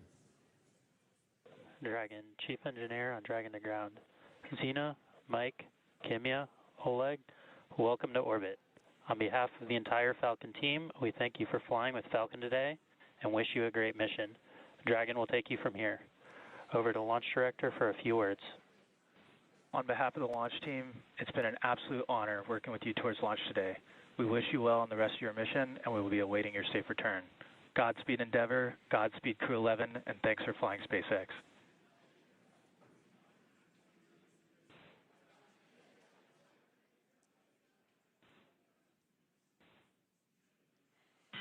SpaceX Dragon, I have no emotion but joy right now. That was absolutely transcendent. Ride of a lifetime. Thank you. This has been an incredible honor. And it's my privilege now to pass us along to Mike with some additional words. Boy, it's great to be back in orbit again. Thank you to SpaceX and NASA to get us here. What a ride. And Zena and Oleg, let me be the second to welcome you to your first orbit around beautiful planet Earth. Kimya-san, Okayeri Nasai, welcome back. and to the ISS Expedition 73 team, the crew on board, and our friends in MCC, we're on our way. Over to you, Kimya-san. Okay. Thank you very much for everything. スパシバワンボイショーへありがとうございます。日本の皆さん、私も、10年ぶりに宇宙に帰ってきました。ISS でしっかりと任務を果たして一等星のように輝いて、日本の素晴らしいところを世界中の人に知っていただきたいと思います。ありがとうございます。Я передаю Олег-сан, пожалуйста. Спасибо, Kimya-san. Thank you very much. Arigato gozaimasu. And спасибо всем. I'd like for the beginning to say thank you very much, Roscosmos, SpaceX, and NASA for this unique opportunity to be here with my great crew. Дорогие друзья, находясь на космическом корабле и облетая нашу родную планету, я испытываю неописуемое счастье и восторг. Хочу выразить слова благодарности всей нашей стране, Соединенным Штатам Америки и России за эту уникальную возможность, а также Роскосмосу. Хочу выразить слова благодарности своей школе, в которой я учился, номер 103 в городе Челябинске, выразить благодарность Краснодарскому высшему военному авиационному училищу летчиков и 22-му гвардейскому истребительному авиационному полку, а также сотрудникам Центра подготовки космонавтов, кто искренне верил и болел за эту идею отправить меня в космос. Обещаю выполнить все поставленные передо мной задачи на отлично. Ура!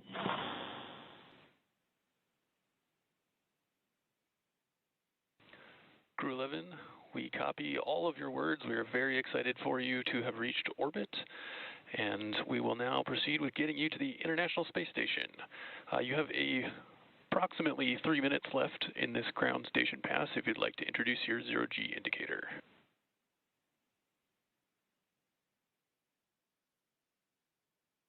Copy all, Tremaine. Thank you so much. We'll get out our 5th crew member here in just a moment. This zero-G indicator honors a shared memory with our lead trainer, Paul Weiss. For all the mentors and team members who got us here through sacrifice of time and dedication, I hope we made you proud today. Thank you so much.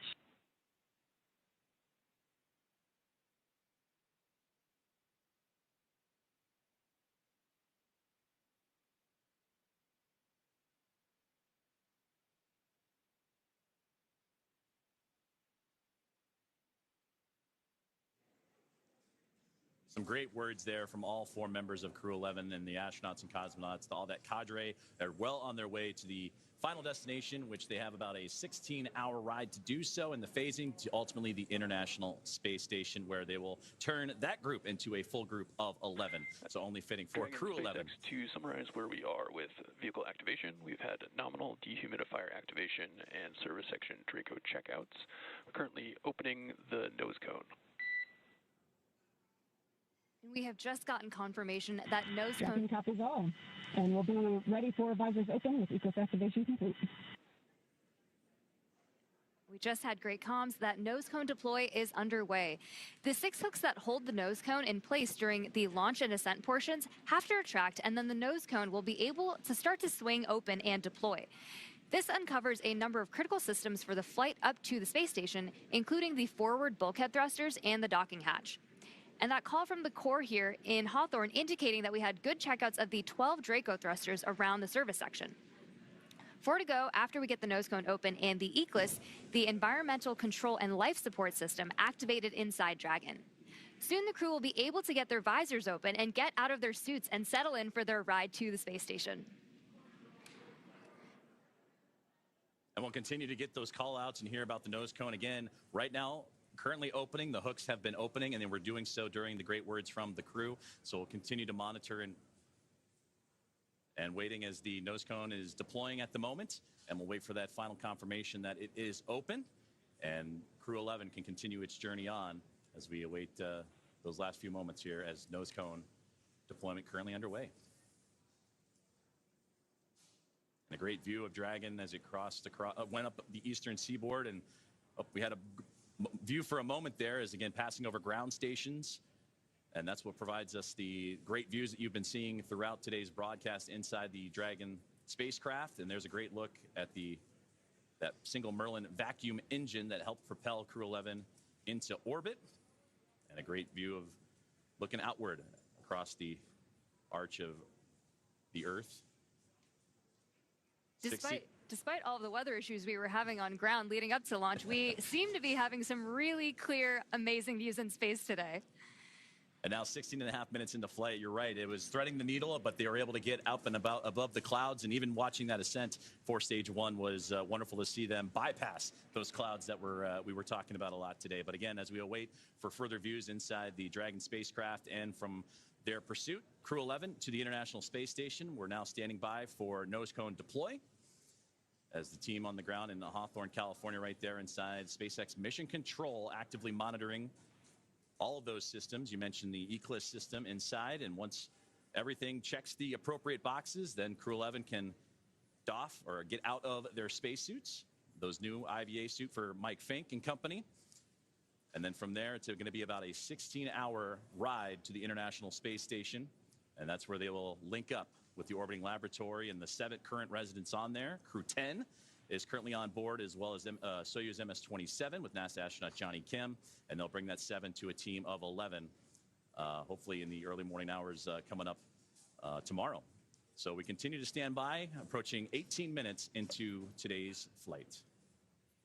We are just waiting confirmation that the nose cone is fully deployed, but all hooks are open. We should be hearing that confirmation hopefully within the next minute or so. And hopefully we'll also have great views of that nose cone deploy. And that's a great view on the right-hand side of the International Space Station Flight Control Room in Houston, Texas, at NASA's Johnson Space Center, where we got updates throughout the day today from Sandra Jones as the International Space Station monitoring today's flight and the ascent of NASA SpaceX Crew 11. And they pulled goal earlier on as they're ready to receive Dragon.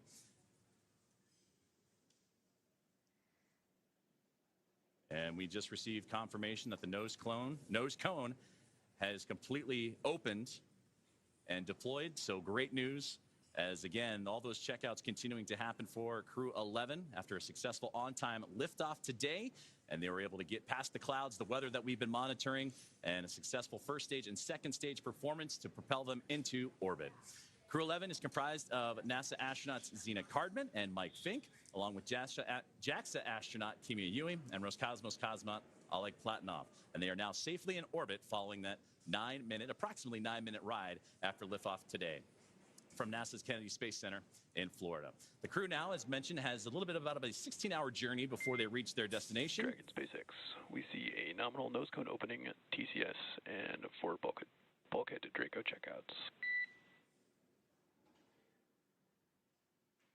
Great call out right there. Dragon copies all. Good news. And that's what we were waiting for there, was that call up to crew. Looking forward in the timeline, you have your first burn up on your forward view. That's the phase burn in approximately 25 minutes. We will also be monitoring the stage 2 deorbit to give you the go for suit doffing, and we're expecting that at T plus 45 minutes. Dragon copies. We'll be monitoring, and T plus 45 approximately for suit doffing. We're with you in the timeline. Great conversations there with the team on the ground, and there they are, Crew 11. Happy as can be in orbit now, and they have a 16-hour journey before they reach their destination, the International Space Station, as docking currently targeted for tomorrow morning, Saturday, August 2nd at 3 a.m. Eastern Time, 12 a.m. Pacific, to the space-facing port of the station's Harmony module. Now, between now and then, Dragon will perform a series of burns as it catches up to the space station. And that first burn you heard him talking about is the phase burn, and that happens about 30 minutes or so from now. So we'll continue to monitor the Dragon spacecraft, or the teams on the ground will continue to monitor that first of a sequence of burns to help them stair-step their way up to the International Space Station. Human spaceflight has come so far in the last 5 years with Dragon. In addition to flying people, SpaceX's Dragon spacecraft also enables researchers the opportunity to fly critical science to orbit. So far, SpaceX and Dragon have carried more than 1,000 research experiments to and from low Earth orbit, both to the International Space Station and on our free flyer missions. From DNA sequencing to 3D printing, studies enabled by Dragon and the space station test a variety of technologies, systems, and materials that will be needed for future long-duration exploration missions. Every mission yields critical science, critical research, and learnings that help make life both on Earth and in space better. And flights just like today's help us continue to lay this foundation for our future among the stars and continue our mission to make life multiplanetary. We'll be signing off from SpaceX for now, so we're going to send you back over to Kennedy Space Center. But before we go, we want to thank NASA, Joseph, for entrusting us with today's mission, and thank you all for being with us today. Well, thank you very much, Soumya, Ronnie, and the teams here at SpaceX. It was another phenomenal opportunity to catch NASA SpaceX Crew 11 in orbit today. And with that, we're going to say goodbye from here in Hawthorne until we pick back up with our docking coverage beginning at 2 a.m. Saturday, August 2nd, tomorrow, for that targeting docking to the space-facing port of the station's Harmony module at 3 a.m. Eastern. So for now, thank you for joining us, and we're going to toss it back over to Nick and Daryl at Kennedy Space Center to wrap up today's launch coverage. Great job. If you're just joining us, welcome back to the Kennedy Space Center in Florida. I'm Daryl Nail here with NASA astronaut Nick Hague. Just moments ago, we saw Crew 11 safely on orbit with the nose cone open, checkouts complete, and a few words from the crew as they settled into their new environment aboard Dragon. And Nick, watching him in that moment, floating free, you must feel good about your friends and colleagues successfully getting to orbit today. Absolutely. You know, at the moment of liftoff, the tingle on the back of your neck, the chills, and watching them go into orbit, and then to hear them call down after they're there safely, the joy in their voice, and then the gratitude for the teams that got them there. Just you can't help but feel awesome right now. Everybody that's associated with this launch. And now it comes, a completion for Zena Cardman, the commander, who was part of Crew 9. Was pulled off that mission. You continued on. This is now her chance. Now she's in space. She had to wait a little bit longer, but now finally gets to fly. Yeah, it's a full circle moment, and it's a thrill to be here and just be part of it. We appreciate you from the very start saying that you wanted to document this moment with her.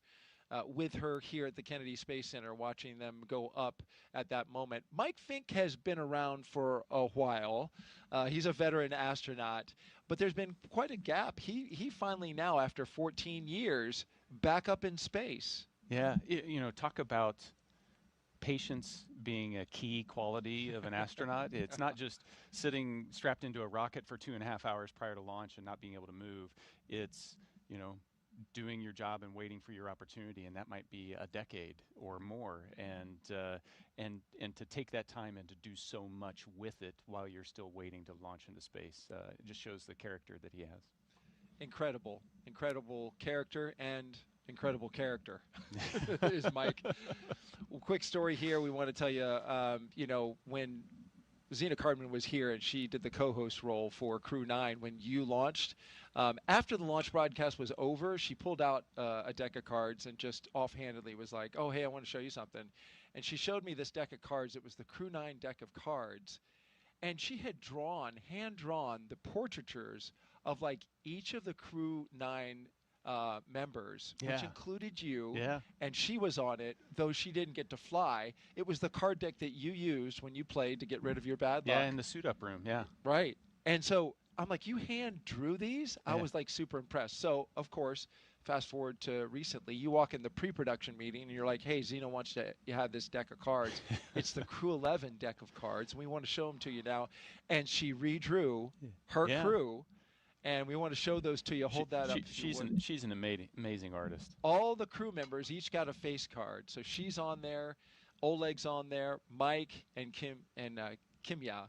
And here they are. She hand drew this. We have a close-up of this shot. We want to show you so you can get a real full appreciation. Hand-drawn portraitures by Zena Cardman, the commander. You talk about many talents. Just another talent in what appears to be just this extremely well-rounded astronaut and commander. Oh, absolutely. Not all astronauts are created equal. I cannot do that. She is talented. That's incredible. And, of course, they played with this deck of cards when they got rid of Xena's bad luck today. Yeah, and it worked. And it worked. Look at that weather. We were looking at the cloud just off to the south. You know, the power of positive thinking.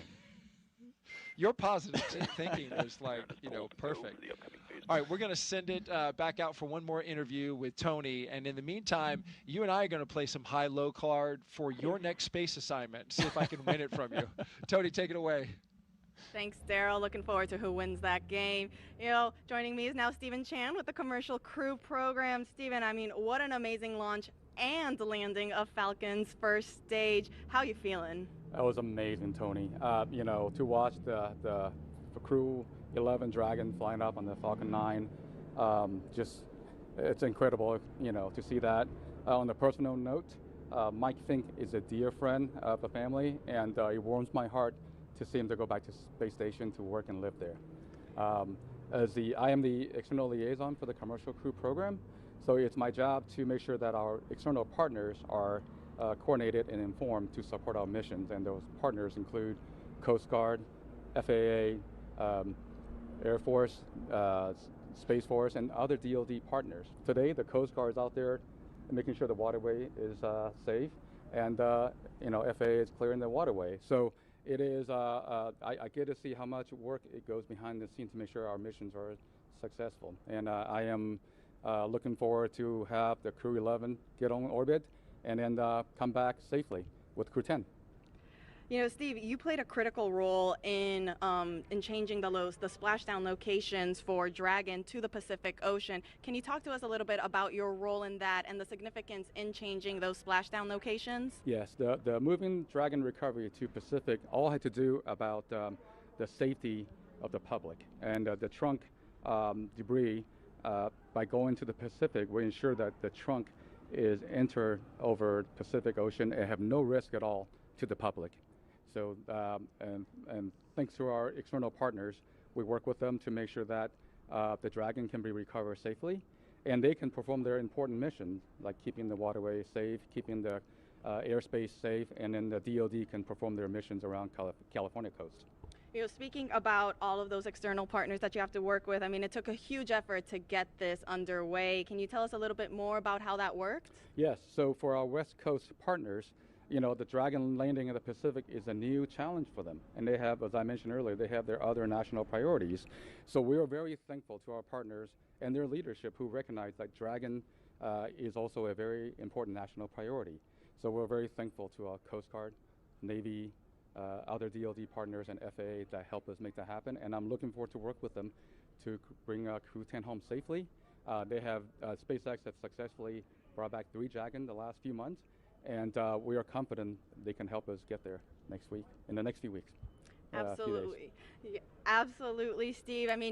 We just launched, but like you said, we now have the rest of the mission. We have to bring Crew 10 home. Can you tell us what are the next steps for you? Where will you be going next? We'll be working with SpaceX and our government partners to make sure we look at those reentry opportunities and coordinate and inform each other, all the important activities. So it's just a lot of coordination, and we're thankful that our partner worked with us on this national priority. Absolutely. Well, we wish you the best of luck on the rest of the mission. Thank you so much for joining us. And Thank you, Tony. We'll send it back to Daryl and Nick. All right, thank you so much, Tony. And certainly you can hear the emotion in people's voices, especially Stephen here. Just so proud of seeing Mike Fink. He has touched a lot of people here at the Kennedy Space Center in his time working with everyone here throughout the Commercial Crew program. Yeah, absolutely. He has had an impact. And you had an impact on me. I lost to you for your next space assignment. So we need to clear the record here, because you tried to stack the deck and karma won out there because you dealt me the ace by accident. So I'm sorry. That's just the way it goes. Thank you for being so truthful and honest. Is this show over yet? No, you know what? We're excited for you, Nick. We can't wait to see what you do next as well. You've brought so much experience and insight and knowledge to this show, and I know that you wanted from the very beginning. After you launched, you told me that you wanted to do this for Xena, for your friends, for your colleagues, for your team. And you're a stand-up guy telling us early on, like, hey, I'll be there and I'll do it. Thank you very much for that. No, my pleasure. Can you take one more social question before we bug out? We didn't hit 8 yet, so yes. Let's do it. One more social question. Let's see if we can get it fired up here. Yes, Aaron Anzar is the winner with, what is your best memory as an astronaut? Well, you can imagine there are so many memories that are created. I've listened to you for a couple days now. Yeah. And it's fascinating to hear each and every one that you remember. But what would you put as the number one memory?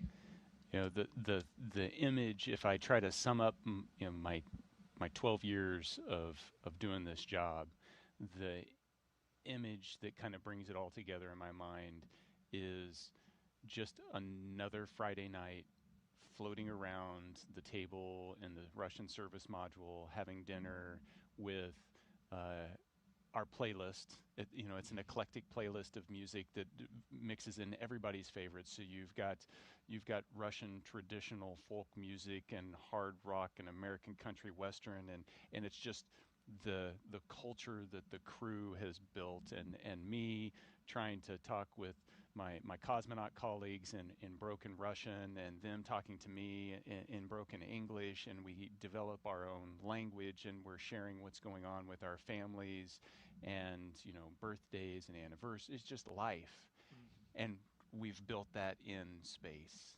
And there's just so many unique aspects, just how you're eating and people are floating around, that it's so normal. It becomes so normal to do that, and that's my hope, is that we can get more people to experience that normal living in space, but also that normal of bringing together people from around the globe and just getting to know each other. Yeah, understanding each other, appreciating where we come from as different countries. What strikes me about that is a memory that you chose is you went on EVAs. You went outside the spacecraft, outside and saw the entire planet underneath your feet, but you pick a very human moment as the memory, a bonding moment among your crew that stands out as the number one. I'm sure there's a ton of great memories, but it was the human one at the end of the day. I mean, you can spend all day in the cupola staring at the Earth, and it's an amazing view. But when a crewmate floats up and watches it with you, it's just that much more spectacular. That's awesome. That's awesome. Nick Hague, NASA astronaut, and a brigadier general with the Space Force. Thank you so much for being here. You did a fantastic job. And with that, our coverage comes to a close. But the journey for Crew 11, well, it is just beginning. After a stunning launch from Kennedy Space Center and a successful ride to orbit, the crew is now on their way to the International Space Station. This is a shortened trip, 15.3 hours, with docking targeted for a Saturday, August 2nd at approximately 3 a.m. Eastern Time. And we'll pick back up, of course, with our coverage beginning at 2 a.m. Eastern Time on that same Saturday, tomorrow, for a targeted docking at that moment. And so with that, we want to just say thank you to everyone who was participating in this show today. If you want to follow along with the mission, Crew 11's journey to the space station, just by check in with our real-time mission audio. It will have the flight controllers communicating with the team. You can check that out. The QR code that's at the bottom of your screen now, you just pull out your phone and scan that. You can watch on your phone or watch on your TV with a streaming app. We'll pick back up live with broadcast coverage about 2 hours before docking right here on NASA Plus. Nick, thanks again. Really appreciate it, man. 2 launch attempts. I mean, you were fantastic. This is a long slog through the day, but it's wonderful to document seeing your friends go up to space. Yeah, wouldn't want to be anywhere else. Absolutely. So with that, thank you so much for joining us. Have a great afternoon, everyone, and thank you again for watching us get these astronauts to space. Continue to follow us as well, and make sure that you keep looking up. We are seeing the astronauts that are flying today, once again, getting suited up. This is a tradition that happens before crew can leave the suit-up room. Crew 11 walking the hallway, ready to do it again. And Here they come. Crew 11 walking outside before launch. Well, there's Xena giving a last wave with the window down. Crew 11 on the road to launch pad 39A. Well, there's our commander and our pilot looking up at their rocket. And here comes Mike and Xena getting ready to get inside Dragon Endeavour. And here come our mission specialists right behind them, Oleg and Kimya. And there go the seats, articulating upwards, putting the crew in launch position. And the closeout crew closes the hatch to Dragon Endeavour. 3, 2, 1, ignition. Engines full power and liftoff. Go Falcon, go NASA, go Crew 11. Together we rise as NASA's SpaceX Crew 11 heads up to the International Space Station. Vehicles are pitching down range. 1.7 million pounds of thrust. Propulsion is nominal. Propelling Falcon 9 as the vehicle pitching down range and making its way up the East Coast, and will soon join Expedition 73 aboard the orbiting laboratory.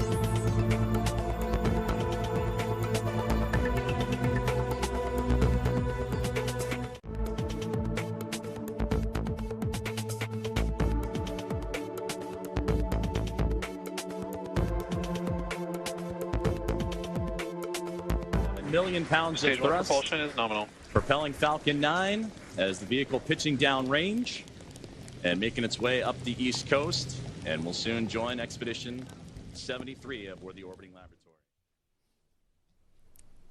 Good afternoon and welcome to NASA's Kennedy Space Center in Florida. I'm Antonia Jaramillo and you are watching the post-launch news conference for NASA's and SpaceX's Crew 11 mission. At 11:43 a.m. Eastern Time today, Crew 11 launched aboard SpaceX's Crew Dragon and Falcon 9 rocket from Launch Complex 39A.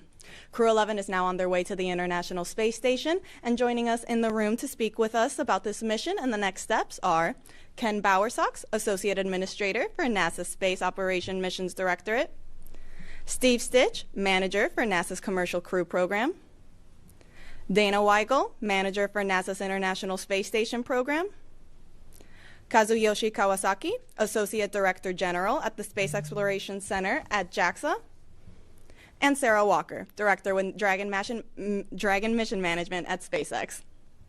This group of experts will be taking questions here in the room and also over the phone. But before we jump to the question and answer portion, each of our panelists have some opening remarks, and we'll begin with Ken. Thanks, Tony. Hey, welcome everybody. What a great launch today. I'm glad we got to see it together. Yesterday we were really close. We had some clouds come in at the last minute.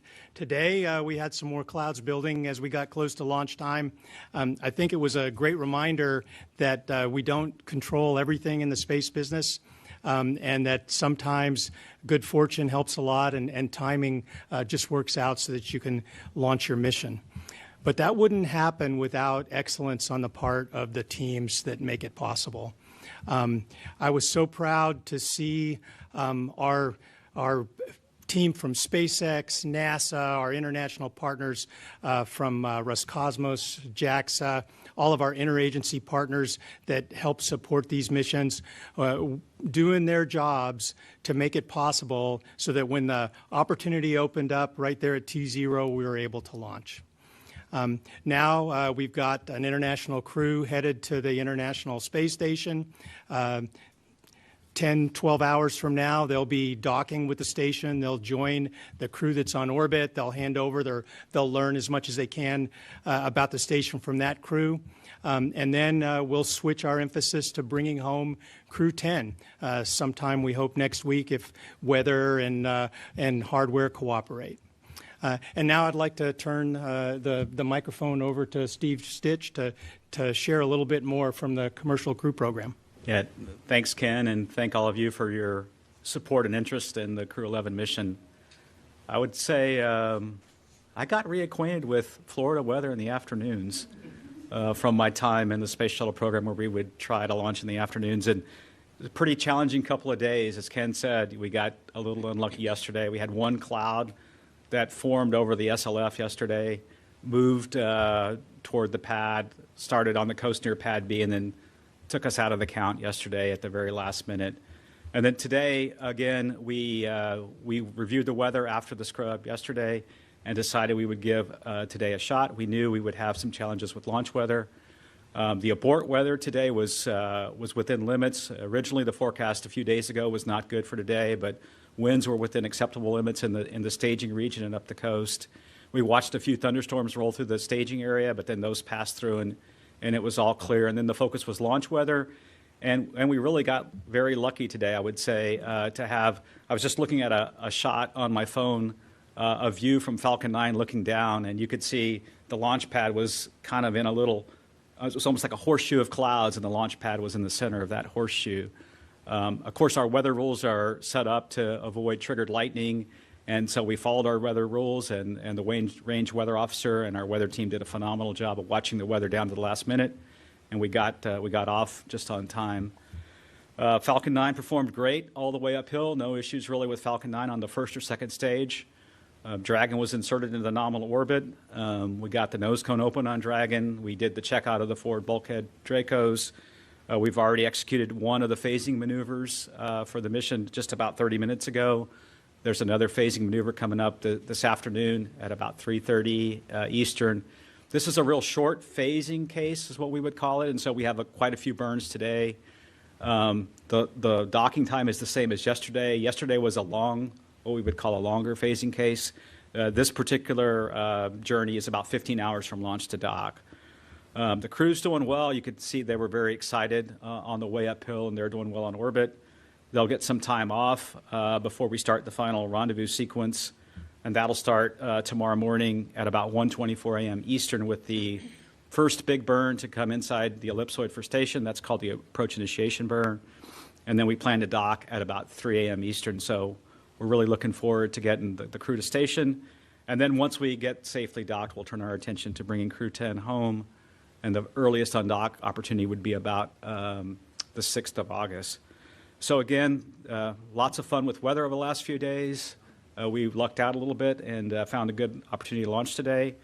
And I can't thank the team enough, the Commercial Crew Program team, the SpaceX team, working with the International Space Station Program, our international partners, in particular JAXA and Roscosmos, FAA partnership, the Eastern Range, Space Force, the U.S. Coast Guard, and all the other parts of the Defense Department that we work with. So congratulations to all those people, and we'll focus now on docking.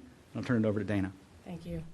I'd like to thank Steve and the Commercial Crew Program, and also Sarah and the SpaceX team for their diligence and tireless work. A lot of effort went into getting the vehicle ready and getting us ready for the successful launch today. I'm very grateful. I'd also like to thank our international partners and the space station team. It takes a lot of work to put together these long-duration missions. There's awful lot of effort that goes into the cargo and the resupply and the research that we need to put on board, and also the other vehicles that we prepare in order to supply space station. So huge thanks for getting us set up well for Crew 11's long-duration stay. And thank you all for being here today. I appreciate your interest in our mission. As Steve mentioned, we've got short phasing. Docking is going to be early tomorrow morning around 3 a.m. Eastern time. We're looking forward to having Zena, Mike, Oleg, and Kimya on board with us. When Crew 11 arrives, we will have 11 people on board space station. Crew 11 and Crew 10 will do 3 full days of handover with each other. They'll walk through emergency procedures on board. They'll make sure they're familiar with where all of the emergency equipment is in the different modules. And then they'll do familiarization with equipment that the crew commonly uses, like the toilet, like exercise equipment.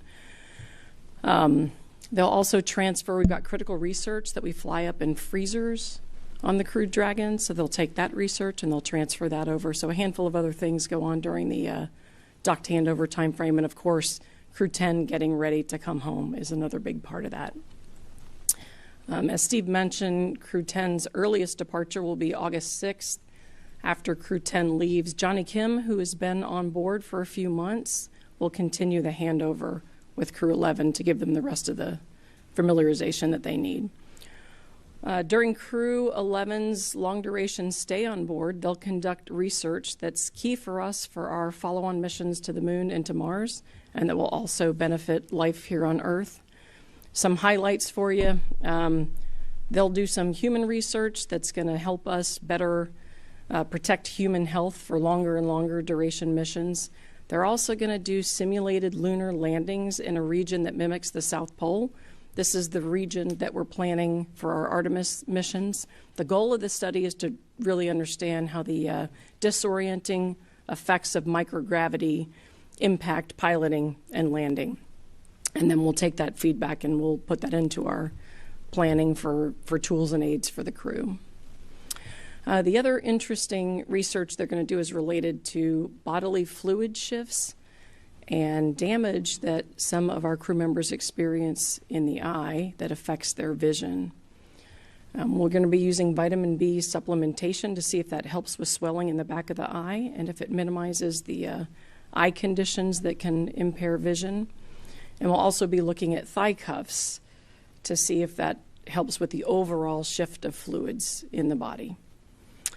As I mentioned in the pre-launch briefing, we've got a number of resupply missions that are critical for bringing up the cargo and also for supporting the research that we plan to do on board. At the end of August, we've got the SpaceX 33 Dragon resupply mission. Mid-September, Northrop Grumman or NG-23 cargo mission. In late fall, JAXA has an HTV-X mission. On the Roscosmos side, there is a Progress cargo vehicle flying in September, and then there is a Soyuz crew exchange in late November or early December.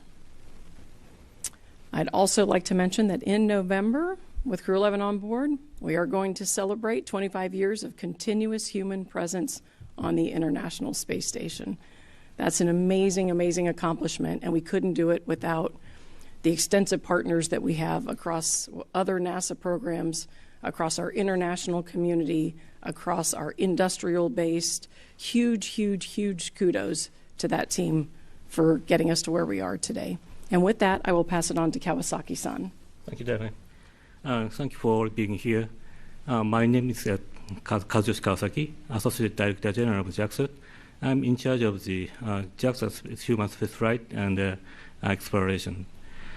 First, on behalf of JAXA, I'd like to sincerely express my gratitude to NASA and SpaceX, and not here, Roscosmos, and international partners and all the members on the ground who have devoted to the Crew 11 launch and the continuous ISS operation. So, as already mentioned, the Crew Dragon was launched into orbit as planned, and I'm truly impressed to see that such a spectacular launch. While the crew were on their way to the International Space Station, I'd first like to congratulate all of you and the successful launch. I look forward to seeing their smiling faces on the ISS soon.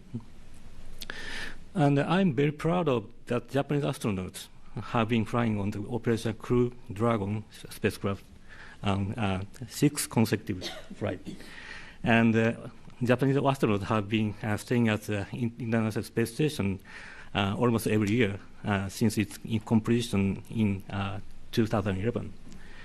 And I believe this is brought by the close cooperation and having cultivated between the US and Japan for years through the ISS program.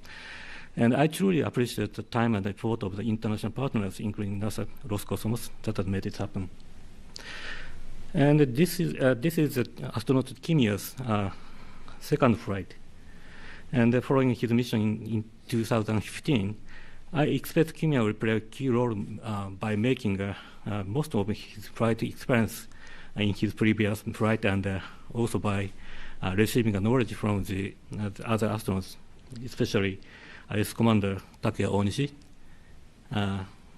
to create a full outcome which is dispensable to our life on the Earth and the future exploration.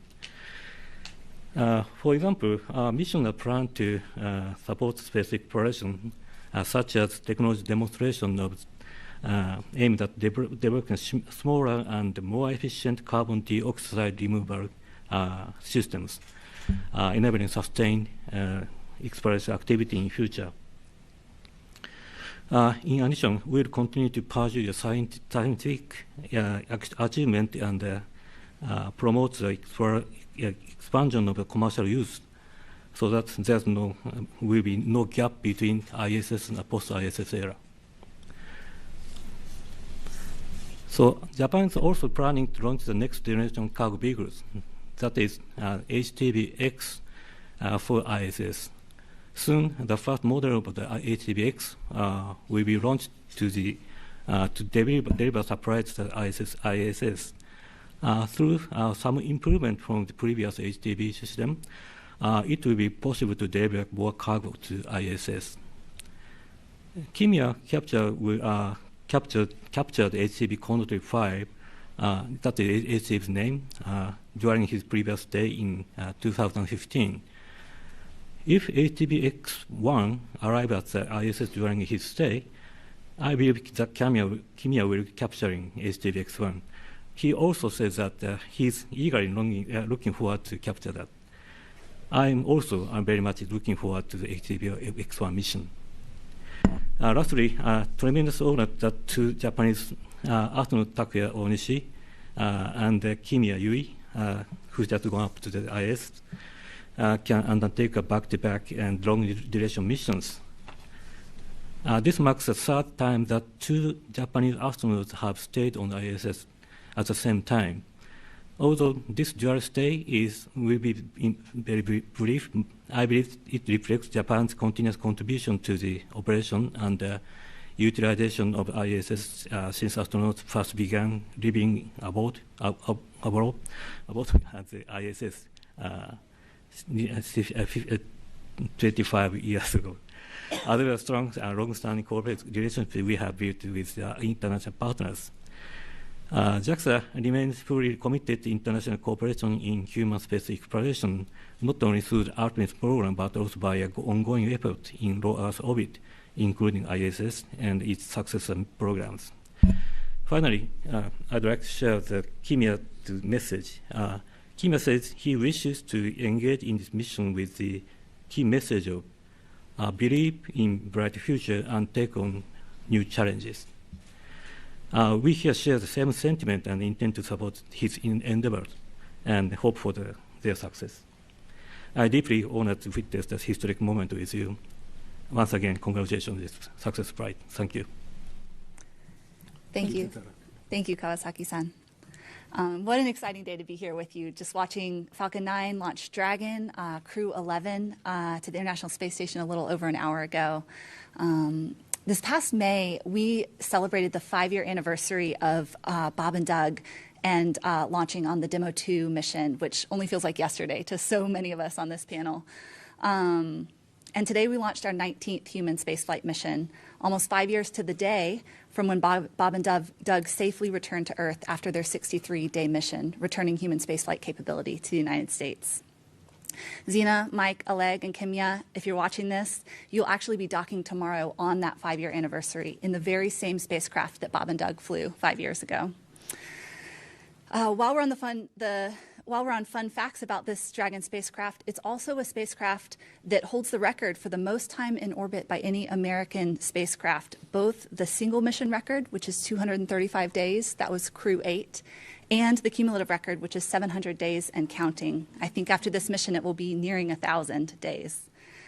We've collectively achieved so much in those 5 years. We've safely flown 74 crew members to space, some of them repeat flyers and some of them new to spaceflight, welcoming new countries to the list of spacefaring organizations and nations, creating greater access to space for more of humanity with missions like Inspiration 4, Polaris Dawn, From 2, and the private astronaut missions to the space station, flying critical research and supplies to help maintain an ongoing presence in space that Dana was talking about, and so much more. It was unfortunate to have to pause the count with just over a minute left yesterday, but the safety of the crew and all those involved in the operation is our top priority, and today was a better day to fly. Although just barely, I want to say that that horseshoe of clouds closed within a couple of minutes of T0, but it's good to get them safely to orbit. We fly when we're ready, and we fly when the conditions are right, always. Today we saw Falcon 9 perform nominally throughout the count. And teams have now shifted to supporting the series of burns to catch up with ISS, concluding with docking with the space station early tomorrow morning. Then next week, we will return Crew 10 to Earth, which has been on board the last several months conducting critical science and technology that will soon be continued by their Crew 11 teammates. And then finally, in a few weeks, we will launch CRS-33, our first ever long-duration cargo mission full of critical research and supplies, but also a boost module in the Dragon trunk to perform a station reboost. So I look forward to talking with all of you more about that in the coming weeks. It will also be Dragon's 50th flight to ISS, so a good round number to end 2025, if you ask me. It remains an honor every time, for me personally, but on behalf of everyone at SpaceX, to launch missions like these, to not only help all of us to continue to reach beyond the stars, but to inspire generations of astronauts, engineers, and more in the future. So thank you to Crew 11 and all the crews that have gone before for making that your life's work. And huge thank you to all the teams here on the ground as well, JAXA, Roscosmos, NASA, the 45th for your partnerships as we prepared once again for a mission together. Go Crew 11 and Godspeed on your mission. Thank you all. We're now going to open up the floor to questions to media in the room and over the phone. As a reminder, for those joining over the phone, you may press *1 to ask a question. But let's start off first here in the room. We'll go to Marcia Dunn right over there. Hi, Marcia Dunn, AP. For Ken and maybe Sarah as well, successful human space flights for SpaceX. But Starliner showed that that's not always the case, and more people are urging NASA to try to come up with a rescue plan, an independent spacecraft, or some kind of joint effort in case things go wrong and there's not a space station safe haven or some other thing. Is NASA giving any consideration to that? And maybe SpaceX has got something in the works too, I don't know. Nice. So the topic of crew rescue is something that we do think about. We always like to have a backup plan, but when it comes to being able to rescue every single crew on every single mission, having a backup plan like that would be, number one, expensive, and two, risky, right? You'd have to have a vehicle ready to go somewhere in a hangar. You'd have to be able to roll it out pretty quickly, get it launched into just the right orbit, and that could be highly risky in itself. But something that we've had a chance to talk about with our partners from Roscosmos is the potential for maybe someday being able to rescue each other's crews or providing support. I know on my mission to the International Space Station, I came home in a Russian spacecraft, and that wasn't really planned. We were able to do that because we had a strong partner that had a vehicle there to bring me home and the rest of my crew when the shuttles were not in the best situation to do that. Apollo-Soyuz, that mission 50 years ago happened largely so we could demonstrate the capability to meet up in orbit and potentially someday do a crew rescue. So I would love to see those kind of discussions continue. And then if we got in a situation where a spacecraft from any of the countries that fly in space now happens to have a problem, and one of the other people that has that capability have a spacecraft available, they would be able to help each other. I think that's the kind of the first step, is just to have that capability to be able to come up and assist each other. Yeah, nothing to add. I just want to say we stand in solidarity with all the companies, not just Boeing, but every company that's daring to do this hard thing, right, of making space accessible to many. And so that's an important work, and we want to live and work in a world where there are many companies, many nations that have access to space. So we're rooting for our friends over there and any other companies that try to do this hard thing alongside us. Thanks. We'll go to Irene Klotz with Aviation Week. Thanks. Irene Klotz with Aviation Week for Ken. Speaking of backup plans, in 2 months, if there is not a fiscal 26 budget for NASA, is the agency planning to do what it traditionally does and with a continuing resolution continue your existing funding levels, or do you have some contingencies since there is such a big difference between what the administration is proposing and what Congress in its early steps have pro-offered? So first, thanks for helping with my opening remarks and giving me some ideas in the parking lot on the way in. But second, yeah, we have a big range between the President's budget request and what we see in markups from the House and the Senate. What we'll be doing over the next couple months is working with our representatives both on the Hill and over in the executive branch to see if we can get some guidance on where we'll fall in that spectrum, right? The best thing is when we get alignment between the executive branch and the legislative branch. That's the easiest thing for us because we have one plan to work from. And so we'll be working to do that with them. And everybody's sensitive to how challenging it is to run a human spaceflight program when you have uncertainty about exactly how much you have available in the way of resources. And then our program managers, they can tell you they're having to think about what they might do at the lower levels and what they might do at the upper levels. And we're sort of looking at the full range, kind of aiming in the middle to make sure that we're ready when we get to the beginning of the fiscal year. Thank you, Ken. We'll go to Manuel Masanti right here. Thank you. Manuel Masanti from Exploración Espacial. A question for Dana. You mentioned some of the activities that the crew is going to perform after docking. I wonder if there's any EVA scheduled for them during their stay? That's a great question. We do have an EVA we'd like to do. So we've got a little bit of work to do outside to cross-tie some of our power systems together. This is what I'd call get-ahead work that puts us in a good configuration for station's end of life, helps with redundancy. It will really depend on where these visiting vehicles fall. So I may have windows in between some of these cargo resupply vehicles, but if those flights shift, it'll cause a problem. So the goal is to be able to fit in a spacewalk between now and the end of the year. I'm not exactly sure where those slots will really be. Thank you. See Will Robinson Smith right here.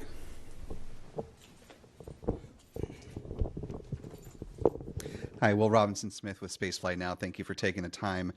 Maybe tying in the budget question with the spacewalk and visiting vehicles question. If the budget happens to trend more towards what the administration is proposing versus what Congress is, does that impact which vehicles are able to visit when to the ISS? Like, will the HTVX still stay on its course, as well as Progress and Cargo Dragon and the like? Thanks. It's a great question.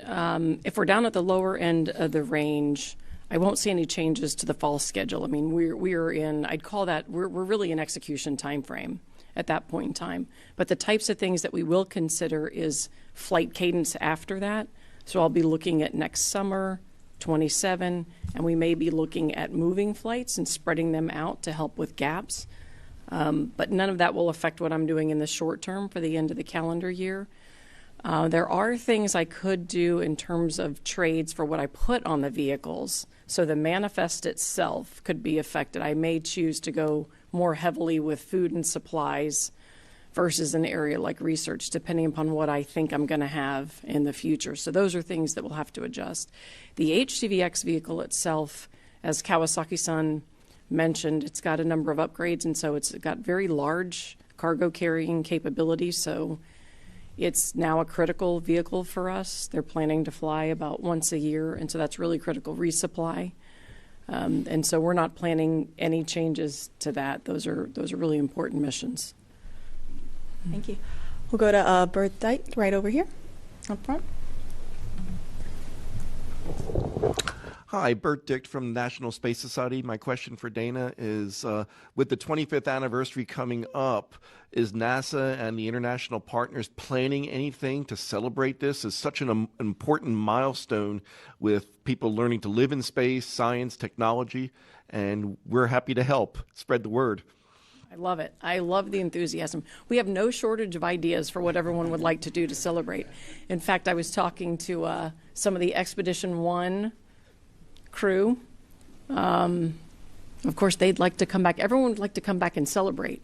And so we're really trying to figure out where are we going to do this and how are we going to celebrate. So we have a lot of ideas. We do plan to do a number of things that allow our teams to celebrate with each other, but also are more of a public engagement to let the public kind of get involved. And so you'll start to see some of those things rolling out through this fall. I have an idea. And by the way, I will add that all of our industry partners are really excited to help us too. But that's great. I mean, it's great. There's no shortage of spirit in terms of trying to help us celebrate. So maybe we'll have to do a week-long celebration. You should do collaborations with universities, because now undergraduates, the vast majority of them will have graduated having never known a day when there weren't people in space. There you go. I'm going to open up an idea. Love all the brainstorming. We'll go to Sawyer Rosenstein with NASA Spaceflight right up front here.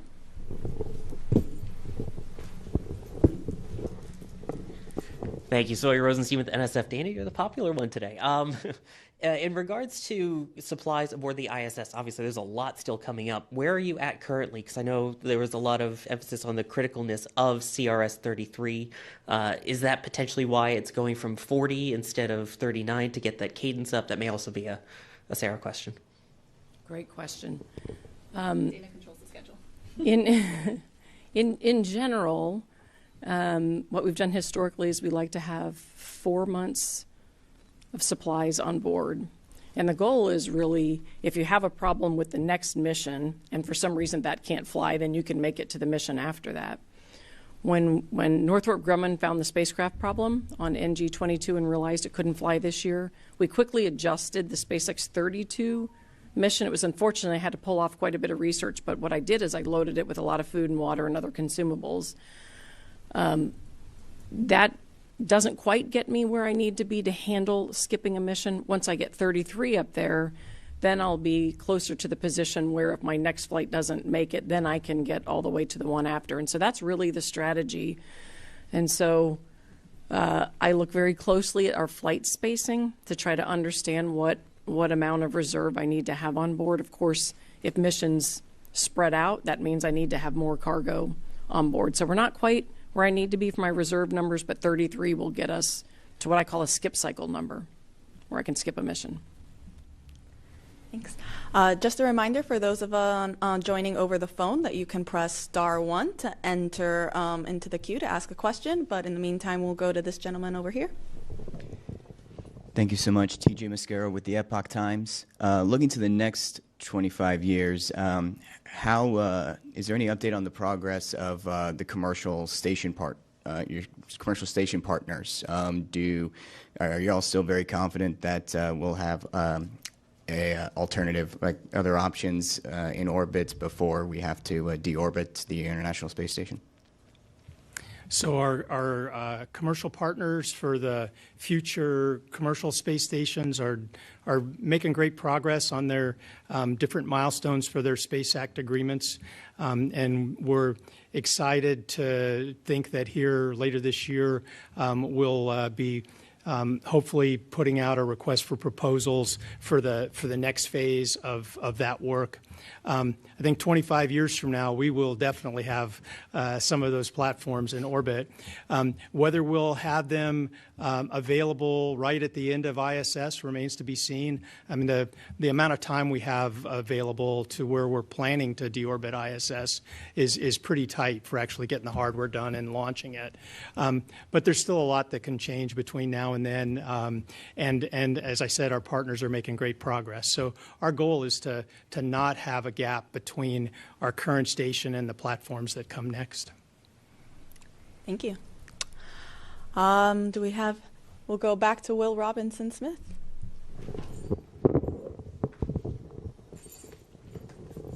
Hi, thanks for allowing a second question.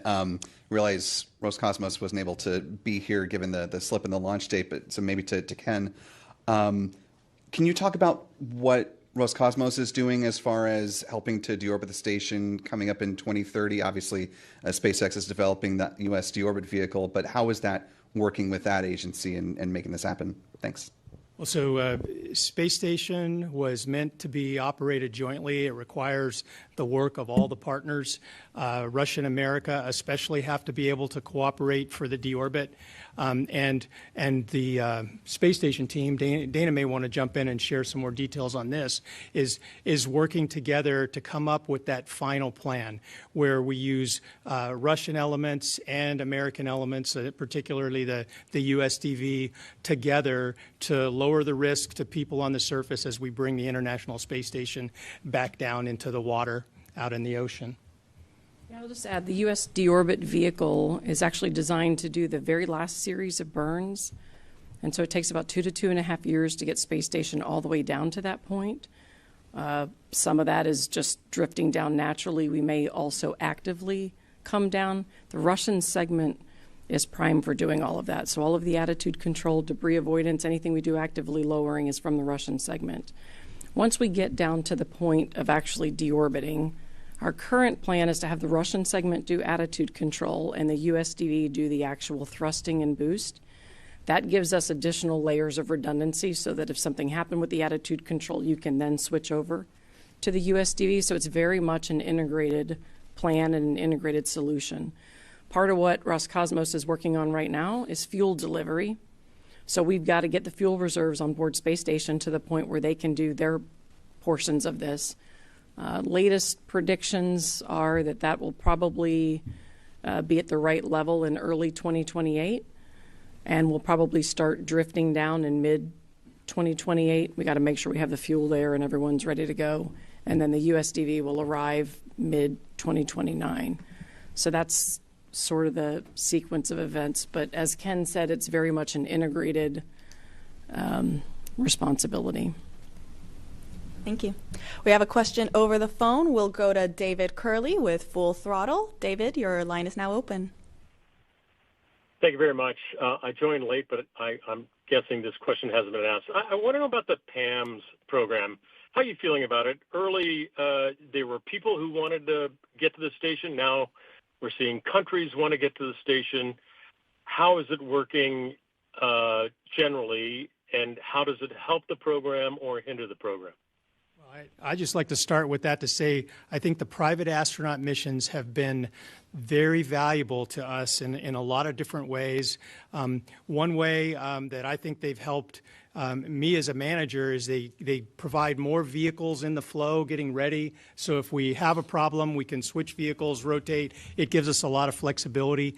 But we've learned a lot about the commercial market that will support the future commercial space stations through the private astronaut missions. And so our goal is to try and continue those and keep learning, keep helping to develop the demand for the type of work that can be beneficial in low Earth orbit. Dana, any more thoughts? Yeah, I think I would just add that I think we'll continue to see a mix of other governments with interest and also some private individuals along the way. One of the interesting things I've noted, everyone's interested in doing research, so even if private individuals are flying or other governments, and they've been able to access, whether it's other universities, whether it's in the academic field or other agencies, what they've really brought to the table is a much broader breadth of research and research interest. And so in addition to the commercial aspects of what they've been doing on the business side, they're also really expanding access to other researchers to space. So it's been great overall. Some of that expansion has happened in country. They do a lot of the flying through National Lab, and some of it has happened internationally. But I think it's been really beneficial, and I think it helps lay a solid foundation for understanding what other interest other than NASA we might have in the future for our low Earth orbit commercial destinations. Thank you. We have another reporter on the phone, Kenneth Chang with New York Times. Hi, thank you. This is for Ken Bowersock. I was just wondering, could you tell us anything about what Administrator Duffy and Director General Bakanov discussed yesterday? Thank you. So I don't want to go into a lot of the details of the discussion, but at a high level, let me just say it was really positive. The two of them, I thought, had a great connection, and I think they started the very beginning of what can be a good relationship. And as we work with all of our partners, relationships are key. The way we talk to each other, the ability to call each other on the phone and ask questions or ask for a potential change in the other partner's position is really, really important. And so it was really exciting for me to see the potential for them to work well together. In a few more specifics, they talked a little bit about how it would be good if we could support each other in the future with the capability and standards to be able to rescue each other's crews, to be in a position to do that in the future someday, and related that back to Apollo-Soyuz. And they talked about the things that we might be able to do in the future together if the situation allows us to continue that type of effort. Thank you. We'll take it back to Irene Klotz right here up front. Thank you. My question's for Mr. Kawasaki with JAXA. How much did JAXA cost to develop the HTV-X, and are there missions for it beyond the remaining years of the ISS? Yes, firstly, I'm not sure about the amount of money, budget for the HTV-X development, but I did in Japanese yen, maybe 2 billion yen, maybe. Let me check it later, and I'll tell you later. And we are going to provide at least 5 HTV-X for the continuous operation of the ISS until the 2030.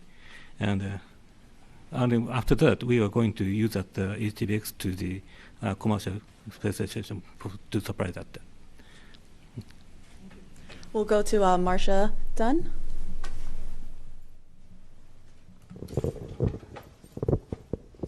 Hi, for Dana. You were talking about the timeline for the last few years of the space station. If you get the deorbit vehicle in 29, how long will crews stay on board?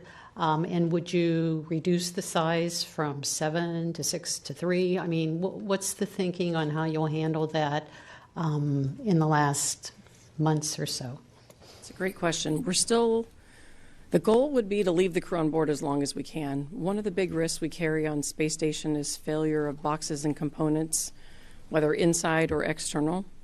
In order for the USDV to operate properly and the Russian segment, the U.S. segment has to provide power, cooling, so we have these critical infrastructure functions that we have to provide to both sides. And so in order to keep that functional, I've got to keep the systems, the critical systems, healthy. And it requires crew to do that, whether it's going out to do a spacewalk. We have a number of critical systems outside that would require a spacewalk. So the goal is to leave the crew there as long as possible. We've talked a little bit about 3 versus 4. I wouldn't go below 3 just because for the spacewalk, you have someone flying the robotic arm and 2 people going out. Ideally, that would stay at 4, is our thinking right now. We've got to make sure that right now we've got a certain certification limit, like for the Dragon vehicle, for how low we go. So we've got a little bit of work to do with SpaceX to kind of look at that to see how low we might go. That last crew, though, will be up there for about a year. So once the US deorbit vehicle arrives, I only have 2 docking ports. And so once it arrives, I can no longer do direct crew handovers, meaning overlapping crew. And so the concept right now is we do our final crew rotation before the DV arrives. The DV arrives, the crew's with us for about a year, and then we end up with about 4 to 6 months without crew there. And we're really trying to shorten that back end time frame. It will depend on the solar. It'll really depend on atmospheric conditions, which are driven by what the sun is doing. So right now there's a range, so it's somewhere at the very end of 2030, or it could be something like January of 2031. You know, that's hard to predict what kind of behavior we'll get with the solar cycle as we're coming down. Thanks. We have time for one more question. We'll bring it over here to Sawyer with NASA Spaceflight. Thank you. I appreciate it. We've heard a lot about, AHTV and Cygnus. We haven't heard much about Dream Chaser. Do you have any update on where they're at with reviews and when we might finally see that fly to the station? They're working really hard. I think everyone really underestimates what it takes to put together a complex spacecraft. I mean, you're watching it right now with Boeing Starliner. You're watching it with Sierra. But if we remind ourselves, it also took, on average, it takes 8 to 10 years for a spacecraft to get ready and fly. Everybody's hopeful they'll be closer to 6, but in reality, there are a lot of complexities, and you want to get it right? I mean, you got to fly when you're ready. They're in final assembly. They're doing a lot of tests, and they're doing what I'd call final certification work. Some of the big key areas that they're focused on is the software certification. You've got to test end-to-end all the different software functions, so that's a big focus area for them. And then they're still working on certification in the prop system. We still have some of our integrated safety reviews to do, and we're in the process with updating both of our schedules to try to understand where does that really put us. And so Sierra's working on that, and so I need to wait and just get information back from them to see where they think some of that work lines out. But we are looking forward to having them flying. They're a berthing vehicle, as you know. So that's helpful for us to have dissimilar capabilities in terms of our ports and our logistics. So we will be ready for them when they're ready to fly. Thank you, Dana. That's all the time we have for today. We want to thank our panelists for answering our questions and for everyone who tuned in to ask questions. Crew 11 is scheduled to dock on station Saturday, August 2nd at approximately 3 a.m. Eastern Time. You can follow along starting at 1 a.m. on nasa.gov/live. Here's a look at the highlights of this historic day. Thank you, and go Crew 11. We